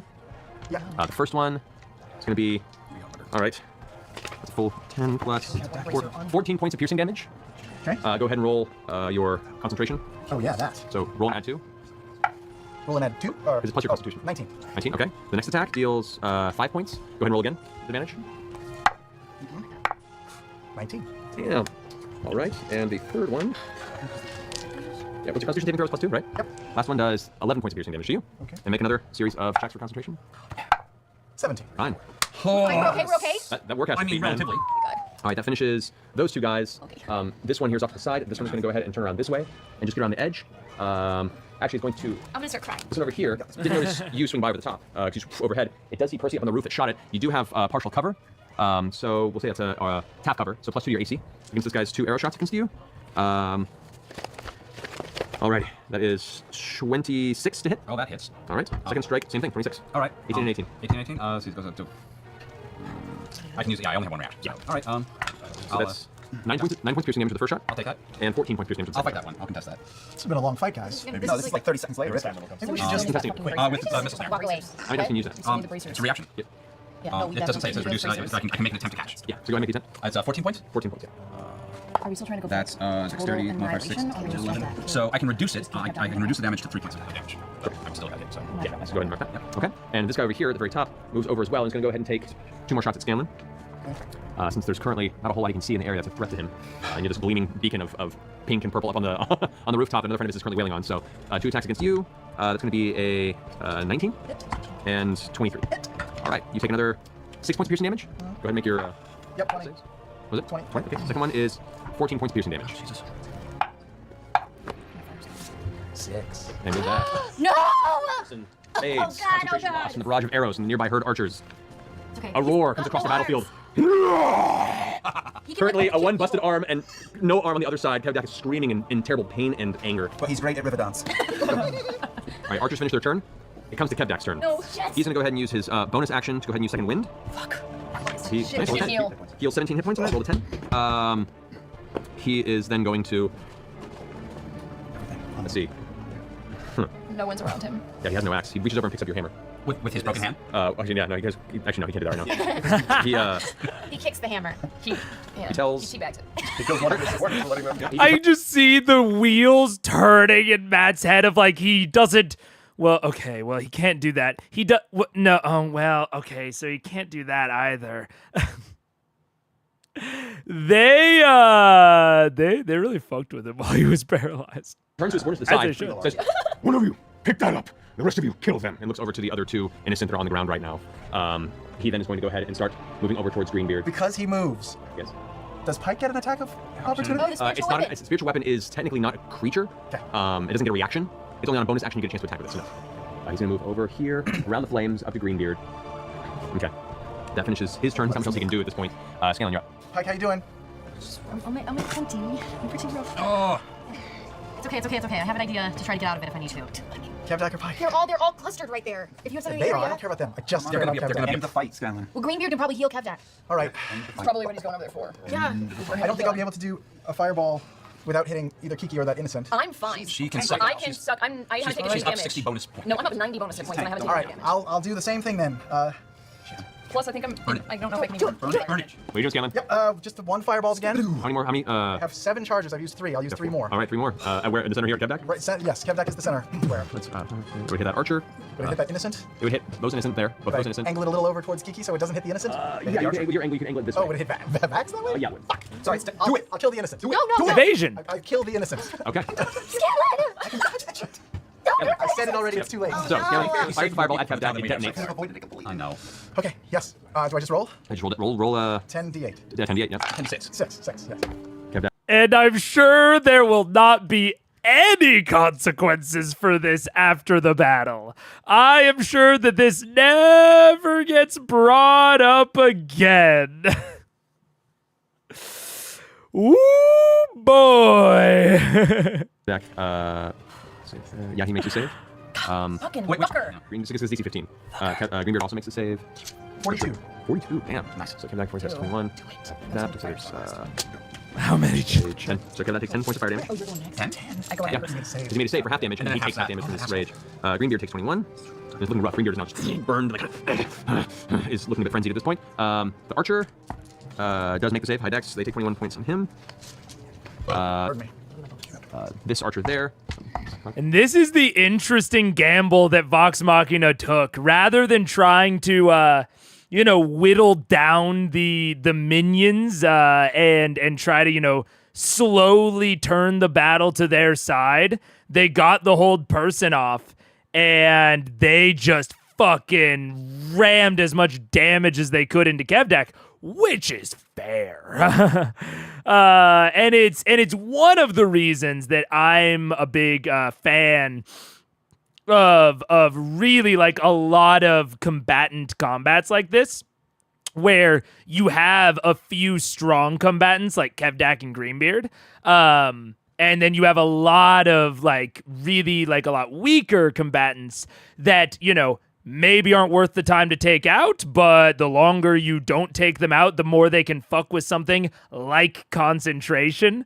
So this general philosophy of like having these kind of like 1 or 2 important things, and then a lot of other like actors, pawns, sort of thing to present a passive threat and give your party a decision on do they try to swing the action economy in their side, or do they just try to take out the leaders and then the mooks will fall easily.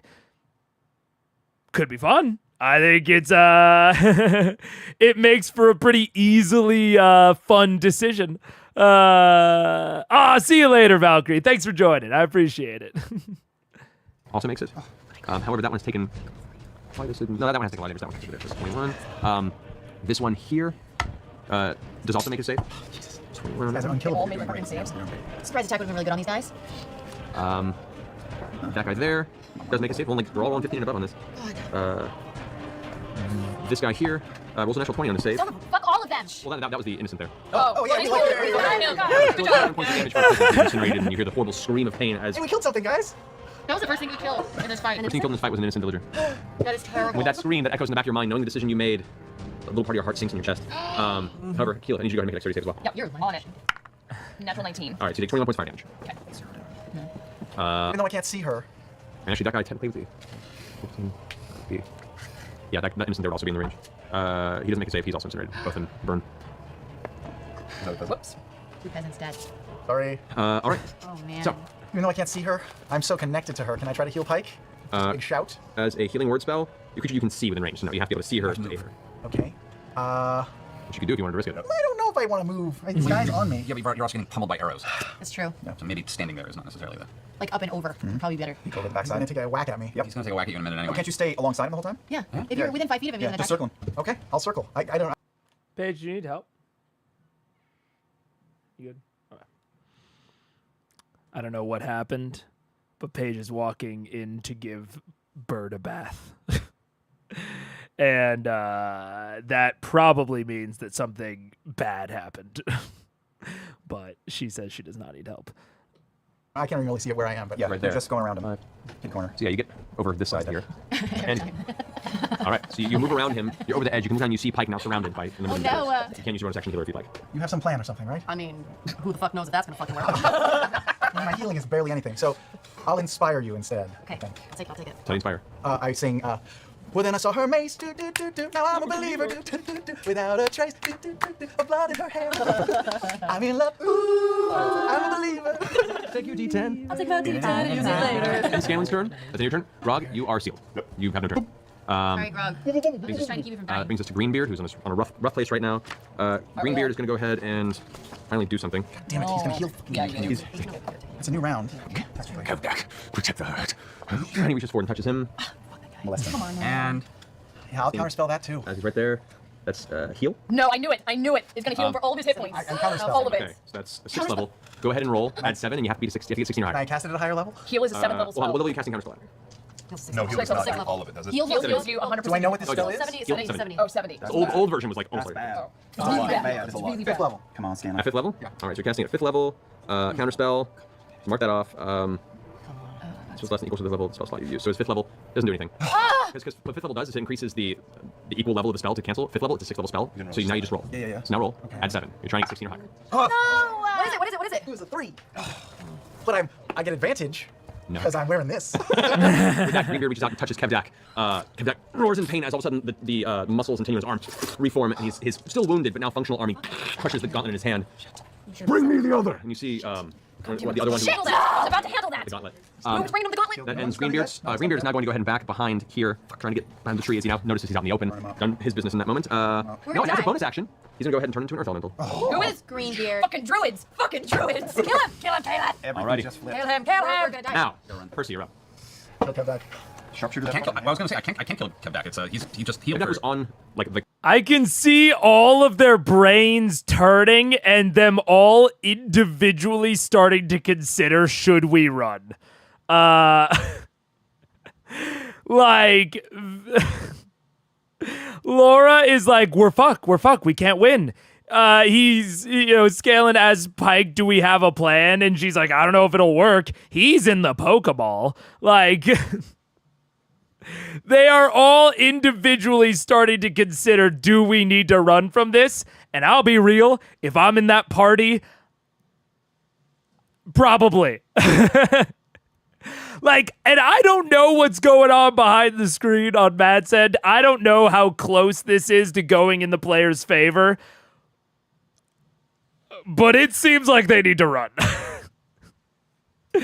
and potentially live to fight another day. I mean, hey, at least they got 2 kills, right?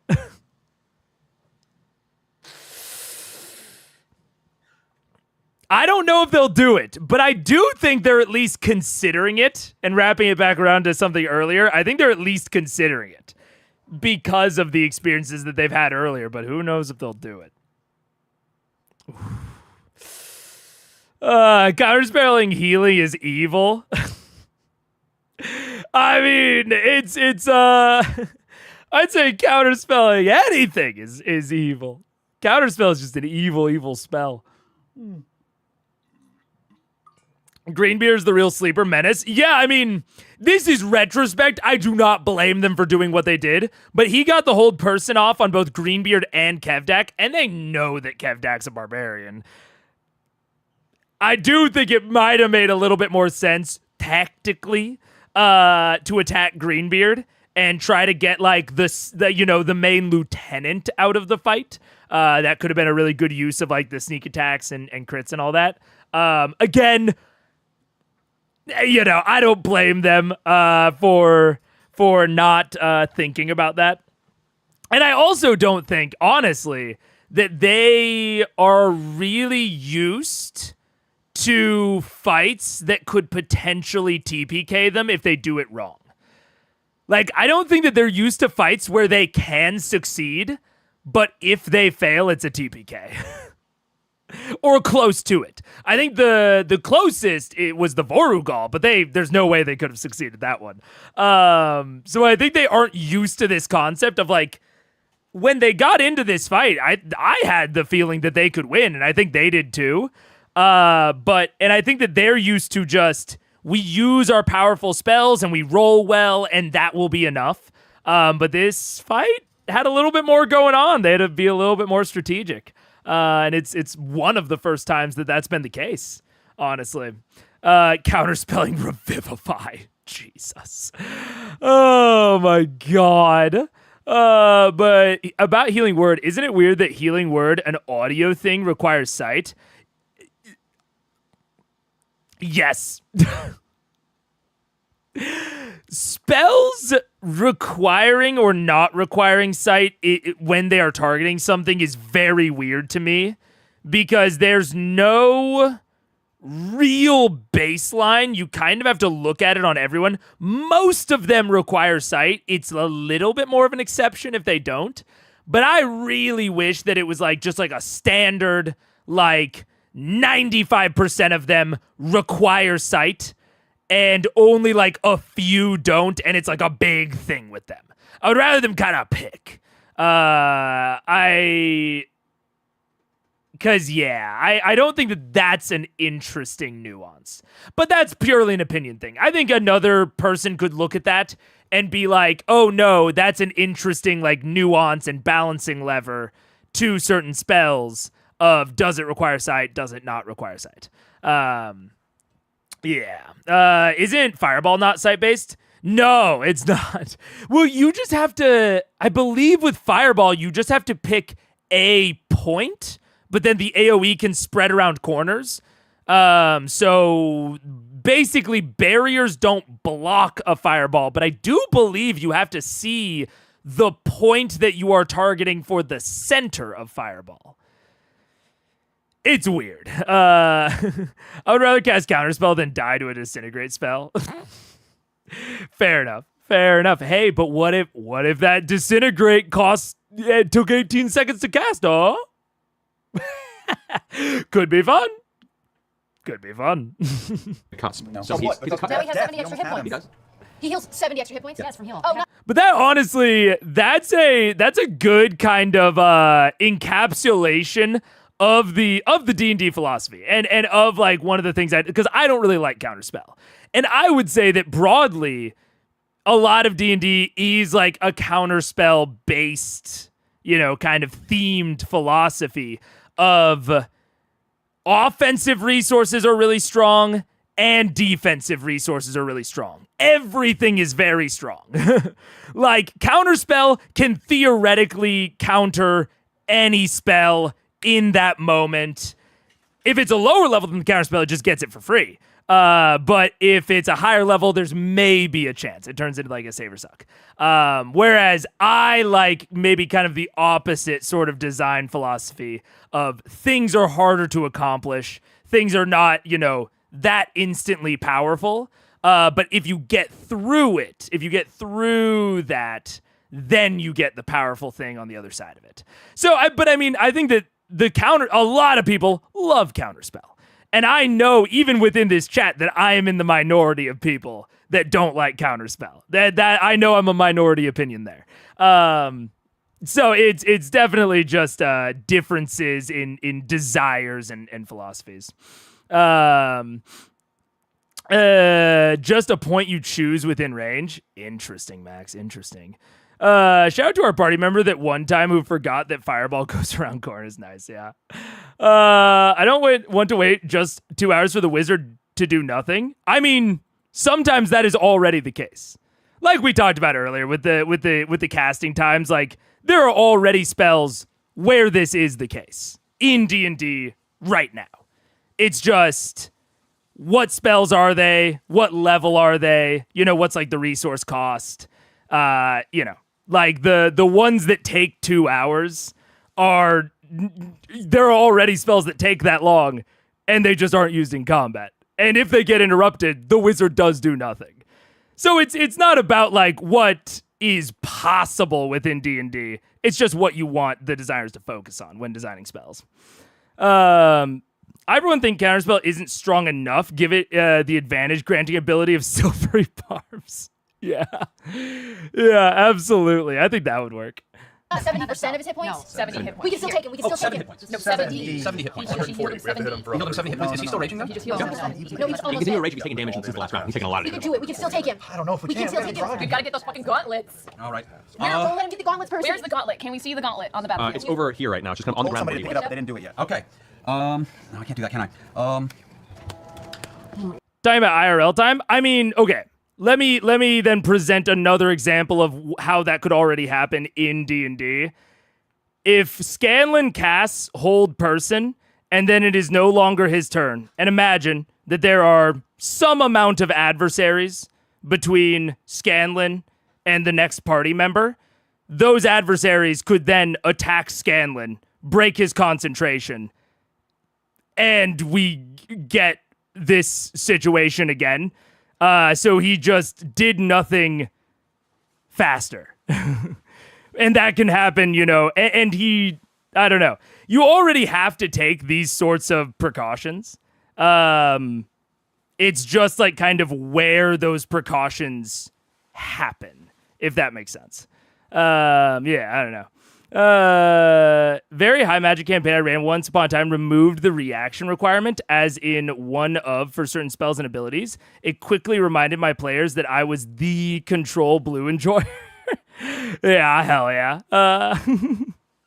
I love control spells, like control and what do you call it? Area, not area of effect, zoning spells. I like a lot. Like plant growth. I like zoning spells a lot. Or slow doesn't stick around. I'm trying to think of other zoning spells in D&D. They definitely exist, but they're not overly prevalent. Anyways, what the fuck just happened?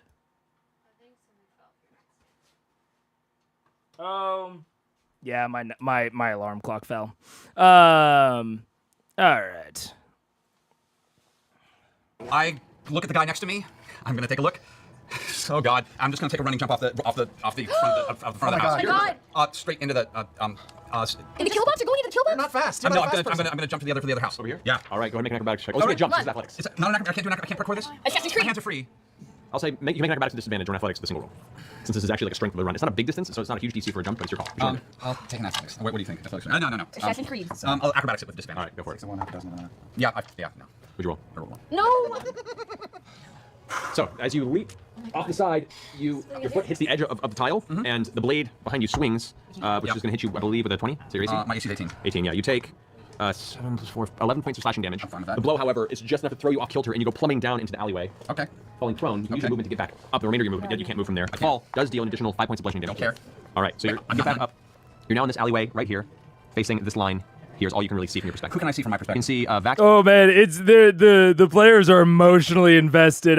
Matt tells them how much damage it does, and then he just says, "Don't care." He just wants to move on. He's like, I get it. Let's keep going. We got to push through.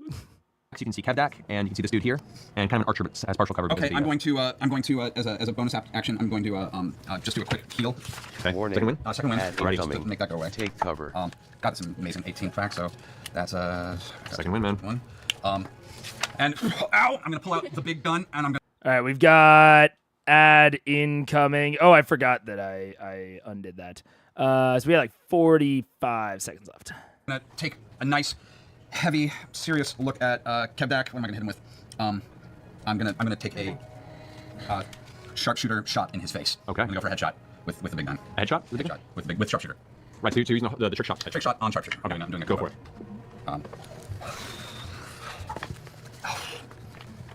23 hit. That hits. I don't feel. I have the worst headache right now. I feel really bad right now. I don't feel happy. So that's first the damage. All right. No, man, come on, Percy. 10. That's 26 points of piercing damage. Piercing damage reduced to half. 13. Plus he has to make a Constitution saving throw against an DC of 19. All right. We got the ad. We got to go. I will be right back. And then I thought about something in the last like 5 seconds that I want to talk about, but we'll talk about it when I get back.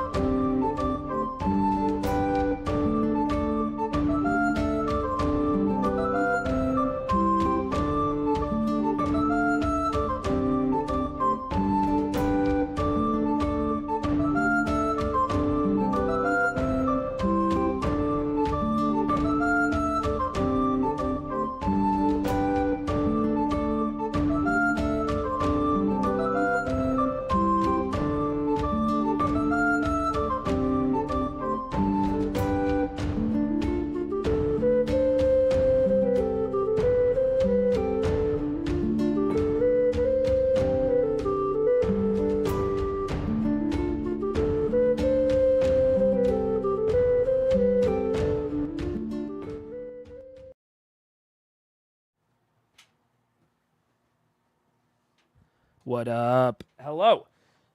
We got 20 seconds left. I'm a little bit early. I keep coming back early because I keep forgetting to do my push-ups. And I don't have... now that I'm in the bedroom, I have less far to walk between my setup and the bathroom.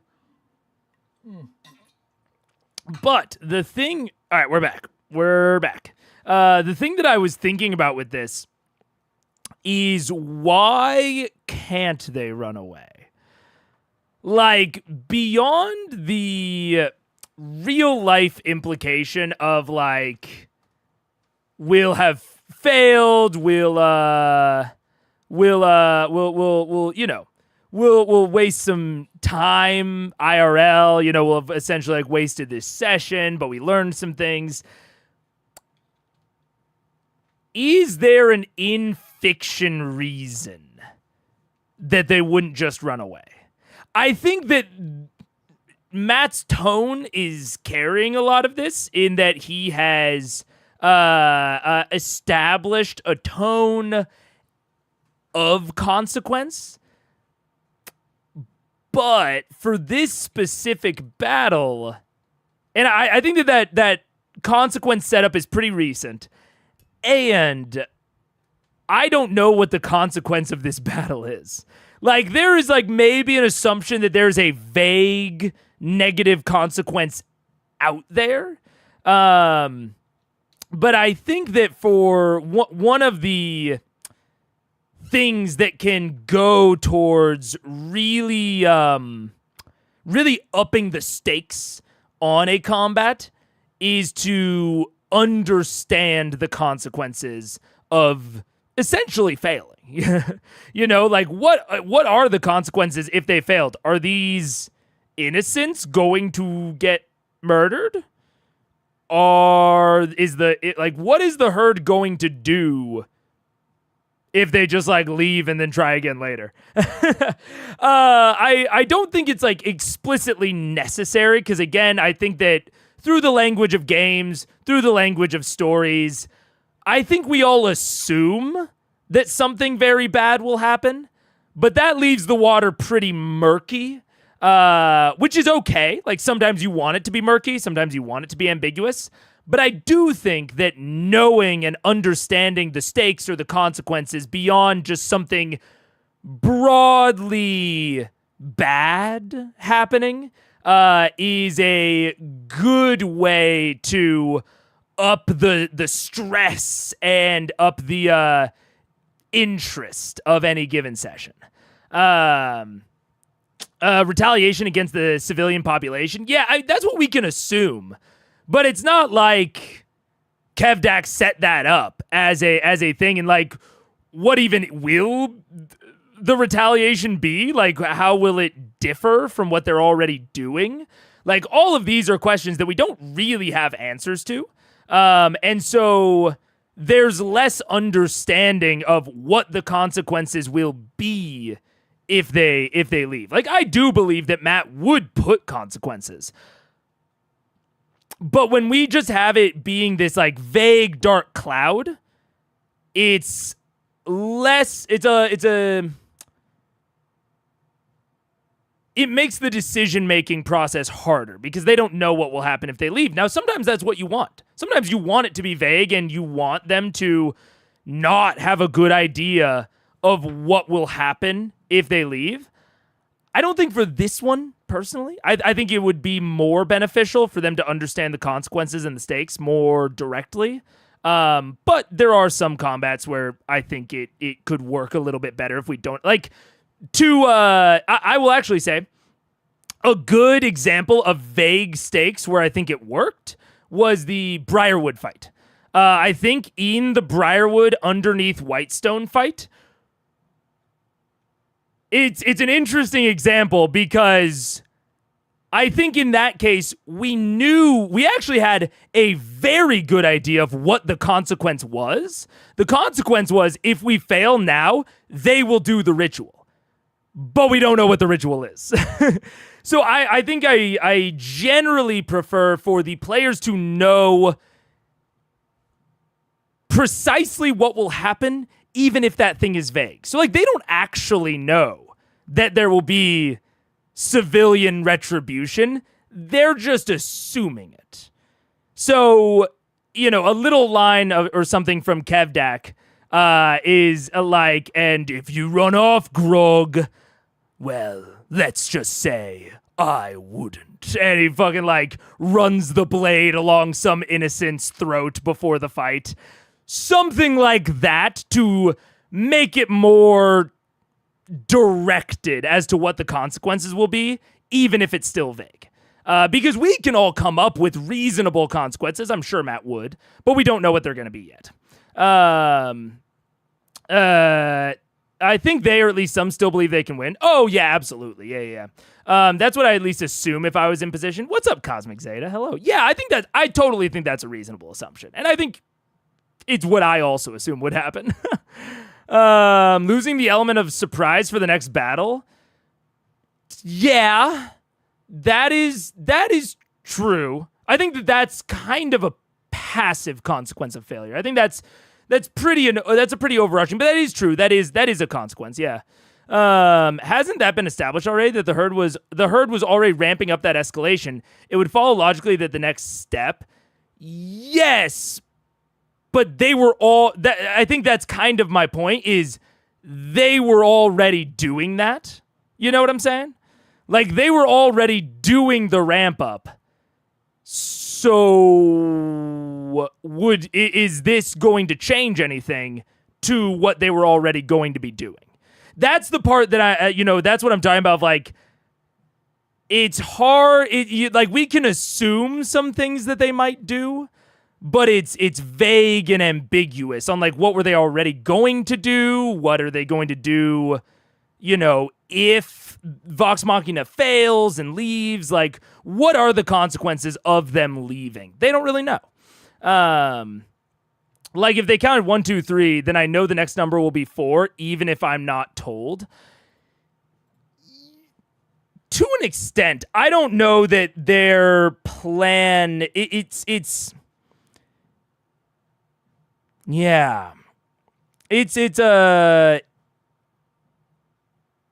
an interesting thing, I think. I very much understand what you're saying, and I do agree. I think my only kind of complication there is the herd doesn't know that the first 2 escalation steps were Vox Machina. So like they're escalating it separately from Vox Machina. And so even though Vox Machina did indirectly, or not indirectly, but did cause the escalation, the herd doesn't know that. So I don't think it can be assumed directly how they would react to seeing Vox Machina do something. If they would connect the dots. Again, it can be implied, it can maybe be assumed. But I think that for these sorts of fights, I generally like to have more clear stakes, even if the result of the stake isn't clear. if that jumble of words made any sense. I think it's more they knew they get the drop. They knew they got the drop on Kevdak. They did a shit ton of damage. Yeah, true. Yeah, and so they know that the next time coming in, it'll be harder. I think that is a good passive effect and consequence of failing, is that the next fight will be harder. It shouldn't be the exact same when they come back, but I think that there should also be a separate consequence and a second set of stakes on failure. The line, like the civilians being rounded up, like what's his face, Randy being made an example of. Yeah. We're talking about it. Just chat delay. If they're already ramping up, sorry, maybe I'm dense. I think the consequences are very clear. If they're already ramping up and we want to stop them from doing that, then retreating means they do the thing we want to prevent them from doing. Oh, so we're sort of disagreeing about the goals. I don't think that their goal here is to stop the herd. That may be a totally like a difference in our perception of this. My perception of this is not that they're trying to stop the civilian issues. Like, I don't want to say they don't give a shit about the civilians, but I think the civilians are kind of just like frosting for them. They're here for the Titanstone Knuckles and to kill Kevdak. You know what I'm saying? It's kind of like Oh, there's a good folding ideas Dan Olson line. This is like kind of a weirdly specific reference, but if you know, you'll know. In Dan Olson's review of Book of Henry, he talked about how ostensibly the plot is to save Christina, but the real plot is to kill Glenn. Like, that is at the bottom of this. So, like, yeah, ostensibly, like, yeah, this will save the civilians, hooray, hooray. But at the end of the day, this is more about killing Kevdak. That is the primary goal here. If there were no civilians, they would still want to kill Kevdak. And if all of the civilians die, they would still want to kill Kevdak. If the civilians weren't civilians, if they were like a bunch of books of history that they were going to light on fire, they would still want to kill Kevdak.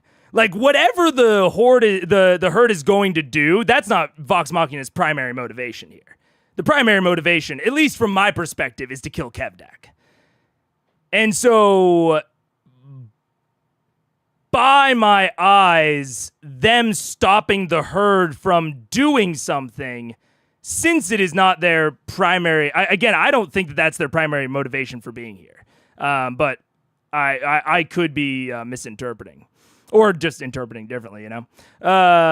They're doing the thing already, but we are trying to stop that, and failing will always make it worse. Only now it's directed on Vox due to their failure. Yeah.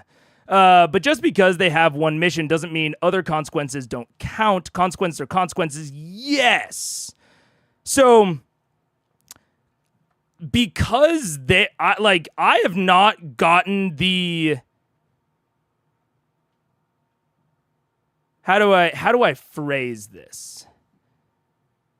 And I definitely think that this could just be my interpretation. The more we talk about it, because I don't think they really care. Like, frankly, I don't actually like, and I feel kind of justified in saying that, given that Scanlan just incinerated 2 of them. Like, I don't really think that a vague sense of things getting worse for the civilians is an actual consequence, because it was already going to happen.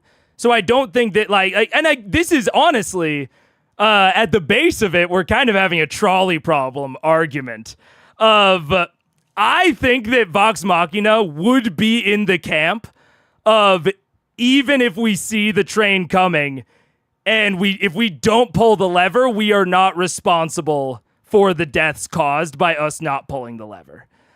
I truly think that would be their overall group morality. Maybe individuals would disagree, but my read of current Vox Machina is, if you do not have something really specific tying them failing and getting involved to an additional explicit consequence. Like, if things were already going to happen, I don't really think they care about stopping it. So I think you need this additional thing is going to happen because you failed. If you wouldn't have gotten involved, it actually would have been better. I think that might make them take notice and actually be a real consequence for Vox Machina. But based on my interpretation of their morality, I don't think that's an actual consequence for them. I don't think Vox Machina would go, we take the knuckles, screw the civilians, let them eat cake. I mean, I'll say this. I think if they had to choose between the civilians and the knuckles, they would pick the knuckles. Like, based on everything I've seen from Vox Machina, if they're both on a pedestal, I think they take the knuckles, probably. I don't know. Live strip broken? Oh, maybe. There we go. There's also a fun happenstance we can discuss post-credits. Yeah, we'll see. Let's see. It also always took it that they were trying to save Westrun, but I could be wrong. Yeah, and that's like, again, this is like, our reads of their morality, our reads of their, you know, this is all very interpretation based. People they know lived here, not dealing with it wouldn't make sense, even if the Knuckles weren't there. I actually disagree, and I think it's like demonstrable of like they let things get worse before dealing with it. Like, if the primary goal was just to save people, they would have focused more on evacuating civilians. They wouldn't have delayed and gone to the Sphinx first. Like, I know the out-of-game reason that they delayed is because they wanted Ashley there, but they wanted Ashley there to attack Kevdak, right? He didn't want to take on Kevdak without Ashley. So they put fighting Kevdak over saving the civilians. I'm not saying they're like wrong to do it. I'm just saying like that's where I'm getting my interpretation of their morality is that they have explicitly put off saving the civilians, and things have gotten worse for the civilians because of those actions, specifically because they wanted to kill Kevdak in a particular way, you know? Yeah, I don't know. I also think, and maybe this is, again, my read, I don't think that Kaylee's in real danger. like Kevdak isn't specifically hunting Kaylee.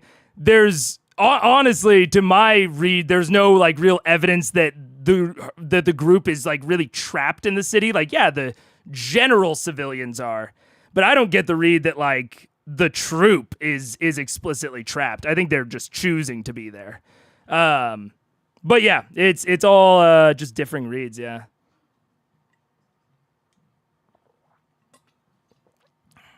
Yeah, no, I agree that that's the out-of-game reason, Set Theshel. I'm just saying that out-of-game reason drove in-game action that has, you know, consequences on their morality. Because they could have just waited to approach Kevdak until Ashley got there, and in the meantime worked on evacuating civilians. But instead they fucked off and went and had a nice conversation with the Sphinx. You know what I'm saying?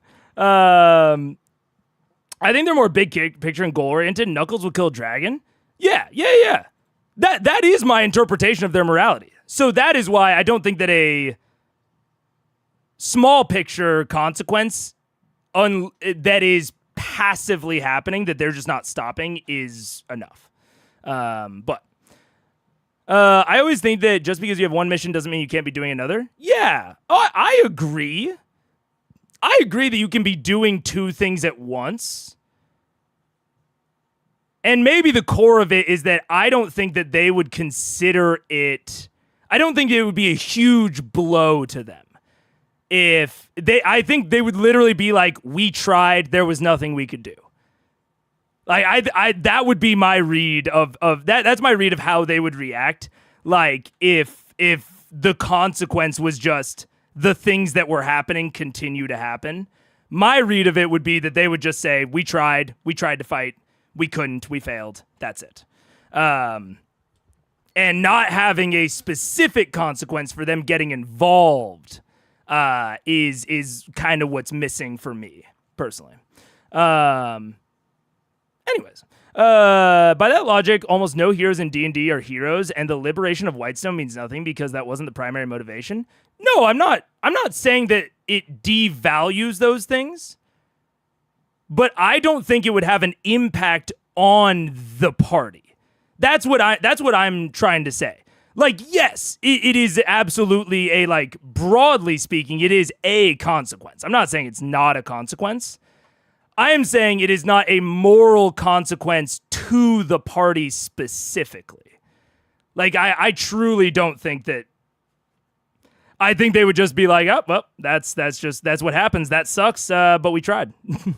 You know what I'm saying? But a specific consequence could be the death of Pike's grandfather. It could be. If that was the case, that would be awesome. If I knew that going in, if Kevdak saw Pike and then looked at one of his minions and said, like, go get old, what the fuck is his name? Wistio? No, that's from Stormlight. What the fuck's his name? Wilhelm? If Kevdak saw Pike and looked at one of his minions and made a minion exit the scene and said, like, Wilhelm's granddaughter is here, go get him, that's an amazing consequence. That's exactly what I'm looking for here. But otherwise, that's just implied. That there's no actual, like, we don't have any strong evidence that will happen. I think Scanlan, Percy, and Grog especially will always prioritize the group for their own reasons that don't go unexplored. It's interesting. Yeah.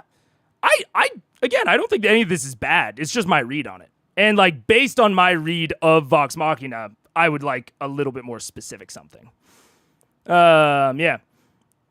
Pike and Grog would be impacted by the loss of Pike's grandfather.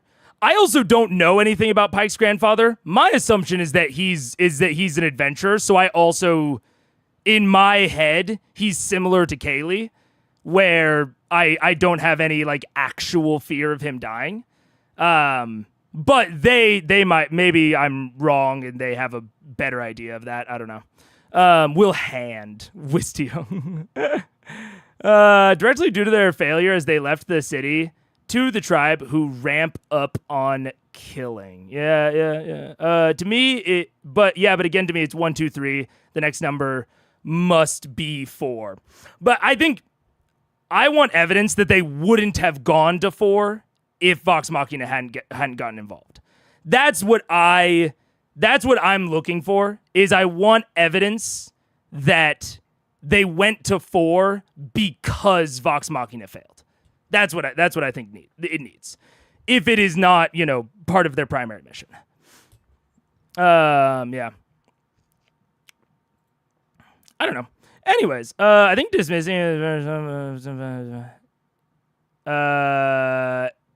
we're definitely going we definitely are going in circles. But yeah, so I'll leave it there before it devolves in any way. Anyways. Constitution, yeah, it's a 23. Wait, what? Okay. He just made his Constitution save. He's got a high Constitution saving throw. Kind of thing. Reloading, taking another shot. Okay. Care. Same thing, sharpshooter? Same thing, sharpshooter. I'm going to any other trick shots you're gonna use, or dead shot? Anything you want to This use? is heroic death music right now. I hate this music you're playing. Switch it up if you want. No, it's fine. Benny Hill. Yeah, I'm gonna drop a Grit for advantage because. Okay, for dead eye shot? Dead eye with sharpshooter. Go for it. That's good. Oh my god. I'll go up from there, and we do. All right. That's 19 to 26 to hit. That hits. -5? Oh yeah, no, it's with a -5. Yeah. How about that? I rolled a 19. So. Great. Yeah. So go ahead and roll damage on that. Asshole. That's better. Is there a 7? That is Oh, a there's a 7. 7. So Oh, that's good. 16, 17, 18, 19, 20, 30, 36 points of damage. 36 half to 18. Alrighty. And that's my 2 shots. I'm not reloaded. That's your 3 attacks. That's my 3 shot, attacks. Reloaded shot. Shot, reloaded shot. I'm now going to burn my action surge. Okay. Angry versus angry. Can I? Well, I was going to say. So it's a. Well, can I burn that as a run, or can I only burn that as an attack? I mean, it's part of the function. It's like Yeah, action. yeah. You can use your action as a dash, so you could. I'm gonna use my action as a dash to fuck. There's no way around is there. Fuck it then. I'm taking the shot. All right. So your 4th attack is a reload. 5th is an attack. Go for it. And reload. Is this dead eye as well, or just regular? I feel like I should have one more deodorant. This is sharpshooter as well. No dead eye. Okay. Sharpshooter. Go for the shot. I've got some in my purse. Yeah. 23 hit. I'm scared. I want to save some grit for some problems. That's not bad. Yeah, it is. Wait, did you roll that? Oh fuck yeah! Thank you. 20-sider. That's the wrong one. Oh, that's so much better. That's much better. You roll 20 instead of 12. Yeah. I can't count. My brain. 13, 9, 13, 23. We're all breaking. I know, we're breaking under pressure. Slow motion. And I will say to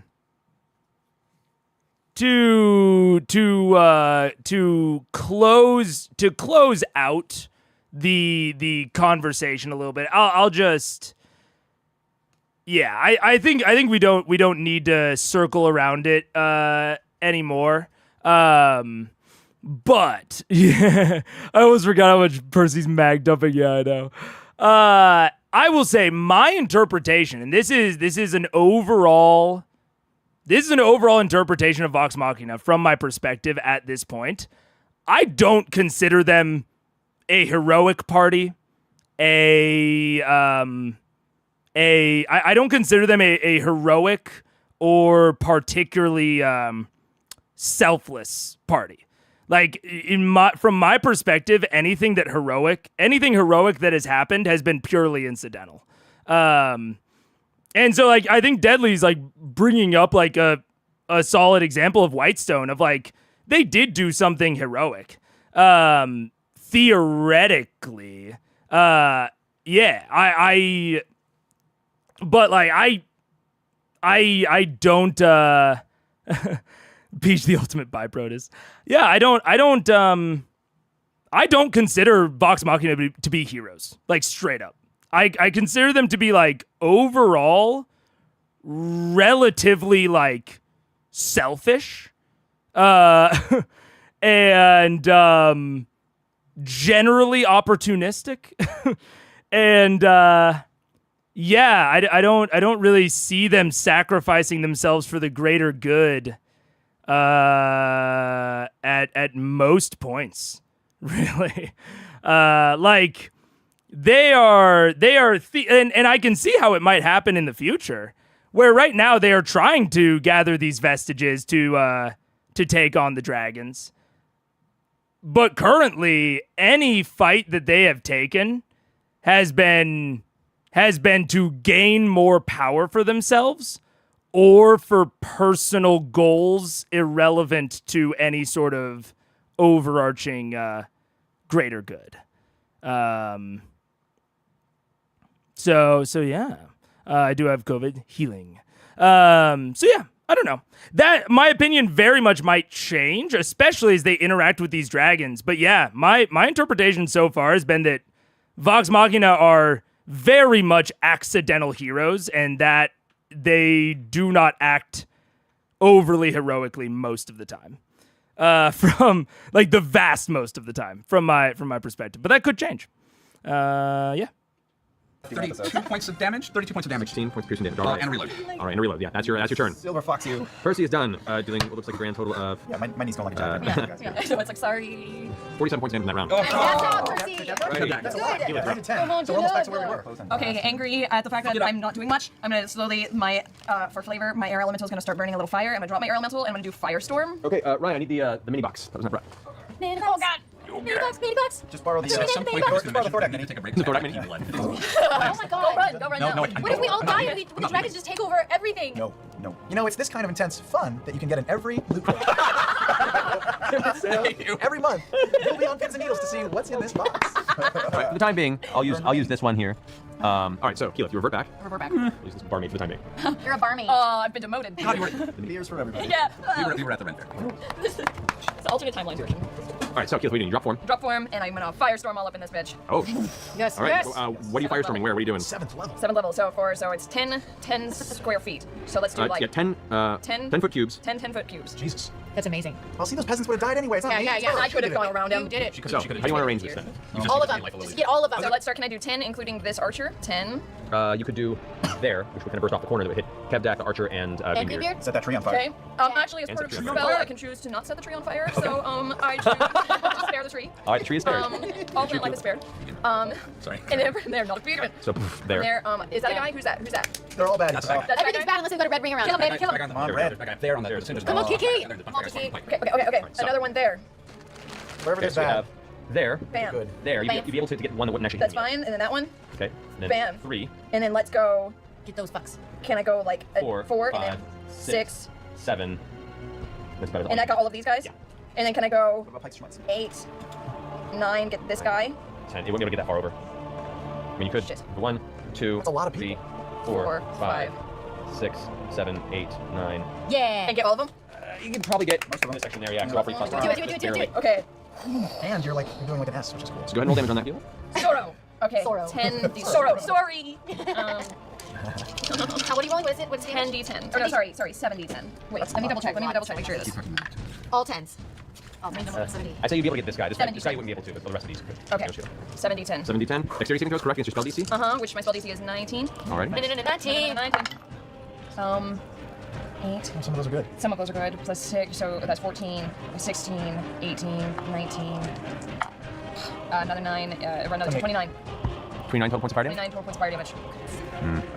Okay. Well, Kevdak takes, he'd be able to save, but he takes half that, so... That was an interesting reaction. because I had a similar internal reaction of that's all. I don't want to speculate on exactly what Matt's thinking, but my exact internal reaction was like, man, that's all that Meteor Storm does? Like, it makes sense when I think about it a little bit more of like, it's a massive area, so you're spreading out this damage over theoretically a shitload of people. But like, whoa, that's not very much damage. Another 9, another 29. 29 total points of fire damage? 29 total points of fire damage. Okay, well, Kevdak takes, he'd be able to save, but he takes half. And you can see that Marisha is confused by Matt's reaction because she's looking at the sheet, so her expectations are set on like what the range of this could even be. So 14 points of fire damage. Back to where he was before the heal. Yep. We've undone the heal. Greenbeard takes full 29. Oh, he's got to be feeling But now he's a tank. Greenbeard's an Earth Yeah, Elemental. Greenbeard's taking Earth Elemental things now. That Archer just burns up. Archer screams in pain as it incinerates from the firestorm. Wait, somebody died? An Archer died. Archer died. Oh yeah, true cosmic. Yeah, Firestorm, not Meteor Storm, but yeah. God. Blade Storm there. Takes 29 damage. Hour and That 20 guy minutes. there 2 hours and 20 minutes. fails, takes 29 damage. That Druid fails. Are they on fire now too? Die. They're all burning to death slowly. 29 damage there. That Druid and the rest of them It kinda fail. won't shoot me. Success. Failed one. Fail. Yes. Fail with another one. Fuck yes. Okay, so 20 times. Alrighty. While the entire square sets on fire, Vax quietly and quickly falls a little deeper. Alright, cool. Alrighty. I light Vax's fire in the meantime. So, that finishes your turn with No, it Firestorm. does not. I'm going to use a bonus action to do Grasping Vine. Yes! High level, you can't do Aggressive Mind's a 4th level spell. You have to only go up to the 2nd level. Can you hurt him some more? Because he's Bonus fucked action to up. heal? Fuck him up. I could do a bonus action to heal somebody. Who's down really bad? Can I see Pike? Everybody? Really I far can't Can't see Pike right now. Pike is out. Can you see me up in the air? Have you taken some damage? Can you see me? Can I see Vex flying off into the distance? Currently, roll perception check. Not great. 14. Nope, you do not see Vex. You have no idea where she is right now. You start shoot on. I can't hear him anymore. I see Scanlan. That's all I can really see. Scanlan, you can kind of see over there, but even he's too far away for healing word, I think. That's it. That's my Alright, turn. then it's your turn. Kevdak then. Totally. Pike, you're up. Hey, bro. All right. Looks like you like this. So I'm going to look at the 3 around me. One of them fell off the roof. So there's only 3 there, right? Correct. There are 3. There are 5 there, totally. Well, one of them fell off the You roof. accidentally knocked him off the roof, Matt, Oh, like gotcha. 5 minutes ago. That's my guy. It's good to know. So there's how many there? There's 4 of them there. Oh, sure the chat drunk. Okay, Fell really, asleep. so then It's fine. I'm going to tell them. I'm a barbarian. There you go. I'm going to look at them. And I'm going Dude, I will. Oh wait. I will say, Daniel, I very consistently find myself surprised when I hear Ashley's voice. I really consistently am like, who was that? But I'm excited. I'm excited for the summer of Ashley Johnson. I'm psyched that she's here, but it is consistently throwing me off. Well, yeah. to command Oh, yes. all 4 of them. Yes. Yes, to attack each other. At 4th level. And they're all by their allies, so we get advantage on each other. Alright. Please work. Well, technically, it doesn't work. They wouldn't be allies anymore. I'll be your best friend. Alright. Alright, so. What's the DC on that? That's me. Spell DC. 16. That's a failure. That's a failure. That's a 20, so that succeeds. That's a failure. So one of them succeeded, 3 of them didn't. Wow.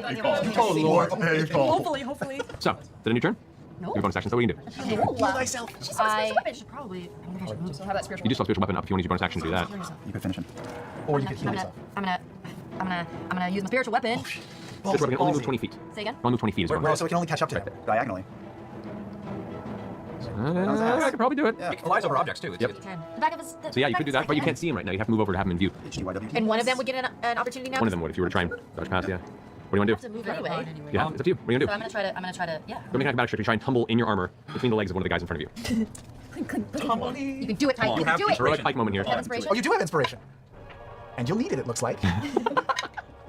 Plus. Whatever your acrobatics is. With advantage, with triple disadvantage. What is it? 14. 14?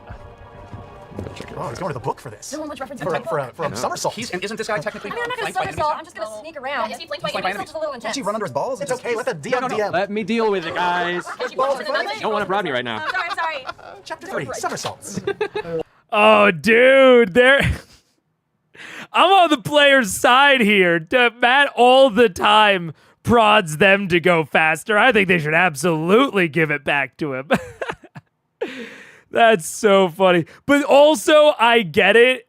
this is, from my understanding, I could be wrong, but from my understanding, this is sort of Pathfinder shit, where Pathfinder has like a lot of tables and a lot of like rules around, DCs for certain types of actions in certain environments. So I think that might be his instincts creeping into, I need to look up this certain aspect of the rule to figure out a DC. But I don't know. But I am glad that they're giving him a little bit of shit for it, because it's a little bit of a pet peeve of mine when he bugs them to go faster, even though I understand why he does it. All that I have and more. You're doing amazing. Every week you do amazing. All right. Let's see if the camera. All right, so you managed to just barely push past it, but you do trigger a second attack opportunity to do so. Maybe he misses. He's a shithead. From that guy, that big half orc right there that gets in your way. So there's 2 strikes against you. That is a natural 20. And that's going to be a 13. Okay, well that messes. So that is, how many? It's a pretty low roll. 10 points of slashing damage. She's alive. All right, She's alive. What are you at? I'm alive. What are you at? Technically. I am at 15. All right. Okay. So you as you dodge past, get slammed by 2 blades. You kind of arc around the corner, and they're all just kind of looking at each other, kind of confused. Some of them affected by this magic they aren't expecting. And you rush around, and you see in the distance Kevdak, who's now just kind of like getting shot a couple times, set on fire, flames burst up, and he starts screaming out in pain. As you turn the corner, you look over your spiritual weapon, and you can nudge it forward. Right there, it's full movement, 20 feet. Go ahead and make your attack with your spell attack modifier. He's not at advantage because he's no longer paralyzed. 20. 20 hits, go roll damage. So 4d8 plus 4. Oh wow, that's good. Yeah, no, it doesn't fuck around. Still half, but Yeah, well. What's our name? Okay. Plus what? 4 plus 4. Okay, 24. 24 halved. So 12. Oh, I forget about it too. Yeah, I know. I forget about it too. This is what we all feel watching you fight. Late. Yeah, I think one of the reasons I still don't really consider Pike like a member of Vox Machina is because even when she's around, she is the most like milquetoast, aimless, kind of nothing character. But I also get it. We've talked about that from Matt's perspective. If I'm the DM, DMing a player that's not there, I don't want to make any like large characterization decisions for them. You know what I'm saying? Like I don't want to direct how their character acts or anything like that. So I totally get why Matt plays it that way. But Pike still reads as a like milquetoast, little personality angel cleric to me. I keep wanting to say different words. Ashley, when Ashley plays her differently than that, it still consistently takes me by surprise. I'm like, but that's not what Pike would do. But I'm like, wait a second, that's Pike's player. That is actually explicitly what Pike would do. So yeah, it's nice to have her. It's really, really nice to have her in person, especially. It kind of drifts over, and a giant arc swings down whoosh, with a resounding, shining metallic slam. The blade streaks through and just cuts this from like the swath. The blade doesn't stop; it just passes through and leaves this kind of scar across his body of burn radiant energy. Looks over and just glares at you from across the open cobblestone of this marketplace. And you see for a second that look that Grog saw that caused him to drop his weapon. You suddenly feel just like this quake in your soul. This is a powerful entity. This hatred is now bent on you. I can still move a little bit more, right? That was only. You can if you'd like to. Yeah. It may take more attacks opportunity though. Why? Because the guys are... if you move further, you might move out of combat with the other guys that are there. But they're They're attacking each other. The command move means on their next turn, they attack each other. Doesn't mean that they're armed or dominated. Oh, yeah. Thanks. But how many feet did I move? How many feet am I able That would have been to 10 move feet. You can move 15 more. Okay, I can move 15 more anyway. It will take 2 attacks opportunity. You can move out of combat with Wouldn't these that be 2. included in the attacks that I just took? If I can move 15 total? You can move 25 total because you're tiny feet. You move 10, you have 15 more feet you can move. Tiny feet. Should I just stay? Should I stay? Yeah. I'll just stay. Okay, you're staying. Because they have more chances to hit you. Yeah. Plenty of other people are going. All right. You need to heal yourself, dude. Oh, no. Barbarians are going now. This one picks up the gauntlet and is going to rush over and bring it to Kevdak. And it's just going to go ahead and like hold it there as Kevdak kind of takes his arm. Is the arm still in it? The arm's still in it, yeah. And he's like kind of looks at it and just takes it with his free hand and just kind of clutches it to his chest. And looks around at the other one and says, Is he holding a weapon? we're going. And he's, Wait, was he holding a weapon? We're going. he has no weapon. His weapon was pulled away I thought someone brought him his weapon. Oh, but the hammer, he brings the hammer as well. But he doesn't. But I thought he was like, no, I'm trying. I know, I'm desperately trying to get a reason why this couldn't work. No, he has no weapon currently. He tried to reach for it. He has no headphones on. He told someone to pick it up. So someone has your flaming warhammer. These guys here are going to move over here. No. Move over here. No. And that one's going to be attacking Pike. This one here. So 2 attacks on Pike. And that's going to be a 13 and a 14. Hopefully low on that one. Sharon Ray. Pray, sir. I can't do it. I can't do it. You hear the growl behind you, and without even turning your head, you slam your shield up and poof, deflect one of the blows. Yeah. Look over your shoulder and glare at it as another one comes down, and this you take your mace and swing it in a wide arc over and slam their blade against the stone wall of the side and deflecting the entire attack. As that's happening, both of those guys go forward. 2 and 1. Goes up against one of the peasants and striking the peasant, just ducks out of the way and manages to avoid the attacks. Good, that's good. This guy over there with the giant club goes down, and one of them hits. Dodges one of the attacks. The other one does come down at 11. Yeah, this peasant gets smashed. Oh no, was that the little kid? No, this was the drunker guy. Well, he didn't feel it. As far as you know. Died happy. All right. That ends their turn. It's the druid's turn now. Also, okay, it's this is one where I honestly wonder how apparent / obvious it is to players. But like to me as a DM, Matt transitioning from attacking players to attacking these like NPCs, these peasants, is very, to me, it's very clear danger control of Vox Machina's losing. And so he is trying to direct the damage in directions that like are bad but won't kill them. You know, like he's trying to still do things that like make general sense, but that also don't wind up with affecting their action economy and thereby leading to a TPK or some of them dying. So yeah, like I said, I don't know how obvious it is from the player end, but like to me, it's like, why the fuck is this guy attacking a peasant? He's attacking a peasant because if he keeps attacking Vox Machina, they'll lose. Which, like, I agree. I would do the exact same thing. But I just have no idea how transparent it is. But, like, sometimes you just gotta do that. If you're delaying things and, like, you know, are waiting for them to shake things up or run away or whatever. I do wonder if non-GM players would notice things like that. I definitely notice, but I also GM. Yeah, that's what I'm saying is like, I don't know. A lot of my like strategies when it comes to DMing and, you know, controlling the pace of combat and, you know, doing things behind the screens to push players in certain directions. Like with the Kevdak moment that, you know, kicked off this whole combat. I think that was really well executed, and I think it's, you know, even as a DM, I don't think I would have really, like, hard noticed it unless I was, you know, sitting down and thinking about the episode a lot like I am. And so it's something that I think might have flown under the radar for the players. But that's one where it's like, it's so clear to me, but I have no idea how clear those things are to players. It's very interesting. It might make some sense to attack the peasants. Peasants can roll a natural a natural 20 and trimming down the number of incoming attacks is a real strategy. It is. Yeah. That's what I mean. And you know, like I'm saying, like Matt's not just having, you know, one of these soldiers slip and fall on a banana peel. Or you know, whack a wall. Like he's doing things that make sense. But yeah, the fact that, like you said, it's like the change in strategy, and it's like the exact kind of strategy that, yeah, to me, having been in a situation where I'm like, oh, guys, run away, please. Like, I gotta figure out how to delay you guys dying while you realize that you need to run away. This is exactly the sort of shit I would do. Is like, okay, what can I attack that's not them that still makes sense? And so yeah, I think it's because I've been in that exact mindset. Yeah. But I also do as well. Yeah, I am. It's definitely a stretch. Yeah. I totally agree. Yeah. There's lots of ways it could be construed, and on one hand, especially for GM players, and that's harkening back to, albeit relatively minor consequences. Yeah. It's a good strat. Like, this is exactly what I would do if I was Matt in this situation, assuming that this is going poorly for them, which I think it is. This is exactly what I would do.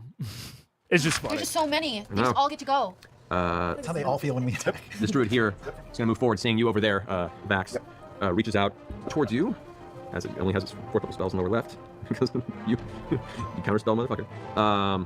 It's going to go ahead and cast Blight on you, Liam. I need you to go ahead and make a Constitution saving throw. As the druid reaches out with its hand, it says, Kevdak, inside! And concentrates, gripping out this female Goliath. You can see where like these thick braids in the back of her head and pulled into a very, very tight braid on the lower part of her back. Reaches out and grasps. You feel the blood begin to pool in parts of your body, and your veins turn dark around. My Constitution save, yes. Right? This is real bad. What is that? That's 8. That's not right. 8 total? Oh. Total, all right. Okay, awesome. This one is really fast, but he's like Kevdak inside.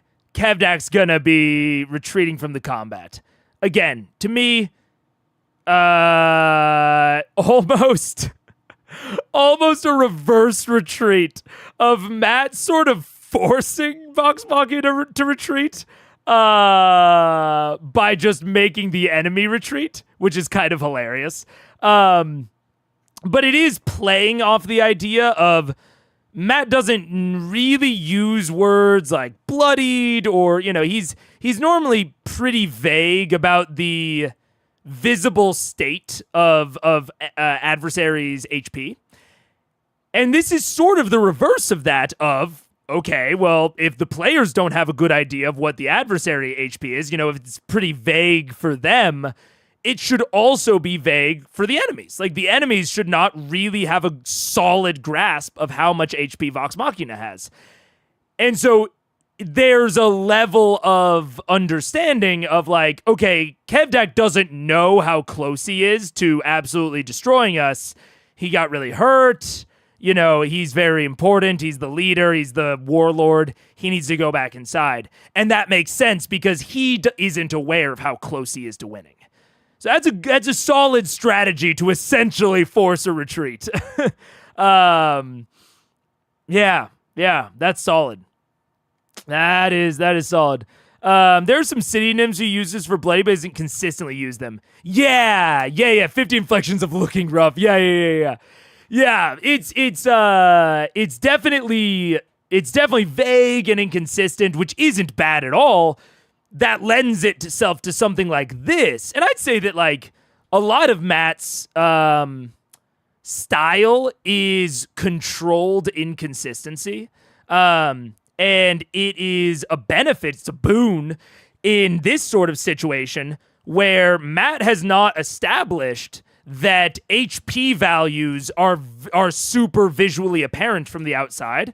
Like, he's, sometimes it is, sometimes it isn't. It's, it's inconsistent. But that's good because now he can choose the side of Kevdak can't tell how fucked up you are.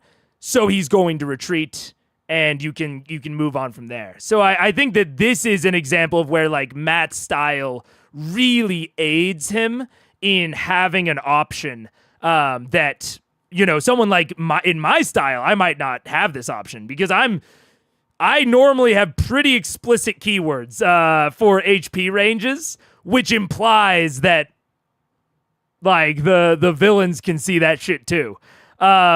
So if I did this at my table, there would be an implication of Kevdak ran away even though he saw how fucked up we are. Which would not be good. That would like feel way worse at my table than it does at Matt's. I think it feels great, and maybe not great, but like it totally works at Matt's table. So it's a very. I think like 2 streams ago, I was like, I couldn't think off the top of my head of some advantages of Matt's style. I think this is a very explicit example of something that wouldn't work at my table at all. That I think is good and like probably better than whatever I would be able to do. Our GM told us the outright remaining HP of the enemy. It was so surprising. Yeah, it is. I mean, it's all stylistic. Like how much like Matt tells them the exact values that he rolls behind the screen. That's not bad. It just has advantages and disadvantages, just like saying out health would. Like, he's essentially doing the equivalent of, keeping the health behind the screen. The thing that he doesn't do with dice. So it all culminates in some explicit advantages and disadvantages in various scenarios, I do think that Matt sometimes uses looking rough to nudge players. Yeah. I think you're right. And again, his inconsistency means that if he's really careful with it and doesn't make it feel too contrived or like it only benefits them, if he, again, controlled inconsistency, he can get the best of both worlds, of like both sides of that aspect of things. I don't think he always accomplishes that, but I think here he definitely is. If Kevdak is completely messed up and everyone knows, but you're also messed up, either treated could make total sense. It could. I would maybe say, you know, he got healed, but I mean, to that end, we don't know how fucked up Kevdak was. You know, we have like maybe a minor idea, but the players don't really know. Kevdak doesn't really know. Like, there's all this ambiguity that Matt has fostered within this, where no one really knows how fucked up they are, and so now Kevdak is retreating. Yeah. Anyways. Don't make that face. You take 41 points of necrotic damage. Ow.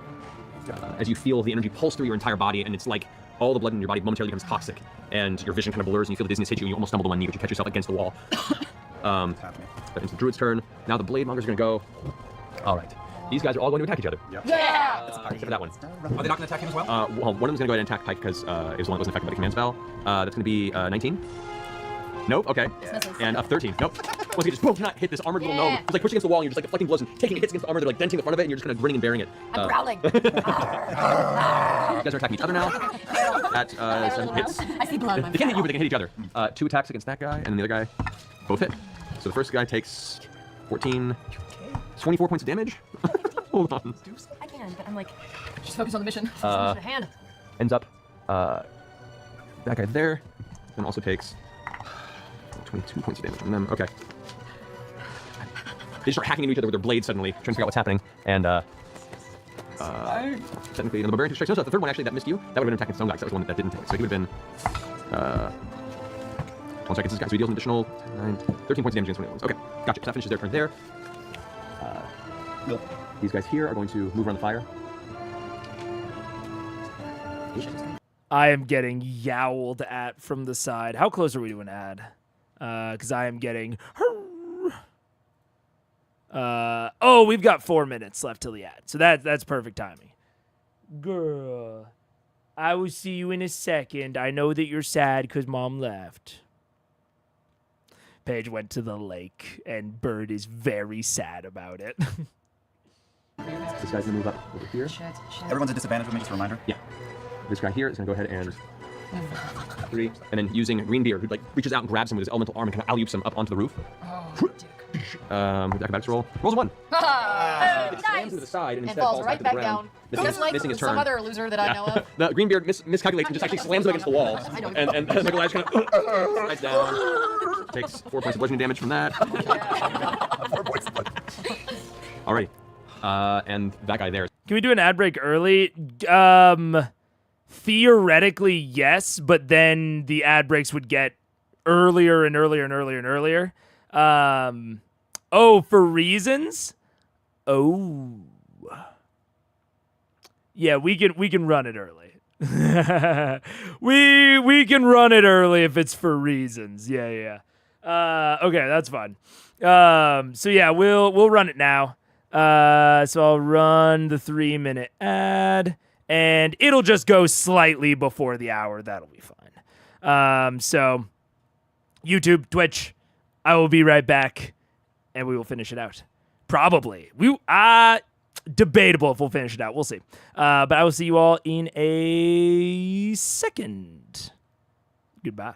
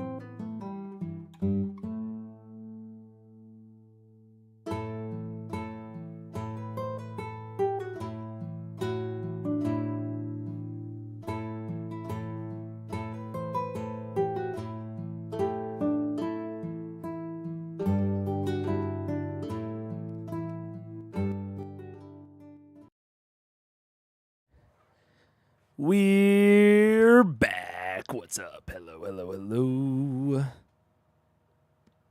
And we're going straight into it. Bear's gonna go ahead and strike at the child. No. 3 and 14. Shifty kid, come on. Come on, little. He's He's dodgy. He's great, yeah. Oh. Kid gets cleaved. We didn't save anybody and we killed ourselves. If we kill everybody, maybe Hundreds more. They're just now trying to find a way to draw you out. They're like taking turns doing this. As each person they strike down, they look about the rooftops again for more of you. That's gonna go ahead and these guys here are now gonna go ahead and start. You know what? Not to open up, I don't want to open up this can of worms too much, but this is sort of what I was looking for. This combat is happening. The people are like exactly what Matt just said there is they are trying to draw you out. Every time they hit, they are looking around for more of you. That is not just, Vox Machina failed to stop something. That is, these people are dying because you are here and did not end the fight sooner. So yeah, that is absolutely exactly the type of thing that I was looking for.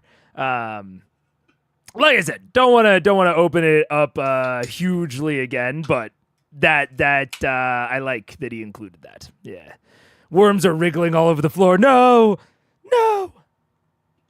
Forming over. Goes in front. This guy here. 1, 2, 3, 4, 5, 6. Can't quite get to you, Vax. This guy here is going to, for Percy jump down. He's going to go ahead and jump down to meet you from behind. See if he makes his. God. He fails. On 2. He falls prone. Takes. I'm coming. He takes 12 points of falling damage. Oh, help. However, he does use his movement to stand back up. And he's going to go ahead and take 2 swings at you, Percy. 1x. 1x. That's going to be a 23 to hit. I'm gonna pull my magic shield and bring. Actually, that I would have to have a 24 AC for that not to hit. Correct. Okay. Second one's a natural 20. Nope. So the first strike hits you for 12 points of slashing damage. Okay. Second strike, double ones on the crit. So that's 8 points of slashing damage with the second hit. Roll double ones on his crit. That's really frustrating. I'm You're fine with that. I'm fucking fine. All right, that ends there. Top of the round, Vex, you're up. Okay. As you're standing there now, bleeding profusely, holding the necklace that holds Grog. What are you doing? I'm gonna fly over right above Kevdak.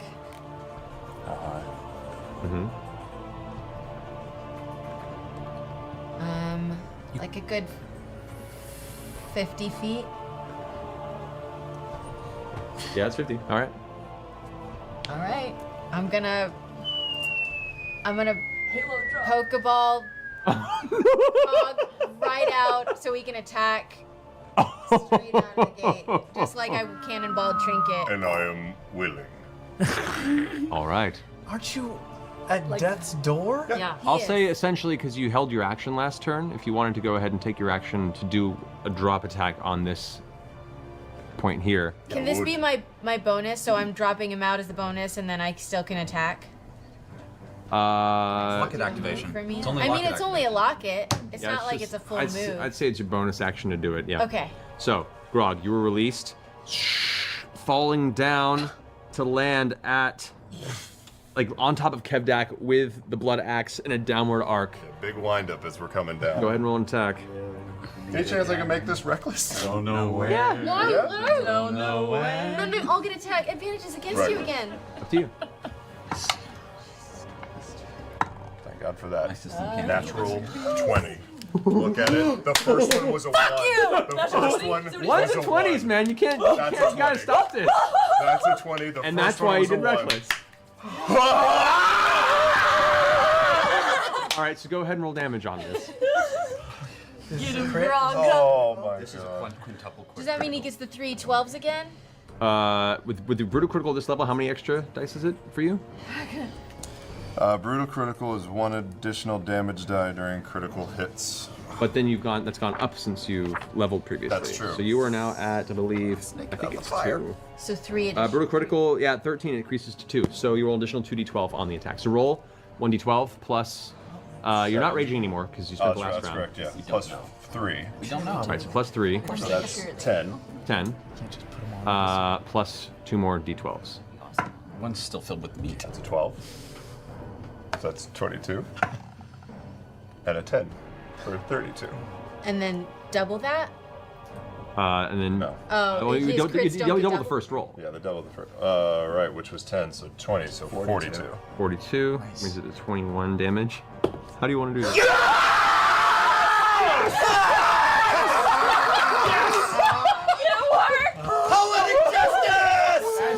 As the shadow fires from the... Dude, Kevdak must have been at like 3 HP before that heal. They've only done like 75 damage to him, including that. Whoa. Okay, no wonder he wanted to retreat. Oh, shit. The necklace, as she holds it aloft, bleeding and shaking, you appear and dive down in silence. Oh my god! The whole square coming towards you as Kevdak clutching and... Ink Charm, I don't think I would ever be able to capture that high ever again. I would experience this and have to go like straight to heroin. I don't know. That's fucking... It is so rare for a really fun attack and strategy to work. Number one, in just D&D. It's so rare for it to work and to do exactly enough and for me to believe it. Like, I have gone on the record being like, I know that fucking Matt says he doesn't fudge, but I don't know about it. Like, I've squinted at a couple of moments. I'm not squinted at this. I fully believe it.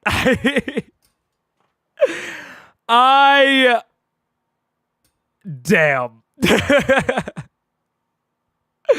And I've also been like, oh, I don't know, he might, you know, kind of mess around with the HP values to like give it to the right person.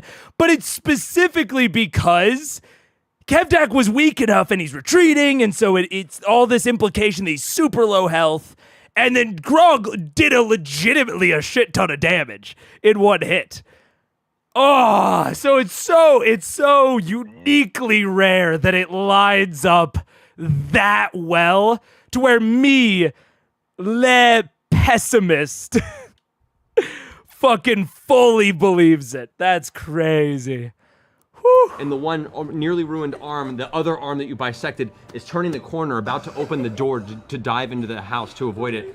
Looks up just in time to see you streaking down. What do? I say, "For strong jaw!" and I sink the axe right into his neck and pot him perfectly down the middle. With the sheer force of the blow, the weight behind it, and the intent, the axe hits him right in the side of the neck, cleaves off part of his ear, shaves off part of his skin here, exposing the jawbone, hits here, breaks the clavicle, tears through it, and every single rib is destroyed. It cuts right through the center of this giant body until it gets to about the midsection where it catches finally. The upper torso just splits open and just covers you with gore. However, you still impact. Yep. Not raging. Nope. You take. He's gonna die. He's gonna die. It's okay. He's gone. It's okay. Oh, shit. He's got his trick. Seriously. Magic trick. 25 points of fall damage from the impact. That will put me unconscious and 21 points under. And 21 points under. You have that barbarian ability. I do. Would that be part of this? That Relentless Rage. If you drop to 0 hit points while raging, you're not raging. So yeah. As you shout, the blow, in a very Superman versus Doomsday way, cleaves him in half. And as You slam into the ground, you pull the axe free as your shattered leg bones give under and you fall to the ground. Smile as you see his form crumple, and then you face first in the ground before him. Anybody. Who's next? Um. Oh, I'm still going. Yeah. It's still my turn. It's still my turn. Dude, this is the more I watch Grog and the way he plays and how much fucking fun it is, the more I have solidified that my next barbarian character will be Path of the Zealot. Because imagine having Rage Beyond Death here. I know he's not raging. But Rage is a bonus action. So, like, I feel like fucking let him throw on a rage. Let him rage beyond death. Oh, cause imagine.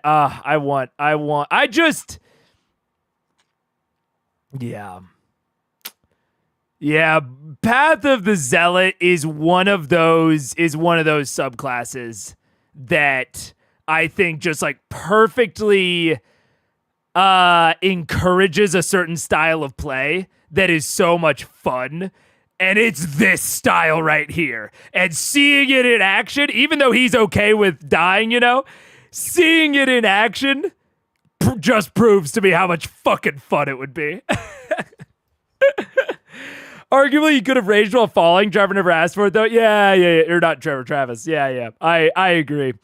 Oh, man. But that is... And to an extent, there might be a thematic thing that Travis is trying to create with going down. That might have been somewhat purposeful on his part. Is, not pushing it further because it's kind of fun if he goes down. Like, it's very poetic, Oh, man.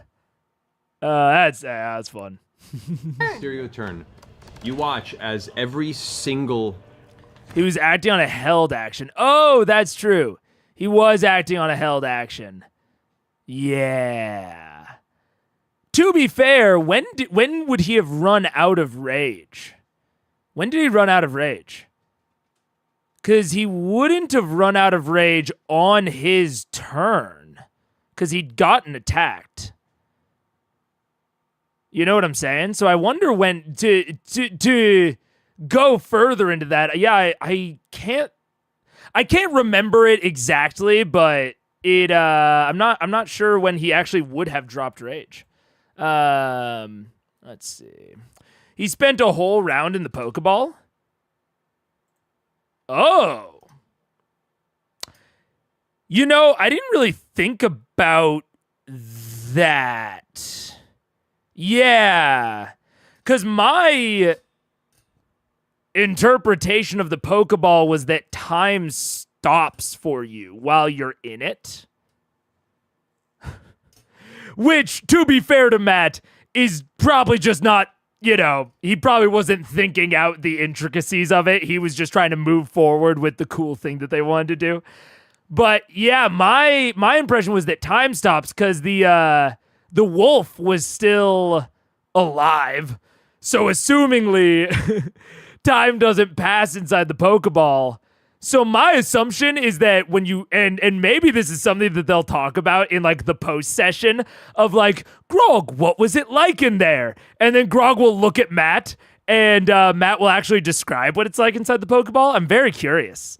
Cause yeah, I kind of assumed they go into like stasis and then when they come out, they would have all of the same, effects on them that they had when they went in.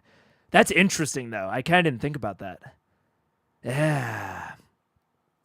I think that is the case, but the details are blurred by sheer epicness. Yeah. Don't take any of this for me even implying that I would want them to litigate this right now. I am very glad that they just said things and went forward and achieved this moment. So much better than litigating any amount of this in the moment. But it is, I'm thinking about it in retrospect on whether or not he would have had rage. Yeah, interesting. I don't know. I think the Pokeball changes rules a few times, and it's mostly hand wavy. Yeah, because ultimately the Pokeball is for Trinket. Like, we all know what the Pokeball's for. So its mechanics shift to fit, whatever it needs to. I think if I were at the table in this moment, I would look around dazed and go, huh? What are rules? Yeah, man, this is where you absolutely like. I'm a generalized fan of like breaking the fourth wall, very purposefully to like make sure that things are clear and that people understand, and make sure that everyone's on the same page about things, and that we're handling stuff right. But that is only in general. In specific, there are so many moments like this where it's like, oh God, no, definitely don't litigate the rules right now. It's way too cool. And like, as Matt, just don't be a dick. Just don't fucking hit the guy while he's down. Someone will heal him. So that is absolutely, you just move forward. You just move forward with what feels right, and you aren't a total cock afterward. Oh my gosh. That wasn't necessarily your average doge. They do clarify, at least eventually. It's fair. It's like the Raven Queen's champions, doggy. That is true. But anyways, yeah. Big rule of cool moment. Herd member in the entire open square just kind of gasps at this whole sight. They all kind of turn, hearing you scream for Strongjaw, and see this happen. As Kevdak's body slumps to the ground, it shrinks back down to its average size, and you crumple to the ground smiling and fall next to him, and everyone just kind of takes a moment of breathless silence. What are you doing, Vex? Oh my God. Wait, are you dead, Grog? He's unconscious. You can run over to him. Don't go over there. I mean, my only option to heal him is to land and touch him. I can. He's surrounded by baddies. Well, maybe don't bend the knee. Fuck it. I'm gonna land and touch Grog. Yeah. Okay. With the speed of the broom, it should say on the broom how fast you can move on it. Do I have that somewhere? Okay. In your broom chapter. I'll find it for you. Oh, wait.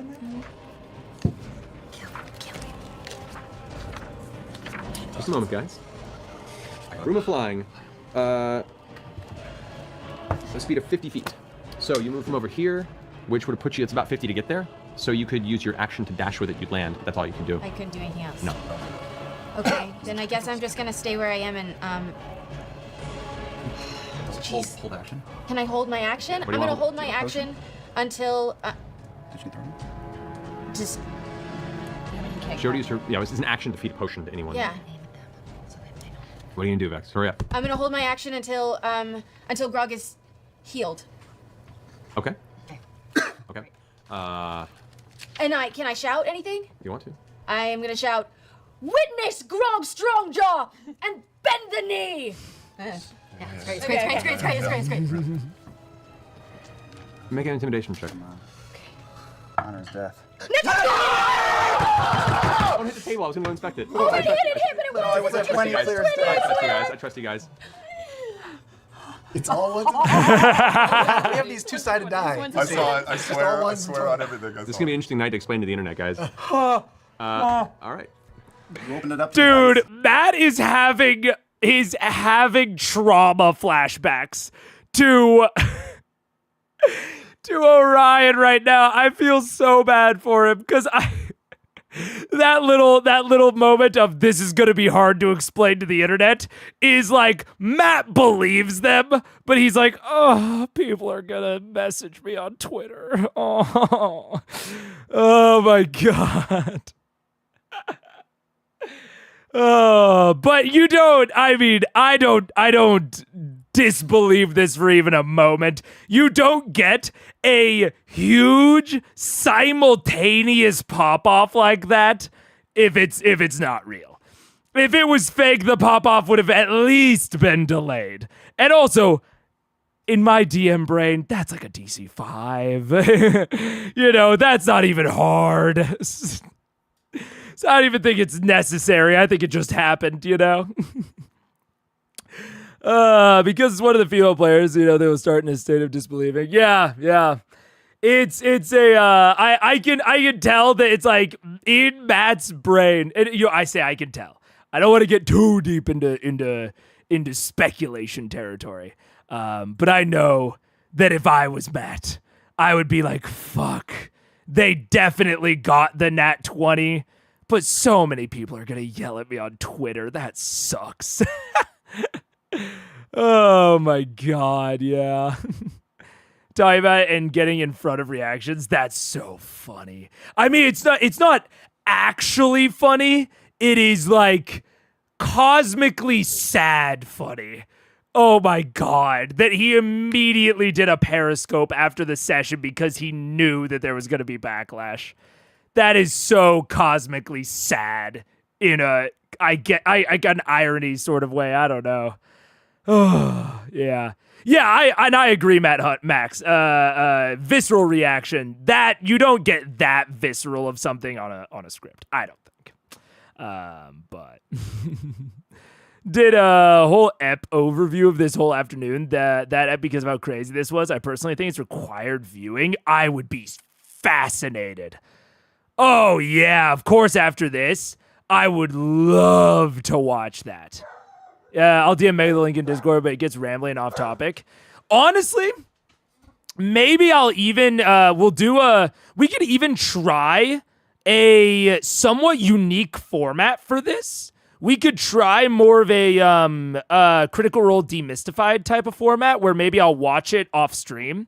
And then I'll kind of come with some clips or some highlights to talk with everyone about, like, the big portions of it, especially if, it does get a little bit long and rambly.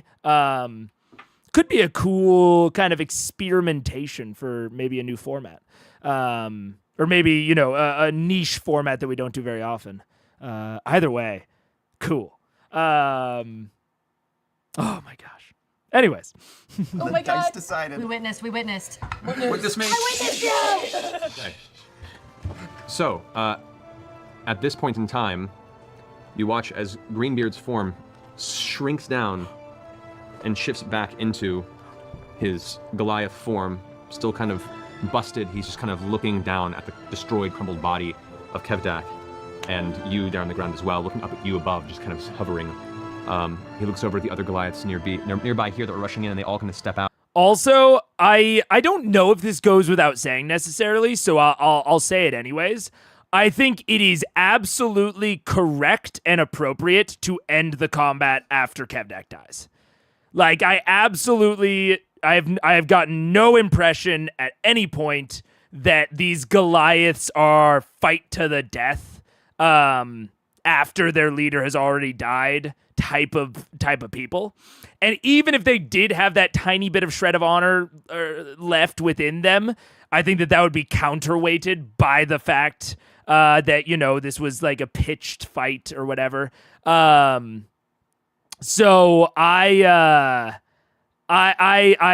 absolutely think that this is a good choice, not only just in terms of like the kind of like the in-universe feel of it, but also in terms of the out of game feel of you have this huge momentous moment. You take out easily the biggest threat in the combat, like orders of magnitude bigger threat.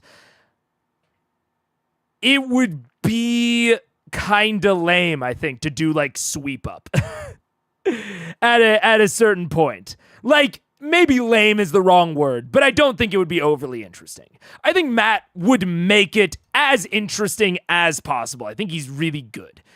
Sort of like we talked about with like, if Travis had decided to keep Grog in to the Kevdak 1v1, like, Matt would have made something interesting out of it because he's just a good DM.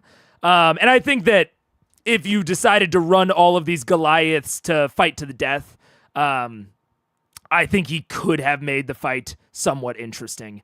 But I think it is much more interesting and I think overall a better decision for like the pacing and the tone to just have them all surrender, run, or what have you.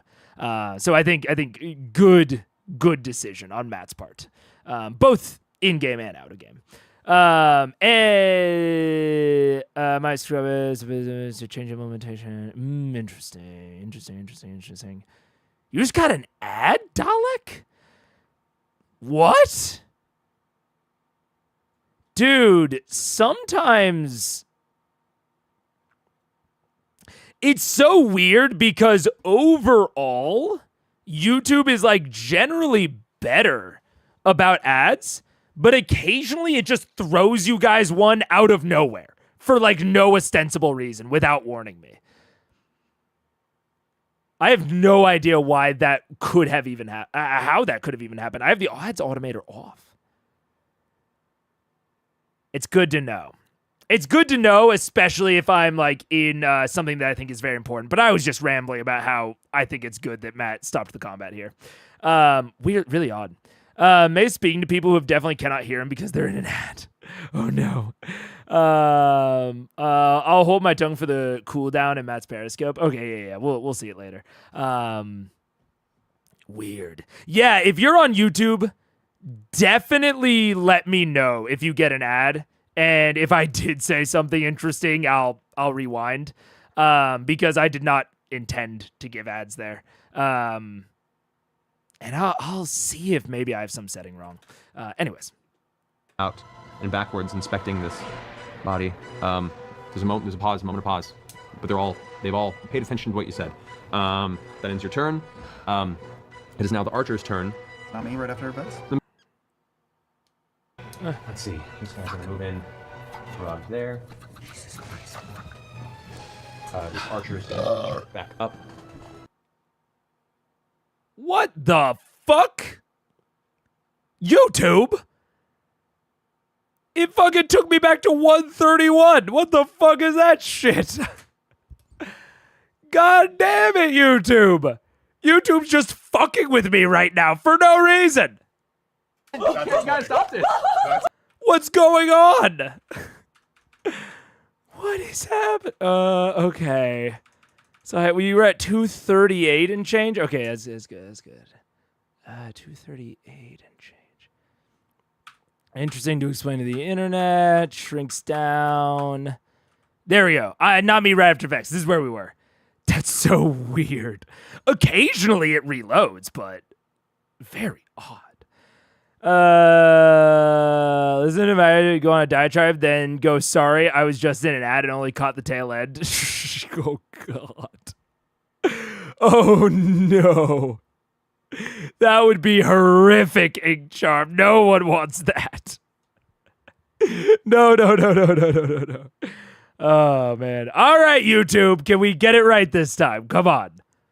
Let's do it. Let's work together. I'm sorry, you're next. Yeah. I'm going to use disengage to back a little bit away from them. I want to scrabble up the wall. Where's the light? No, I want to go up by Keyleth. You're pointing at the screen. So you move around. Sorry.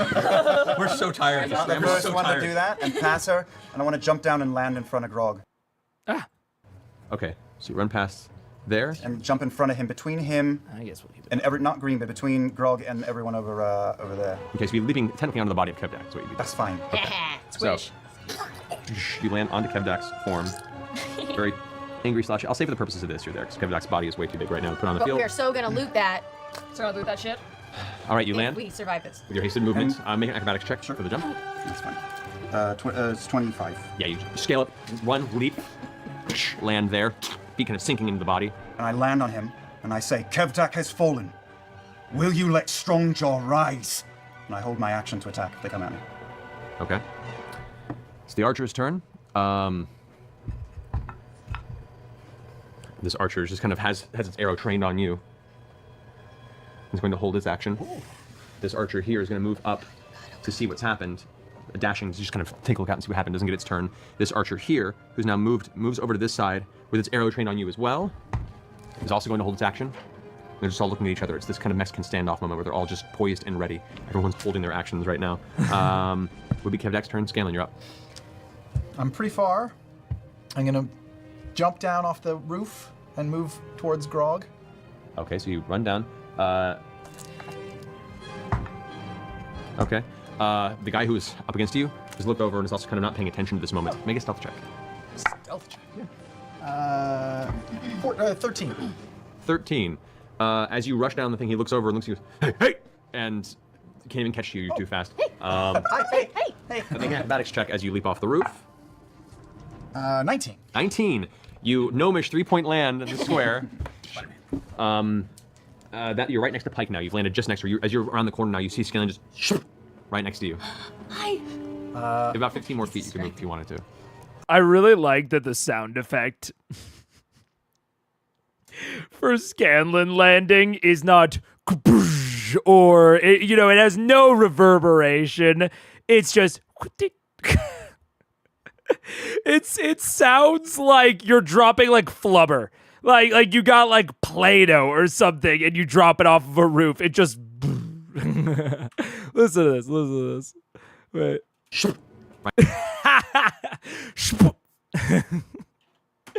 It is not superhero landings are bad on the knees. That's true. Right next to you. That's so funny. About 15 more feet you can move if you wanted to.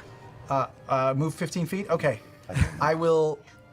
I can't take her hand and walk, too. She can't move right now. No, not at the moment. Okay, well, I'm going to continue to walk. I could say if you wanted to, you could move half your movement and take her with you. Okay, I'll do that and take her with me. Okay, you take her hand. I'm going to use healing word. Oh, shit. Okay. What just happened? You and Pike move just there, holding each other's hand. Okay, I'm going to use healing word on Grog.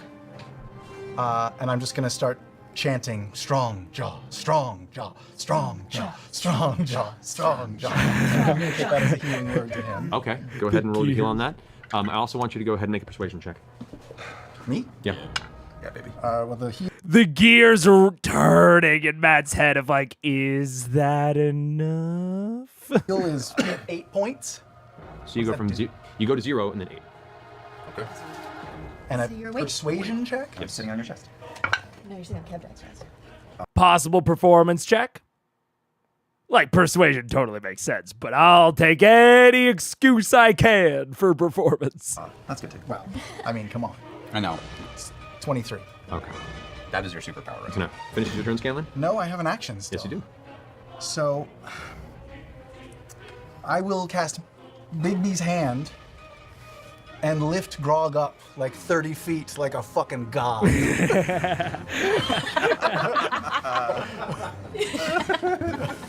If he's willing. I will say this, because I want to do this. It's ridiculous. Oh, I had to cast that at level 6, by the way. Is it full palm up or is it Barca Lounger style? Right, yeah. That's good. Like You know a what? chair, Because he's the god and the hand is subservient. It's the back of the hand. It's a dainty lift. Perfect. Like, Grog is now currently being held aloft. Right there. Nice. As the hand is clutching Grog's strong jaw, lifting him up into the air. You're conscious now as the hand's kind of holding you on its back, and you get up from one knee. Grog, it's your turn. Pinky's up. Pinky's up. Tea time. My herd, Oh, hear me. Fallen is your mighty leader, Kevdak. The very Goliath swine who would have domesticated you like a common household cat. Who would have made you bend the knee to a mere dragon. I show you this. And I reach into the bag of holding and I pull out one of the dragon's teeth that is still in there and I toss it into the middle of the square. Just clatters to the ground at one of the feet of one of the nearby blade storms. It just like stops it with his foot and looks at it, picks it up. I would tell you that What the fuck? Yo, Tobe, stop it. They must have broken the ads moderator with what they... Because I know that their changes to the ads have been to, like, fuck with, like, ad blockers or whatever. but it seems like it just broke the ads moderator for live. Like, it was not supposed to mess with live ads at all. Fuck, I might have to turn off ads. If it's just gonna feed you guys random ads when I don't tell it to, and it doesn't tell me when it's doing it, I might just have to turn them off. That sucks.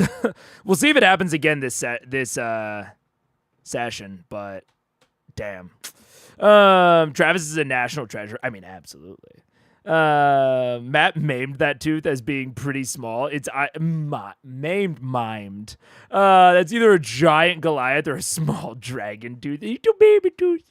I mean, I don't know what dragon this is from. It might be a tooth from Sky Sunder, which was literally a baby dragon.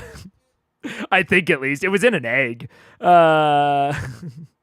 Me asking for the ad break to run early broke YouTube. Yeah, dude, YouTube fucking freaked out, apparently. I don't know why. Yeah, I guess we'll have to see. But anyways, I'm sorry, Grog, I interrupted your speech. I interrupted your speech. At one of the feet of one of the nearby blade storms, it just like stops it with his foot. There we go. And looks at it, picks it up. I would tell you that under the correct rule, under the return of power to this herd, dragons would bend the knee to the herd of the storm. Where is Zanror? They all kind of look at each other, and Greenbeard kind of hobbles out, still wounded and hurt, into the center of this area. Does he have an actual name, or is that just his name? Greenbeard's his name. Oh, great. Steps out into the middle, looking up at you. Strongjaw, you stand above us all, in a way. Claiming dominion over a herd that you fell to and left behind for years. Though you struck down Kevdak, what do you think makes you aligned with the interests of our people? Oh, you mistake me, seer of the herd. I do not mean to lead this herd, but rather to empower you to more powerful game. I'm here to inspire your aspirations. Never would I ask you to bend the knee. Only would I ask you to live and fight and perhaps die in the most beautiful death you could possibly attain. Join me and my fellows. Come to our aid when I call. And with that, we will chase down dragons, gods, and more. Make a persuasion check with advantage. Advantage on that. That's only an 11. Can I use War God's Blessing, or? I don't think it works for abilities. Can I assist him with a skyrite of Strongjaw? Like a storm cloud above him. Inspiration from anywhere? It's a little late for that. Okay. At this point, Greenbeard just kind of sizes you up from a distance. Everyone else is kind of waiting for a word. You can see everyone is like hand on the side of their weapons, looking at each other, and there's just this extremely tense air. This is so I've said occasionally, you know, like, oh, have them roll, but make the DC low or whatever. This is a little bit of a complication with that strategy of, even if the DC on this is low because of, you know, everything else that they've done, if he rolls an 11 but still clears it, then it is really clear that the DC is low. And I think that is fine sometimes, but could undercut a big, fun speech like that. Yeah, I also thought that Travis's performance was a nat 20. And that's sort of the complication with these things of, you know, there's very consistent advice that I've given myself of the player's actions can, you know, help modify the DC. And so, you know, that to an extent is, you know, the equivalent of like giving them a modifier or something. You know, it can assist their chances of success, but it is an odd fallout of that advice when, his performance is fucking amazing. Let's say you put it at DC 2. All he has to do is not roll a nat 1. But if he rolls an 11 or a 5, does that undercut the performance a little bit? I don't know. It's an odd thing to see something where the performance is so good and then the number is so mid. Not even mid, at their fucking tier, it feels low. Yeah, and I'm not quite sure what the right or appropriate answer is here.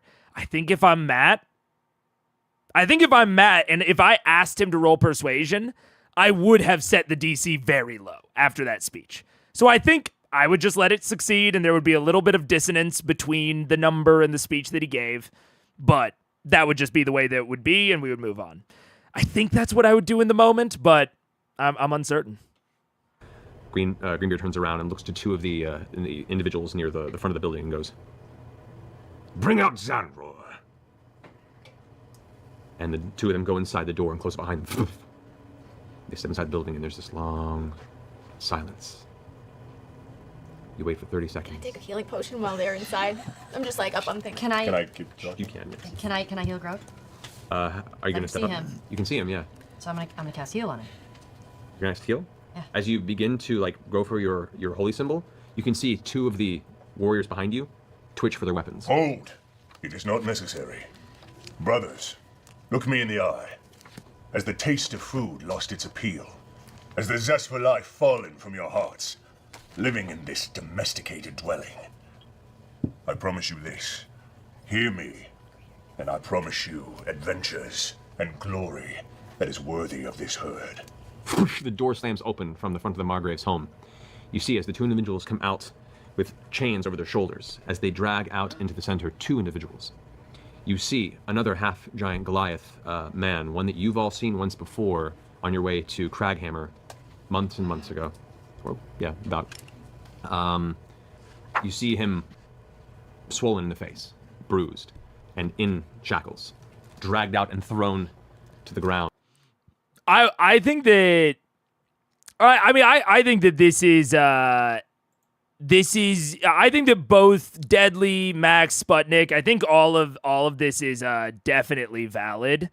I think I like Sputnik's a lot of, I think an over-the-table comment of, damn, roll persuasion, but it's a low DC. That sort of over-the-table comment could not necessarily remove the dissonance, but it reinforces that it's a low DC because of their actions. And so now they have an expectation that's set of okay, low roll is okay. I just have to roll probably not total trash. That's maybe an over to the table comment would be a good way to handle it. Yeah. Yeah, I don't know. This campaign really emphasizes why they created Daggerheart the way they have. I definitely get it. When I was fucking learning Daggerheart, I could have told you that it was from the creators of Vox Machina. It definitely, a lot of it is very, it very much makes sense to me. Yeah. Especially one of the minor things that, I don't know how much of a thing it'll be later, but watching this, how often they want to move around in the initiative order is, I think, a bit abnormal. I could be wrong, but I played it quite a few tables. And they want to move around in the initiative order so often. Holding their action is the most common, unique thing, non-standard thing that everyone at this table does.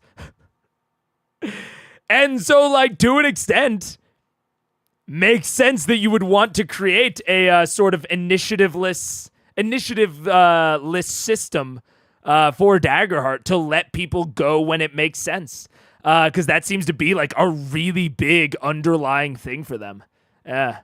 10 DC is a great touchstone. A peasant with no mods will succeed at 10 DC. Yeah, I love 10 DC. I think DC 5 to me is trivial, but there is theoretically a minute chance of it failing. DC 10 is easy. 15 is hard. 20 is very hard. 25 is near impossible, and 30 is impossible, but some special individuals in some special circumstances. Is the general way that I scale things up, which I think is based on the DMG nomenclature for it. I don't think like I have that chart. I don't think that's a Megaphone Man original, but that's generally how I think about him. I'm not sure if they want to move initiative more than most tables. I think most tables have learned it's not an easy thing to do and stop trying. Maybe the thing that is very true. That is very true, Daniel. Maybe what I'll modify my statement is to, I think both sides of the equation really want them to be able to move their initiative around. Like, it definitely feels like Matt goes out of his way to like make it work and to facilitate it. I think that, but I think you're right. I think that maybe their desire isn't necessarily abnormal, but their persistence might be. And the other one holds over his shoulder another chain as he pulls out behind him what looks to be... No! Oh, shit! I think we just went into an ad. Okay. I think I just accidentally ran a YouTube ad. So we're just getting all fucked on the scheduling. We're doing it way early. We'll take a quick ad break. I'll run it manually on Twitch since I just ran it on YouTube. And we will be right back. That's my bad. But I don't want to go forward with content. I'll be back. Boop.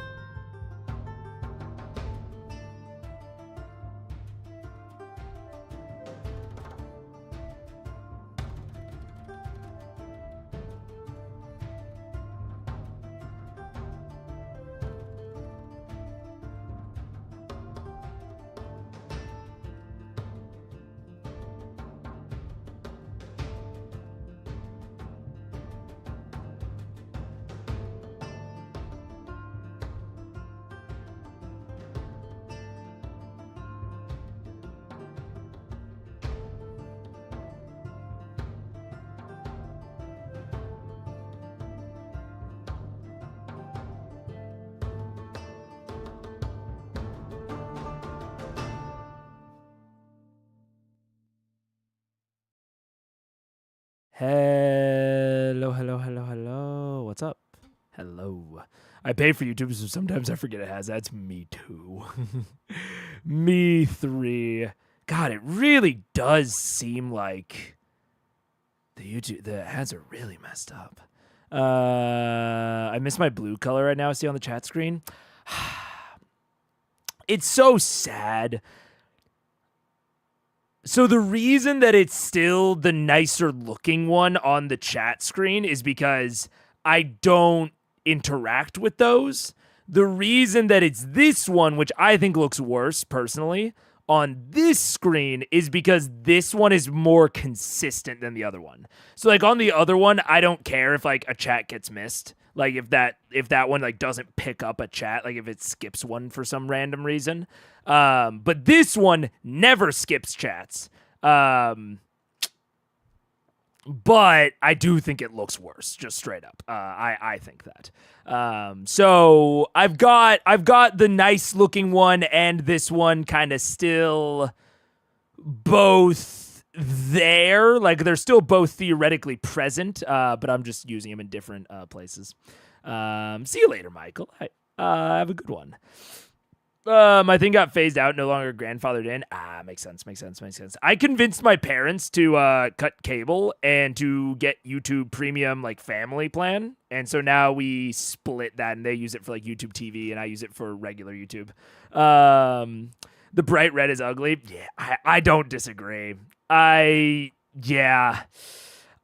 figuring it out if I can make it better, like if I can make it look better, but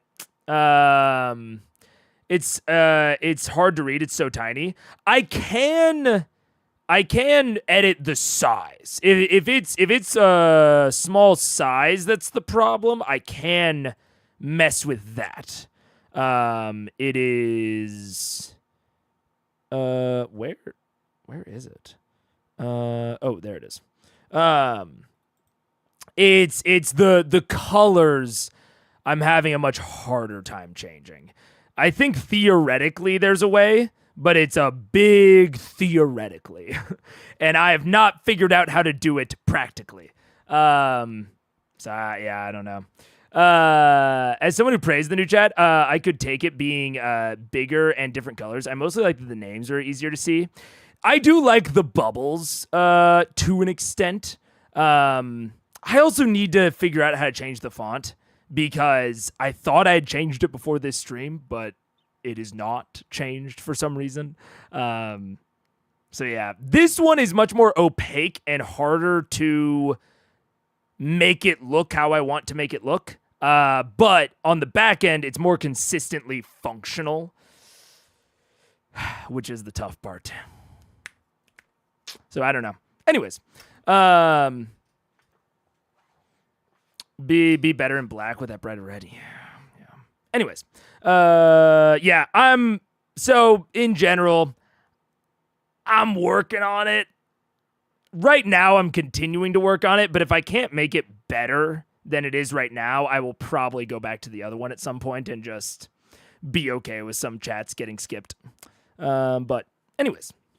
Be a half-giant woman with the hair on the sides of her head shaved. One single long mane of hair, and what looks... It is a web plugin for streamer.bot. So it uses the same like bot control software that I use on the back end. So this is, and it's so frustrating because my chat for that program, this is my chat that I look at personally on the back end. And your names look great in this one. But the on-screen plugin version of it looks like shit. So I don't know. But I can't actually just screen cap this window because when I run actions to like highlight new messages, those fill up the chat. So, yeah, that's a perfect look. I know.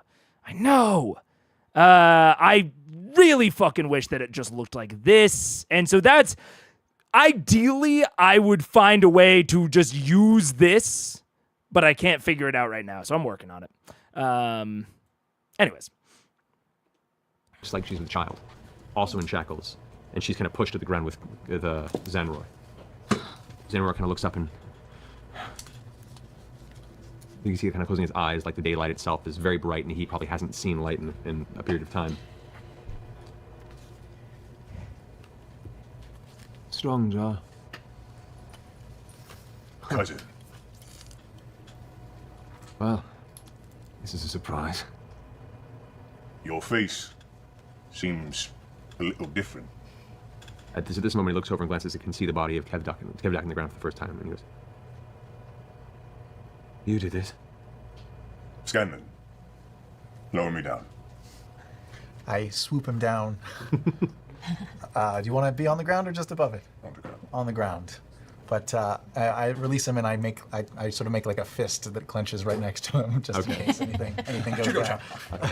So, as you brought down to the ground, Bibby's hand sets you gently onto the cobblestone. I take a few steps forward. Yes, this is my work. A debt fulfilled after many, many years.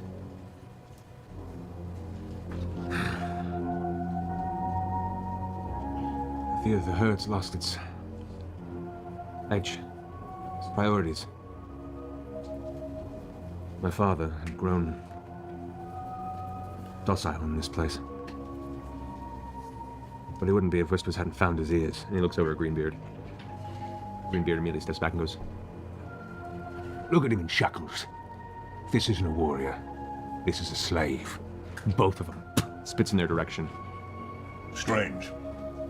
I would ask, why is he in shackles? What did Zanror do that would draw this sort of ire from the herd?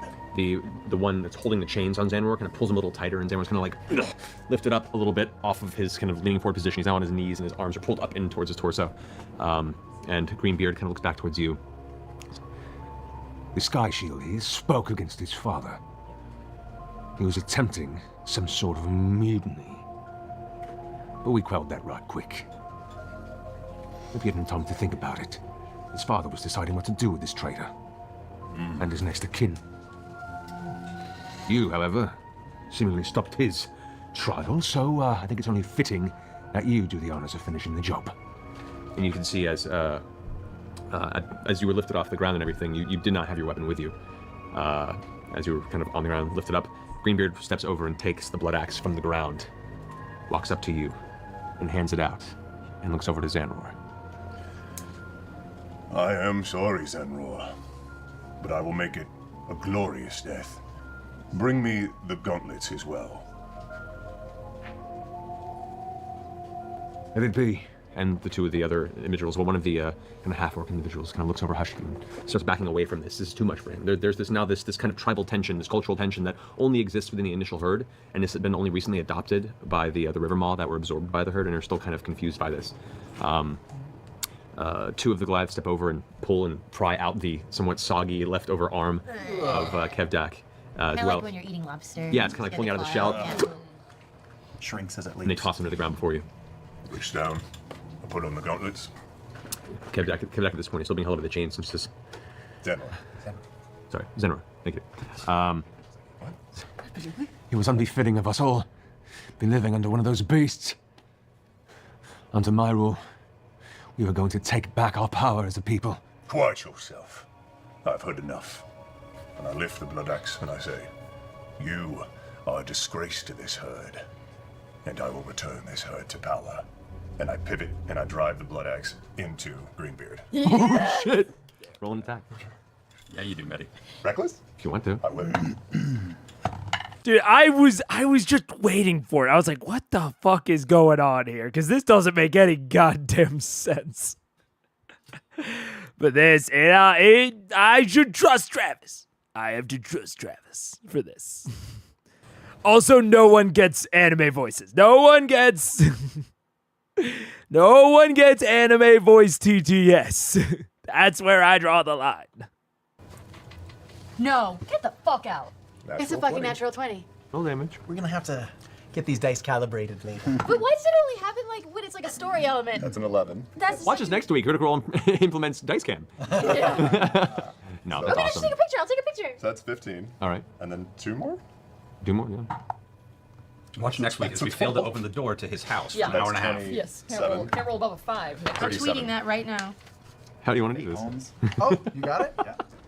He'd taken a shit ton of damage in the battle, was already kind of he was looking pretty by. humbled. He had like 12 more hit points left, so. It seems all the poison came from his head, so I'll remove that from his body. And with that moment, swoop, with a very slick snapping sound, the blade goes through, and the neck retreats as the head continues forward and just stumbles to the feet as Greenbeard's body takes an instinctual step backward and then just falls lifeless in the center of the marketplace. All of the rest of the herd kind of like moves for a second nervously. I spin and I say, do you see? Do you see what staying in one place does? This is what weakness looks like. I would return you to the wild. I would return you to power. But you will have to do it under this Goliath's rule. Unchain Zanror. I point Bigby's hand like he was too. As Bibby's hand points to Zanror, the two that are holding the chains move up and begin to unchain them both, taking the shackles off his hands and the female Goliath at his side. Eventually he stands up, reaches over and puts his arm around her and says, I'm sorry, Wara. Wara. Wara? Wara. She stands and goes, do not be sorry. It seems we've been delivered from our judgment. And she looks up towards you. You don't recognize her. I don't. She's not from the original herd. Zanror, she is quite a beauty. Congratulations. You saved us narrowly being executed, Rob. He stands up and gets to the front of all the rest of the herd there. Call forth the rest of our people. We do not leave this town yet. We claim Westruun home for one more night. For it is tomorrow at dawn. We slam our blades against the hide of the dragon.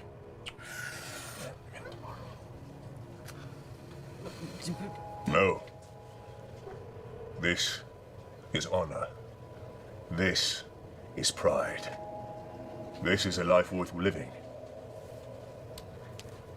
Will you join us in this glory and pride, fair cousin Grog, who have proven yourself worthy of life, the respect, and the might of the Herd of Storms? How many do you number? He looks about and takes in a mental math of all the people that were killed. To be fair, we didn't kill that many. I know, he took a few down. It's just, More innocence than. We'd stand between the people that were loyal to me and my father. A good 43 men strong. More than we need. And I grab my earpiece and I go, thoughts? I mean, we have a busy day tomorrow already. I don't know if we should add dragons to it. We're hunting another dragon. Just say yes, just say yes. We can always leave in the dead of night. All right. All this bloodshed is giving me a terrible itch in my ear. We shall stay with you. And tomorrow, we will bathe in the blood of a dragon. he steps forward to you now. There's a slight limp to his walk, but there's too much pride for him to show it as he tenses. He reaches out his hand to you and clasps it in his own, Beastmaster style, holding on to it. Strength and honor. For the dragons, it shall be. It shall be. He releases the grasp. Let them walk amongst us as brethren. Come, we have much preparation to do. And he goes back to Wara and kind of limps into her arms, and she takes him up. And it's her strength now lifting him on his feet. And the two begin to make their way across the rest of the center of town. All the rest of them take their weapons and they relax. And they still keep a very wary eye of you. The words have been said, and there is still this tenuous truce, but they're still coming off the cusp of adrenaline, warfare, and the slaughtering of their previous leader. However, they are going along with the words that were spoken, and there is a look of general fear and respect in their eyes, though guarded as it may be. What do you guys want to do? I'd like to sever the remaining gristle away from his arm that's holding the gauntlet on. The gauntlets have been Are they retrieved. all from the Grog now? Grog, yeah. Where in the fucking Then I would like to loot Greenbeard's body. Could you do me a favor? Could you butcher me a skull of Kevdak, please? Yeah. Okay. Can we? Or to I'm gingerly gonna pat land. the one who just I'm gonna land. stuck a blade at me and walk You're gonna land, all right. And I'm gonna call Trinket out. And Trinket, who's been kind of He's been hiding in the back building. room These there. things happen so fast for It did him. happen. And they were really strong people. Yeah. And I got to go over and heal. Yeah. Okay. I already healed him. I'm gonna go over. Are there any remains of the little boy? Yeah. Is it too late to heal any of Do that? you have anything that can heal the They're little done. boy or bring him back tomorrow? I go and Key, anything? I go and I check the little boy. How bad is he? Is he beyond the point of return? He's done. Could I resurrect him or something? That's right. And I still I have, Have a raised dead I spell. have raised dead. Do you? 1/5 level. Does it turn into a zombie or does it? No, it just raises it him from takes the him to dead. 1 hit point. Okay, yeah, do that. What kind of dragon is Okay, a black dragon? I'll go with little boy and see if I can. Okay, this will take a while. All right, so as the rest of the herd move on, following Xanror, they begin to separate to gather the rest of the herd throughout the town. A few stay behind, just keeping watch. I'll assist Pike in any way that I can. Okay. I'm gonna sit and fix my gun. That's more important. All right, it's going to cost 500 gold are consumed by the casting of the spell as part of the. Gold. I'll help. Okay, takes an hour. Oh, now you've got a problem with it. No. So, as you guys take this time, this is a short rest for those of you who aren't part of this ritual. You complete the ritual. Go ahead and make a religion check. You already boxed up your stuff. Yeah, I've been kind of, we're around the, the 3 hour mark. I've been kind of waiting for the end moment. And I kind of thought it would be, we sink our blades into the hides of the dragon or what have you. Feels like a big to end on. But I think that Matt, and I think, in retrospect, rightly so, was skeptical if they would even want to. Yeah, kind of what Sputnik said of like, I don't know if they will or won't. And so I think that's what he's trying to fish for. So I think that Matt is kind of weighing, because I agree. I think that would have been a much better end of the session. And I think it's viable, and probably what would happen at my table is I would have the dramatic end point of Xanror walks away. And then we would have our kind of after session breakdown. And in that, I would be like, hey, do you think, obviously, we'll play it out in character, but do you guys think that you're going to, help the herd go after the dragon? Do you think you're not going to do that? What are you kind of feeling so I can prep? So for me, that would, I would prioritize the drama ending for it. But if Matt's not doing that, if he's not having those sorts of conversations, I think it's very reasonable to assume that he's kind of fishing for what their plans are, so that he can prep more. So that he can prep more efficiently. Yeah, talk above the table. Yeah, I think that's my general preference, and I think it leads to overall more cohesive feeling sessions. But I also understand that people want to save those sorts of conversations for in character. I know that there are some people where that's their priority, is to have those sorts of talk outs in character. I talked about it 2 or 3 sessions ago. They fucking love planning. To a degree that I can think of 1 or 2 players that I've played with that I think like planning as much as they do. I feel like they fucking love it. So to a degree, it kind of takes away that thing that they like. But at most of my tables, I think I would have talked about it. I would have ended it dramatically and then talked about it off table. But yeah. They really love to try avoid talking above the table. It seems, that is certainly what it seems. Which I don't think that's always the right. I don't think that's always a good strategy, but it seems to generally work for them. Especially with their group chats being the vehicle in which most things materialize. Yeah. They love planning and shopping, and sometimes they even plan about shopping. So true. But anyways. She was like, I'm done. I'm out. Peace. 20? D20, add your religion. That's good.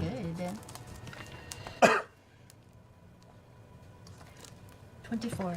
Okay. Vexus, you wanted to help? What do you want to help with the ritual on? Oh. No, I said I wanted. Oh, sorry. She was assisting. I was helping with the menu. Right, sorry, I'm with the money. How are you aiding with the ritual? What? How am I aiding with the ritual? What were you doing? Well, she was preparing the ritual and preparing the seals and taking out the components and praying to Sarah and Ray and speaking the rites, which kind of channel through her celestial language. Though she doesn't understand celestial, she speaks it through as part. Okay, I will say.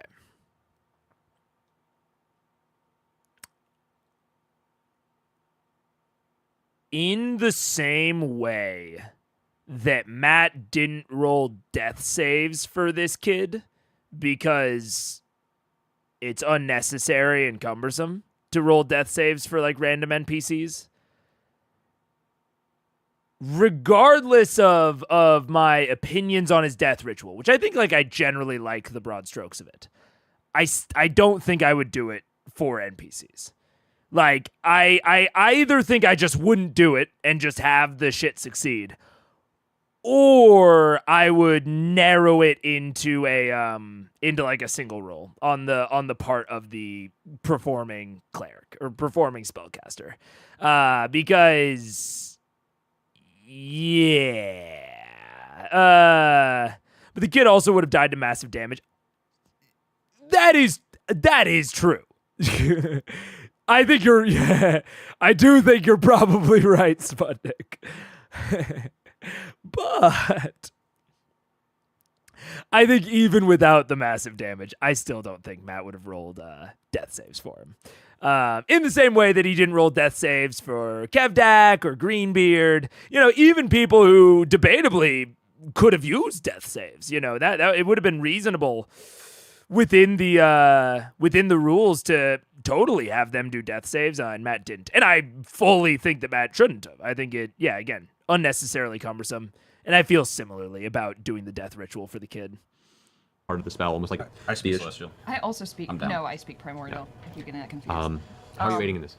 Can I just place my hand on his chest and use kind of place the other, my other hand on the ground and try and use natural healing to assist?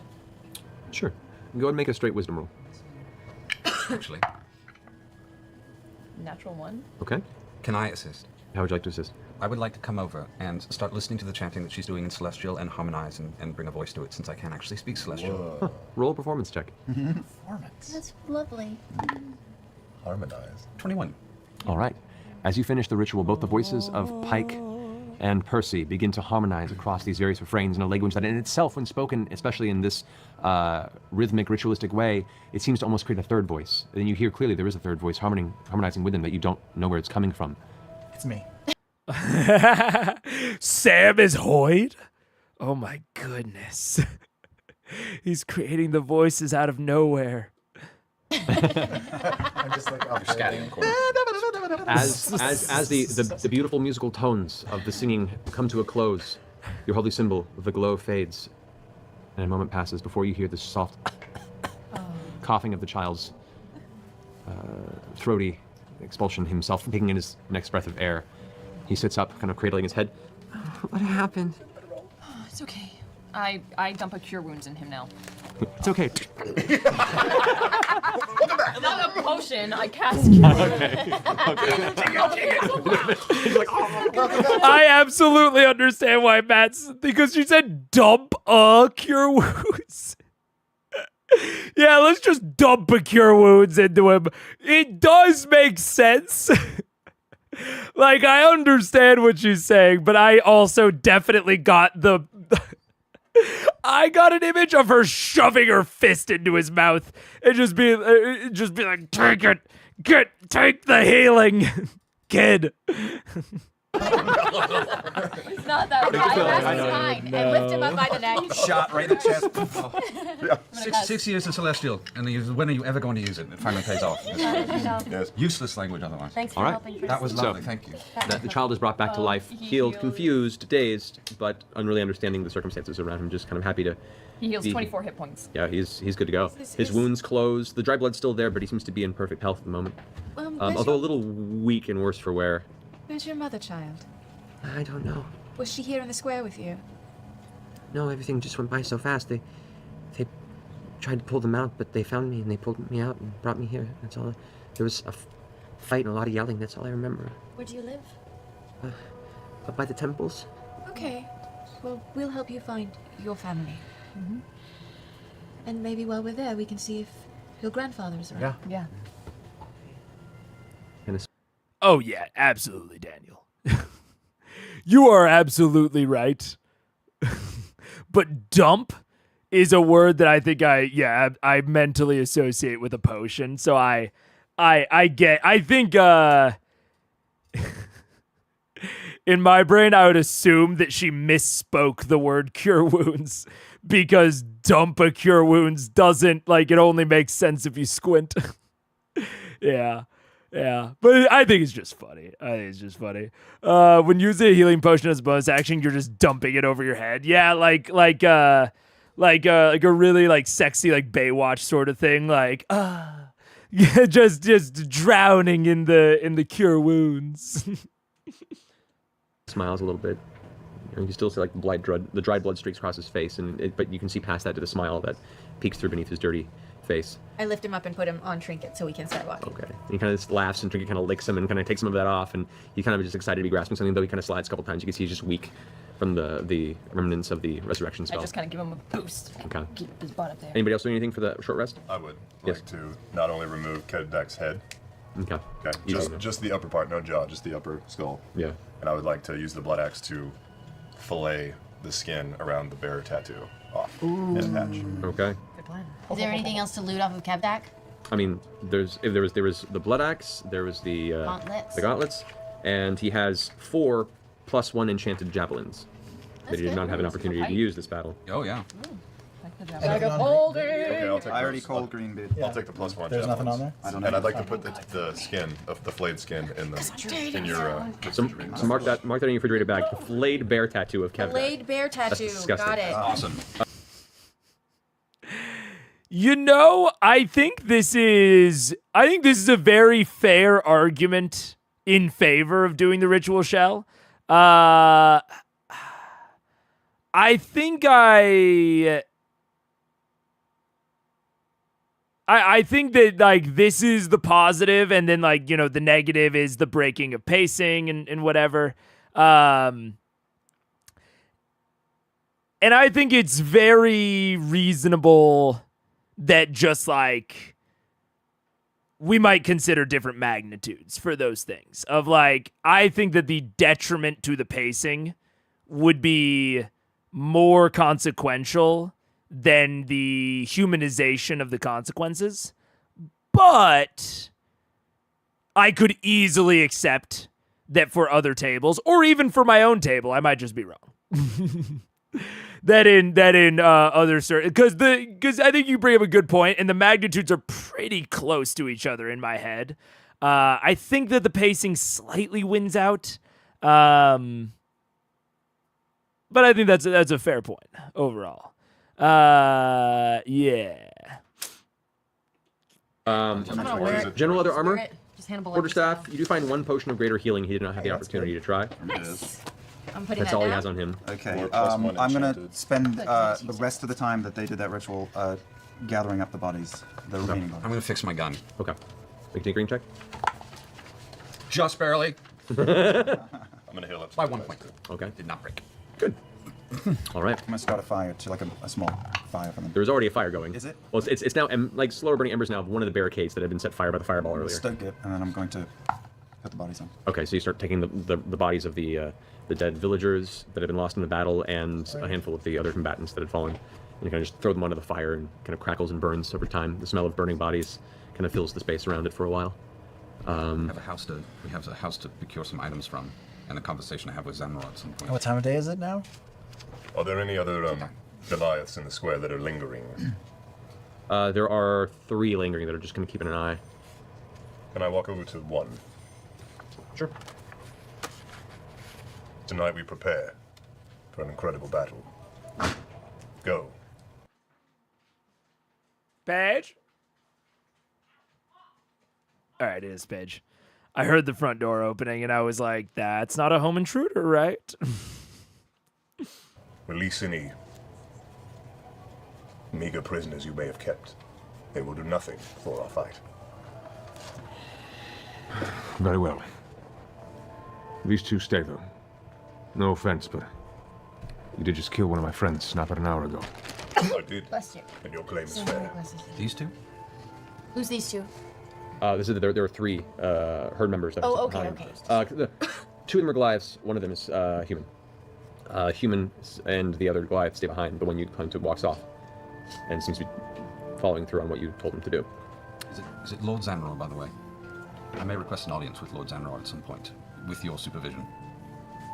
Yeah, Should we, how about it? Now Thunderlord Zanror. You're right. Thunderlord. Thunderlord. Yeah. Thunderlord. I said that in my head. We've got Pike's dad to find. We've got a house to Dad. loot. And a child to deliver home. Yeah. Did you want to look over the items you found? I've got Fuck, shit, yes, may I please? And a unique opportunity to maybe really fuck up a dragon. Okay. If There's we your want to blood be axe. smart. There's your tight stone up. Oh. Very unique Bowing down opportunity like he's to been run a knighted. dragon.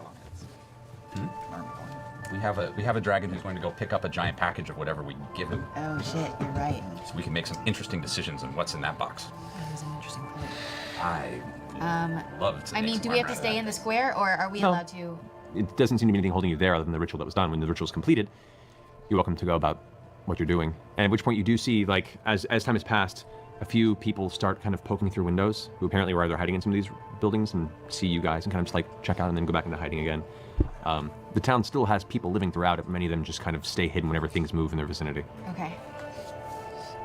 So, What's our thing? Do we want to achieve anything else tonight, or just I rest feel like we should return this little boy and go find? and see if we can. I will say at this point, I would either end the session, like at this point, now that it's like really kind of petering off, I would either end the session, even if I was originally trying to fish, I would end the session when they're about to go into maybe anything that would like require checks or like a prolonged conversation, or if they go back and rest. Though those would kind of be now my 2 cutoffs.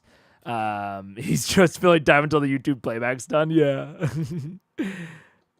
Fine. In the short term, we should be able to walk freely, but Yeah. all right. So as you guys gather yourselves, partially rested and breathing a sigh of relief of the not horrible circumstance that nearly transpired there, thanks to the luck of the gods in a lot of cases. I mean, I can't believe we're not all dead. You make your way northward through Westruun towards the Temple District, small child at your side with the intent... On Trinket. On Trinket, by your side. And possibly to prepare for whatever the herd has in store for dawn. Oh my god. And with that, we'll finish tonight's game. Wow. Now we're gonna have another huge Very nice. Walk into the sunset sort of ending. Yeah. That works. conversation. We didn't die. We didn't die. I seriously thought we were all gonna die. When he got healed and everything was running. Yep. We have like a 2.5 minute post session thing, and I very much want to hear it. I was like, yeah, I mean, we might as well. And I didn't forget about it this time. Is this a watch the post game ep? I will say almost all of them are watch the post game. It is definitely an exception when there's not a post game. It's normally just my fault because I forget about it. John always includes it. John always has a time code of like normal post session cooldown with commentary and joke. He always has it. I just forget about it sometimes. I don't know why. But when Matt gives the ending signal, my brain goes, we're done. Thank you, Mr. DM. I am done with whatever I was doing. Shit. Matt's got me. He's got me in his claws. I listened to him. Cool, because we're dead. then it flipped and it was gone. And we were then like- we snaked it out of the fire. We had them on the run. He, by the way, on that hold person, the cutting words hold person, like, Dude, that's yes, exactly give what it up for the fucking bard. Who has an article in Dear Vox Machina. Oh yeah, appearing tomorrow. Yeah, no, But I don't even know if I'll be reading it. Kevdak because hadn't used his I'll be action opening my surge loot yet. crate tomorrow. What was that? Kevdak hadn't used his action surge yet. Action Oh surge. my What does that It's do? a multi. That's what I do. He You does. can take an extra action. You do four attacks in one round with the blood Did axe. he ever get to attack? No. Yeah. No, never. Couldn't make arms his were save. gone. His arms were gone by the time he came around. Coulda, Oh my shoulda, God. woulda, Kevdog. Coulda, Getting shoulda, his woulda. arms off him, brilliant. was really good. So many good. Plus, he had the he had We're smart. 4 more Exactly what we were superiority die and the repost ability. So So he could. What's riposte? When a creature misses him with a melee attack, he can use one of his superior die to do a reaction attack as well. So he could, in theory, get 5 attacks. Riposte. in one round. Riposte, sorry. Riposte. Holy shit. Wow. That's that half fighter side, right? Yeah. That's sexy. Yeah, that whole person kind of really changed the dynamic really fast. Yeah. We had a very heated discussion over the earring in that 30 seconds, I can tell you. Well, no, we had that whole long walk. That was the theory. True. I think, I think that was the most stressful was- game I've ever played. This is incredibly stressful. That is the most stressful game I've ever almost played died. in my life. Grog died. I really thought Oh, that I was was I was about to be toast. I was on 2 more hits from that That guy, was and I would have been pretty enemy. Fucking. That was pretty clutch. That was a 3-hour battle. Yeah. We did nothing but fight. And honestly, kind of mucking it up with the archers kind of helped too, because they were all about to just start focus firing on whoever was visible. Yeah. So I'm glad we split them up. Getting Grog out. So getting Grog out was key. You doing If you hadn't command? pulled him out and taken all those attacks opportunity, That was it. you would be gone. I was at 20. They weren't gonna. To an extent, Flame Lord. I mean, I don't think I would put that much on the dice. I would say that the dice insert a lack of control that distinguishes TTRPGs from like LARPing or books or like a TV show, you know? Like in all of those cases, you know, I would consider it a tool that the players use to tell a story and to like drive improv. I think of the dice very similarly to when improvers take prompts from the audience, if that makes sense. Like one of the shticks of improv is, you know, taking prompts from the audience and working with that and building a cool story. And there are some stories that are so unique and impossible to develop or get to if you don't do that. Like those, a lot of the people that are doing the improv would have never come up with those concepts and ideas, and sometimes they end up being insanely better than those improvers could ever have like written off screen. And I think about the dice in a very similar way of they inject enough randomness and lack of control to allow stories to develop that wouldn't otherwise. I wouldn't. I think that the dice tell the story to me is more of a funny meme than a real aphorism, personally. He only had action surge, 4 superior dice, and repos. Typical monster stat block. Yeah. Totally average, normal monster stat block, regardless of the superiority dice that he already used and the maneuvers he had already used. And you forgot about rage as well. Oh my god, Kevdak had a lot going on. They weren't going to stop when you hit 0. No, that would have been They were going to cut you up until you were dead. Yeah. Oh my god. Yeah, that would have been the end of it. Look at that that was a really Oh, look at the face. You saw it too, didn't you? The shadow of a. That is interesting, like Matt saying like they weren't going to stop. Oh wait, no, he wasn't saying when Kevdak hit 0. He was saying when Grog hit 0. Okay, that makes more sense.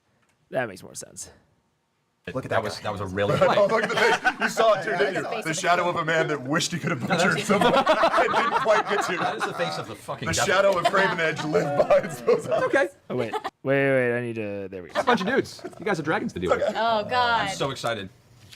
All right, well, guys, thank you very much for watching. Thanks again for Loot Crate for being awesome and being our sponsors. I don't know if he's still around. Is our guest still around? Thank you, Luke. Is he still No, here? there's no way.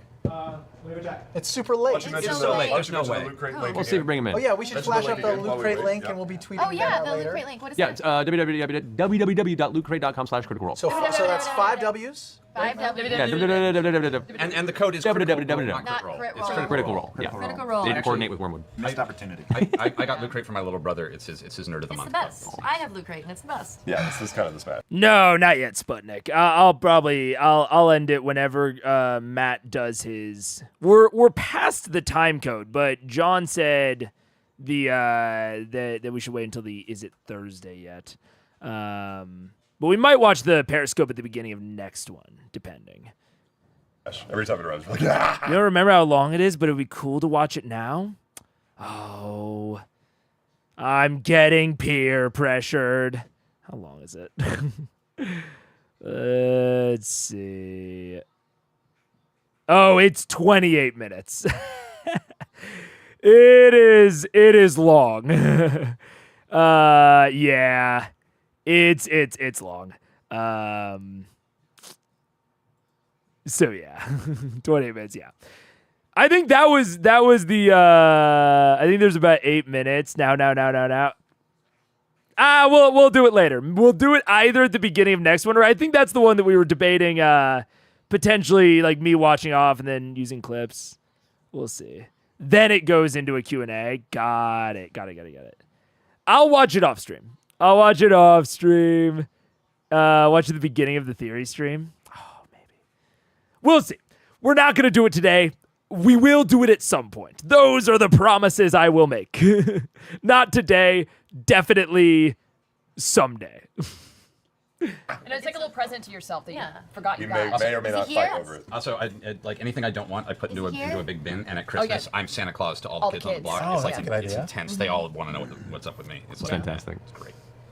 All right. Well, I guess as they're finding out. In the meantime, we'll be back next week to see what this next chapter in the western portion of this adventure holds. We get to rest at some point. Well done, guys. That's the largest battlefield I've made so far. Yes, it is. What a fucking beautiful. And it was delightful, Matt. It was very, very good. Where did I ultimately get to on it? And I don't think it was just good because it was large. Like, let me immediately clarify. I don't think it was just good because it was large. But I think I especially liked it. And the thing that I want to hone in on, I think there's all sorts of things that we could talk about with this battlefield and with the way that it was run and the design of the combat. But I think that the big immediate takeaway that I had is the way that elevation was used to great effect, to the point where it influenced even the name of the episode, like, oh my gosh, why did it zoom out again? I kind of mentioned it a few times, but this battlefield was kind of split into these 3 general zones. In fact, I can even kind of redraw like that.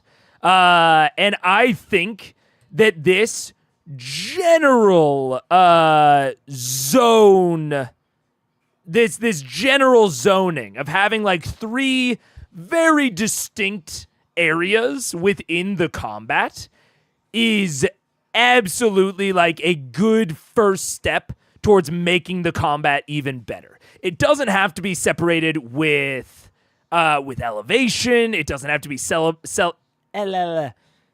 separated with obstacles or walls. But making there be 3 zones with multiple spaces within each zone is, I think, a good way of making your combat feel big and dynamic and movement and movement. And moving, evolving, I think is maybe what I meant.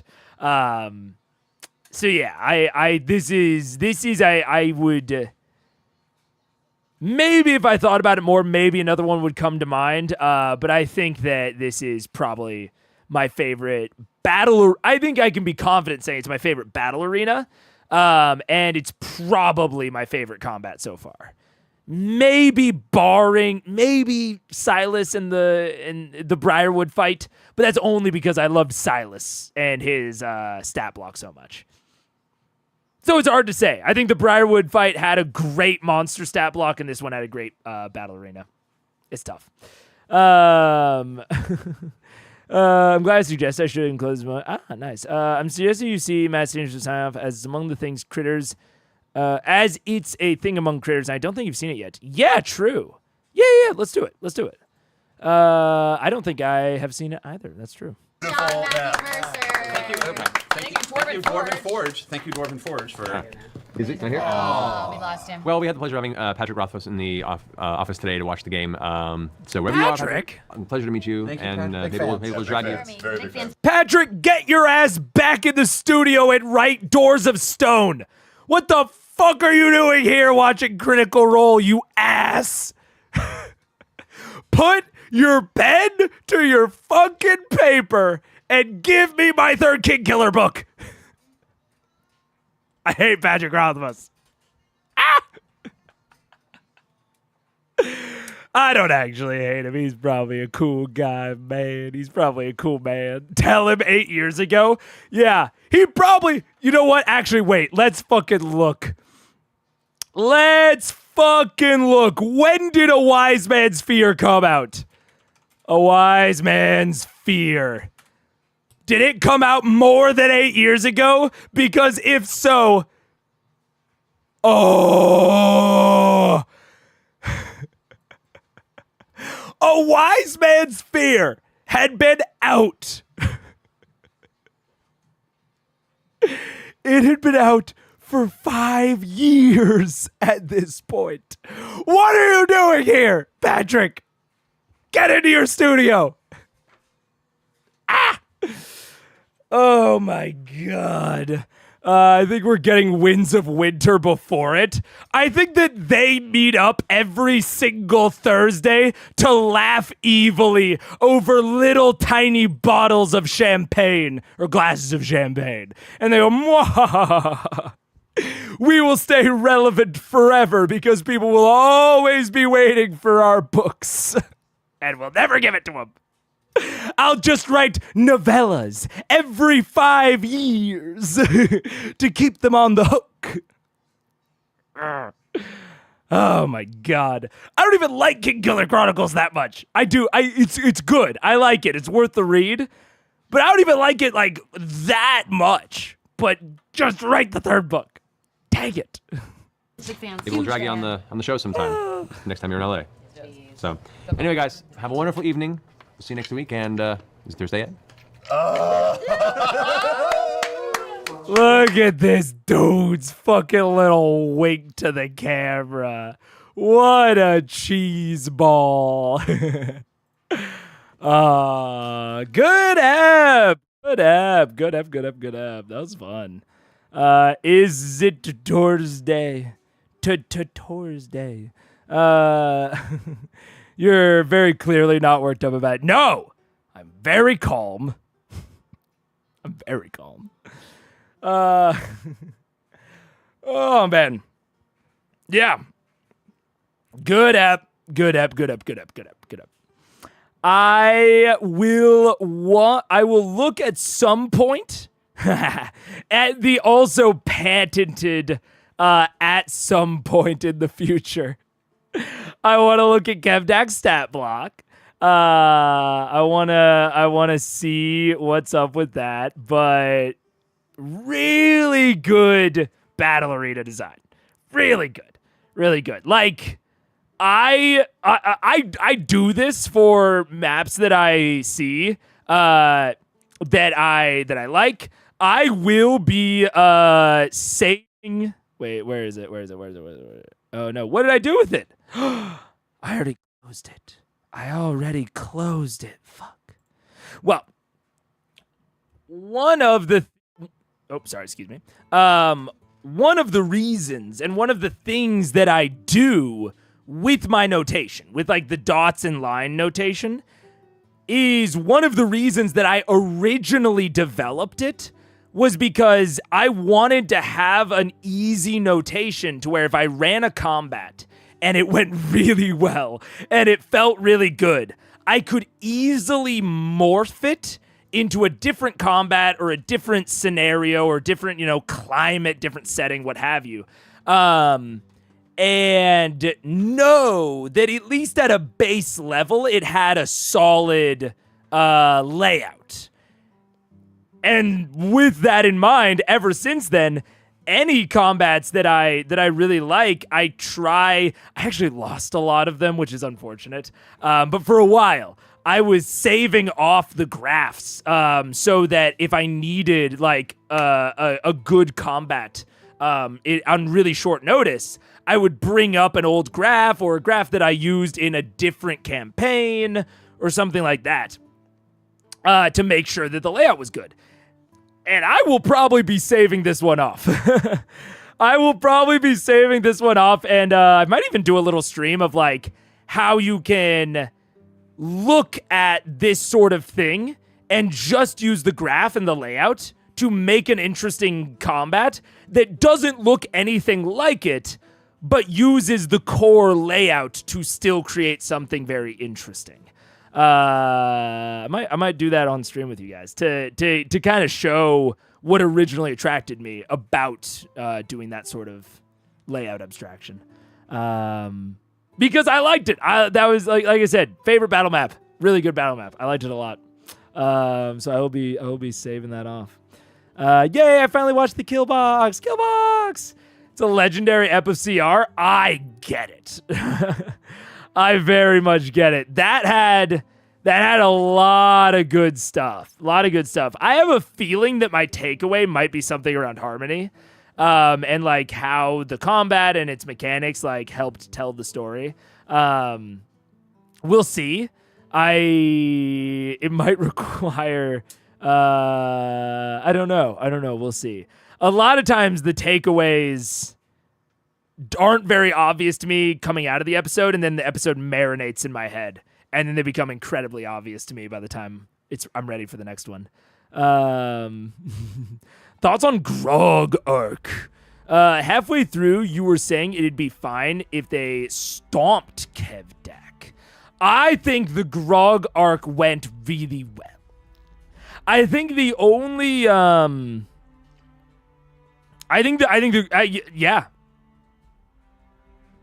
yeah.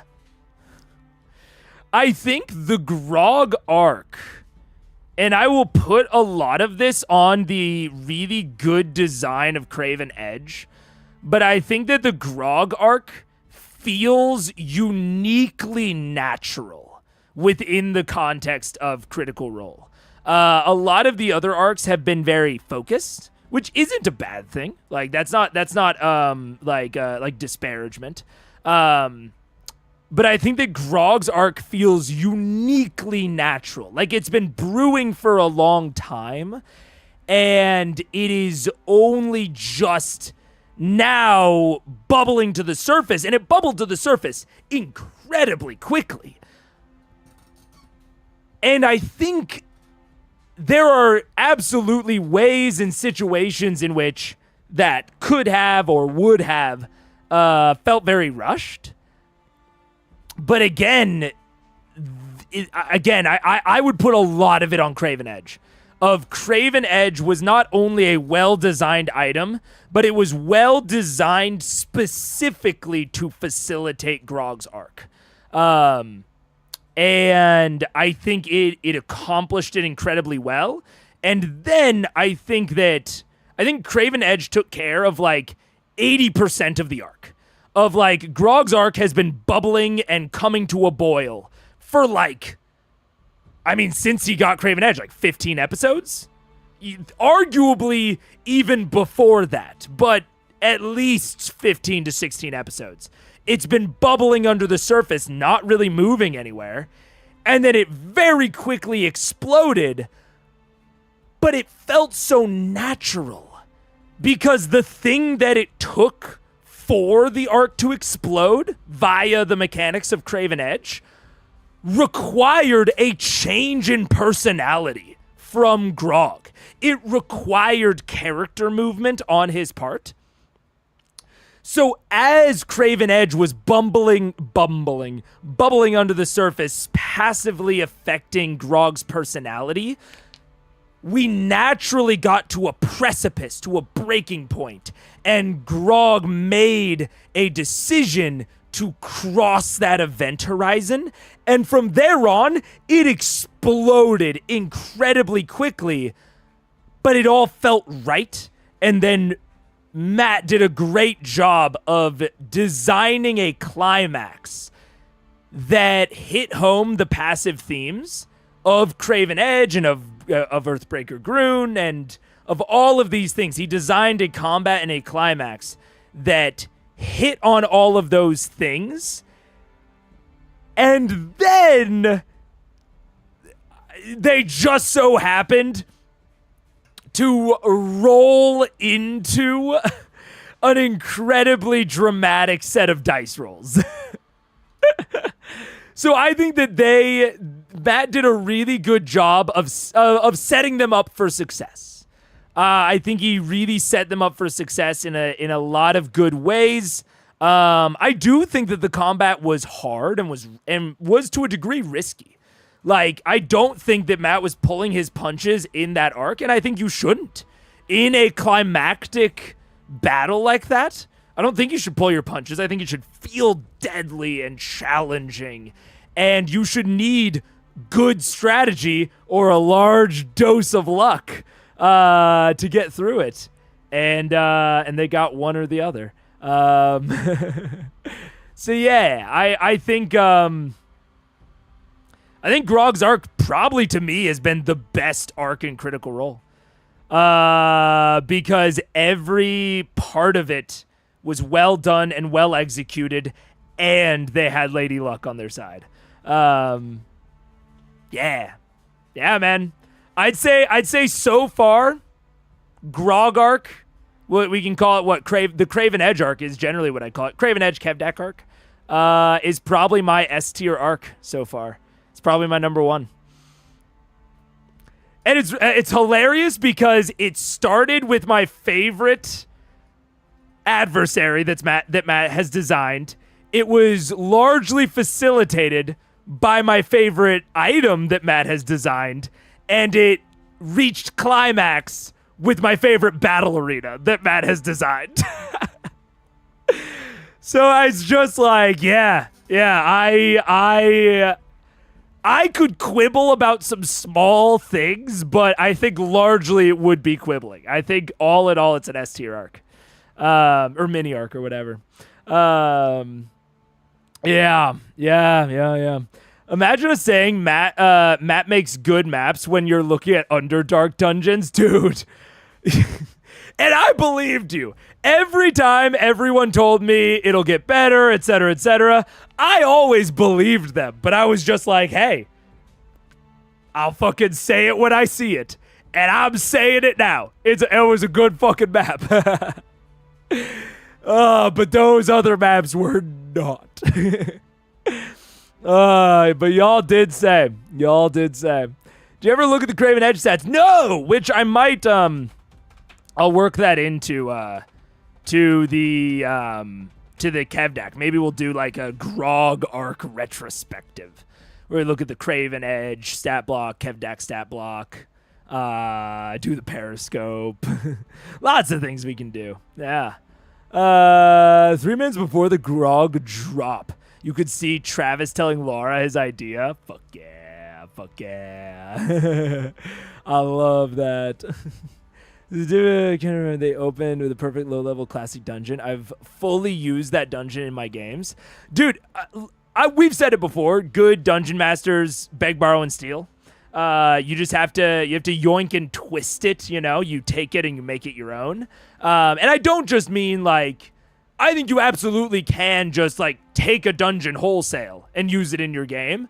The twist is how it fits in and slots into the larger narrative and story that you're telling. That can be the twist. But you can also twist it in a large amount of ways, of like using the same core things that make the dungeon good, while making it your own at the same time. Yeah.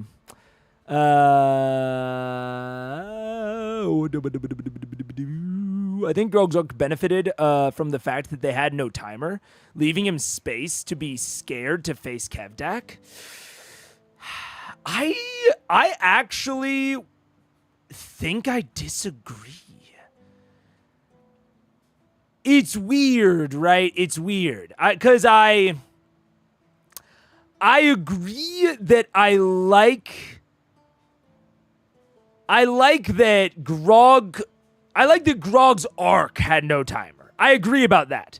I like in general for player arcs to have few to no timers, unless they become a party arc, like the Briarwood arc. I think once the Briarwood arc transitioned into being a player arc, or a party arc, even though at its core it was still Percy's arc, I like that, adding some timers to that. And this is what I kind of mean about quibbles is like, I don't know. On one hand, I like that, yes, I fully agree. I like that Grog did not have a timer on when he had to approach Kevdak.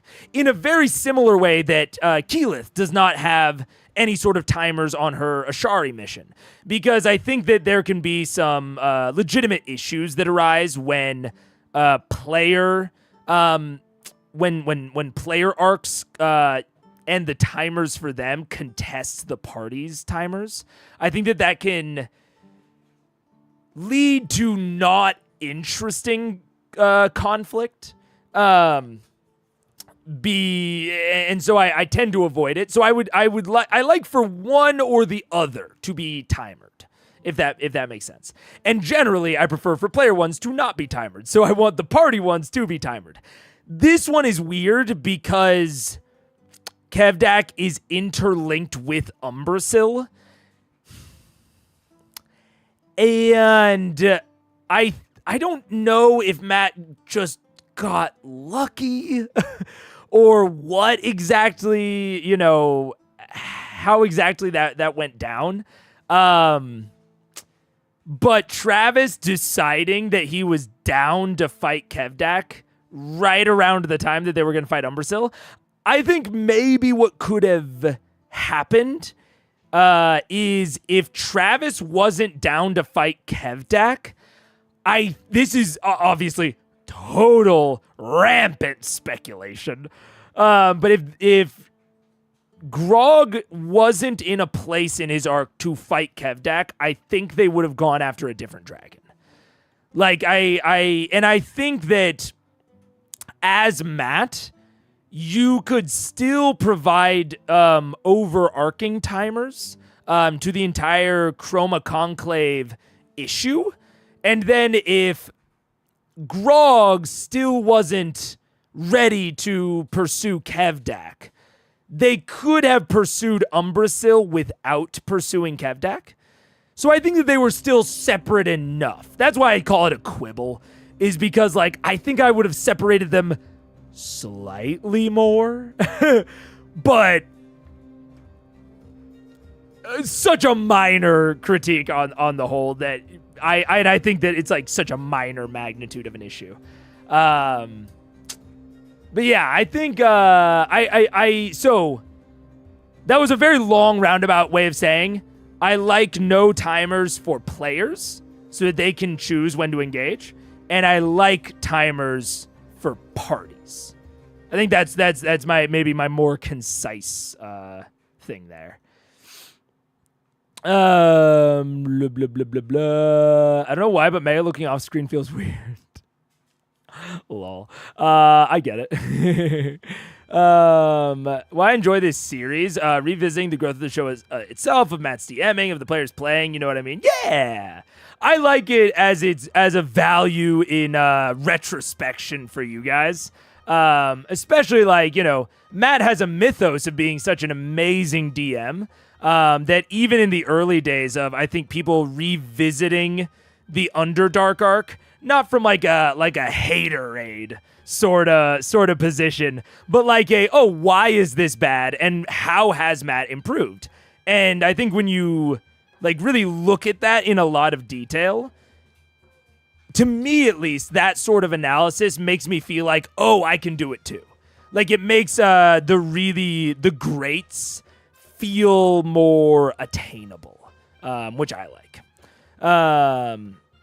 I think there's one arc that's equal to this in my own rankings that you still got to enjoy. Fuck yeah, I agree. I think the Gavarn Temple fight would have been incredible with Dwarven Forge. It has had tones of verticality, but yeah, apart from that, Underdark was undercooked. I think that the Gavarn Temple fight had a lot of things going for it. And it had a core... Ad incoming.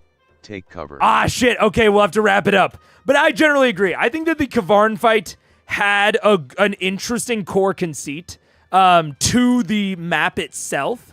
But I think that the map even if it had been directly replicated in Dwarven Forge, I think it was still undercooked. But I think that him trying to replicate it in Dwarven Forge might have given him some like inspiration and ideas that would have made it better overall.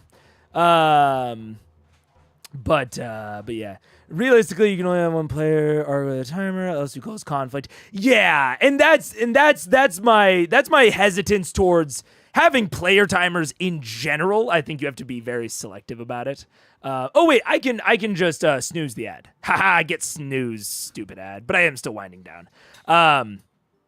Yeah, generally I try to have the timers, especially if it's a hard timer, siloed to one arc, preferably a party arc, because I don't want the interests of one player to come into conflict with the interests of the whole party unless I'm being incredibly careful about it. Like, there's a core of, like, interesting drama there, but it can so easily go into unfun conflict and drama. I think it's a very risky construct of pitting those two against each other. So I think it could theoretically work, but I tend to stay away from it. I tend to do timers for party arcs one at a time, and doing player-specific ones, sort of really no timers to soft timers, especially in D&D. My advice changes a little bit in something like Blades that has a ton of tools and resources to help you manage timers, but that's a whole separate thing. I remember being recommended CR super early, and I couldn't get into it because of the start of the show. I think that's fair. I think the start of the show was rough. But I still think it had a lot of like really cool things to learn. But from a show production standpoint, like I can see the lightning in the bottle that they had. Like I can see what got people to stick around. But compared to even what it is just now, 50 episodes later, it is improved so much. So much. Along with the all along the Matt Mercer effect was actually, oh God, how does he improve so much and I don't? Look. If you want my real answer, it is pure speculation, but it very quickly became relatively his job. Or at least like a significant thing that he wasn't just doing for funsies. It became like a project. And I assume, I don't know this about Matt. Again, rampant speculation. But I assume that he's like watching film. And that he is like a football player, a sports player in general. And he is sitting down in his, not free time, but in his other work time. And he is rewatching sessions, thinking about how it went, really very purposefully, really trying to get better. That is my assumption. That is what I think is going on. And why he can so rapidly improve when maybe it's a little bit harder to improve when we're just doing it for fun. It's kind of like, if you're trying to like go pro in like a video game and you spend like 8 hours a day playing that video game as opposed to someone who spends like an hour after work, and you're watching film and you're scrimming, like all of those things are going to make you improve so much more rapidly than someone who's just doing it for fun. Can really only be as good as his players as the events go. As the events have to go both ways to truly be great. Something players often forget when they expect a DM to carry everything. Yeah. It's incredibly collaborative. And good DMs can go a long way. Good players can go a long way with bad DMs. But the best D&D needs both. But started some time before Orion left. Yeah. I've never managed to follow what happens in the Underdark. I experienced as a series of vignettes until this stream. There were so many fights I just zoned. Look, I get it. I absolutely get it, yeah. C1 Ep1 at first, but couldn't get past many of its faults. I binged C2. It was only after I caught up to live C2 that I then binged Sid1. Yeah, I think that is, at least in this stream, that's not an uncommon story. And I think it's probably a common story for critters as a whole, based on my perception of the situation. But yeah. Anyways, I think that's where I'm going to end it for the day. I had a blast. Like I said, best battle arena, great conclusion to an arc. And now I will leave you all to your nights or sleep or evenings or whatever time it is for you. And I will see you later. I don't know what tomorrow's going to be yet. I think probably a theory stream, but also my voice hurts a lot because I got terrible sleep. So I don't know what we're going to do. We'll see. I will definitely be hitting go live tomorrow. So I will see you then. Good night. Goodbye. Farewell.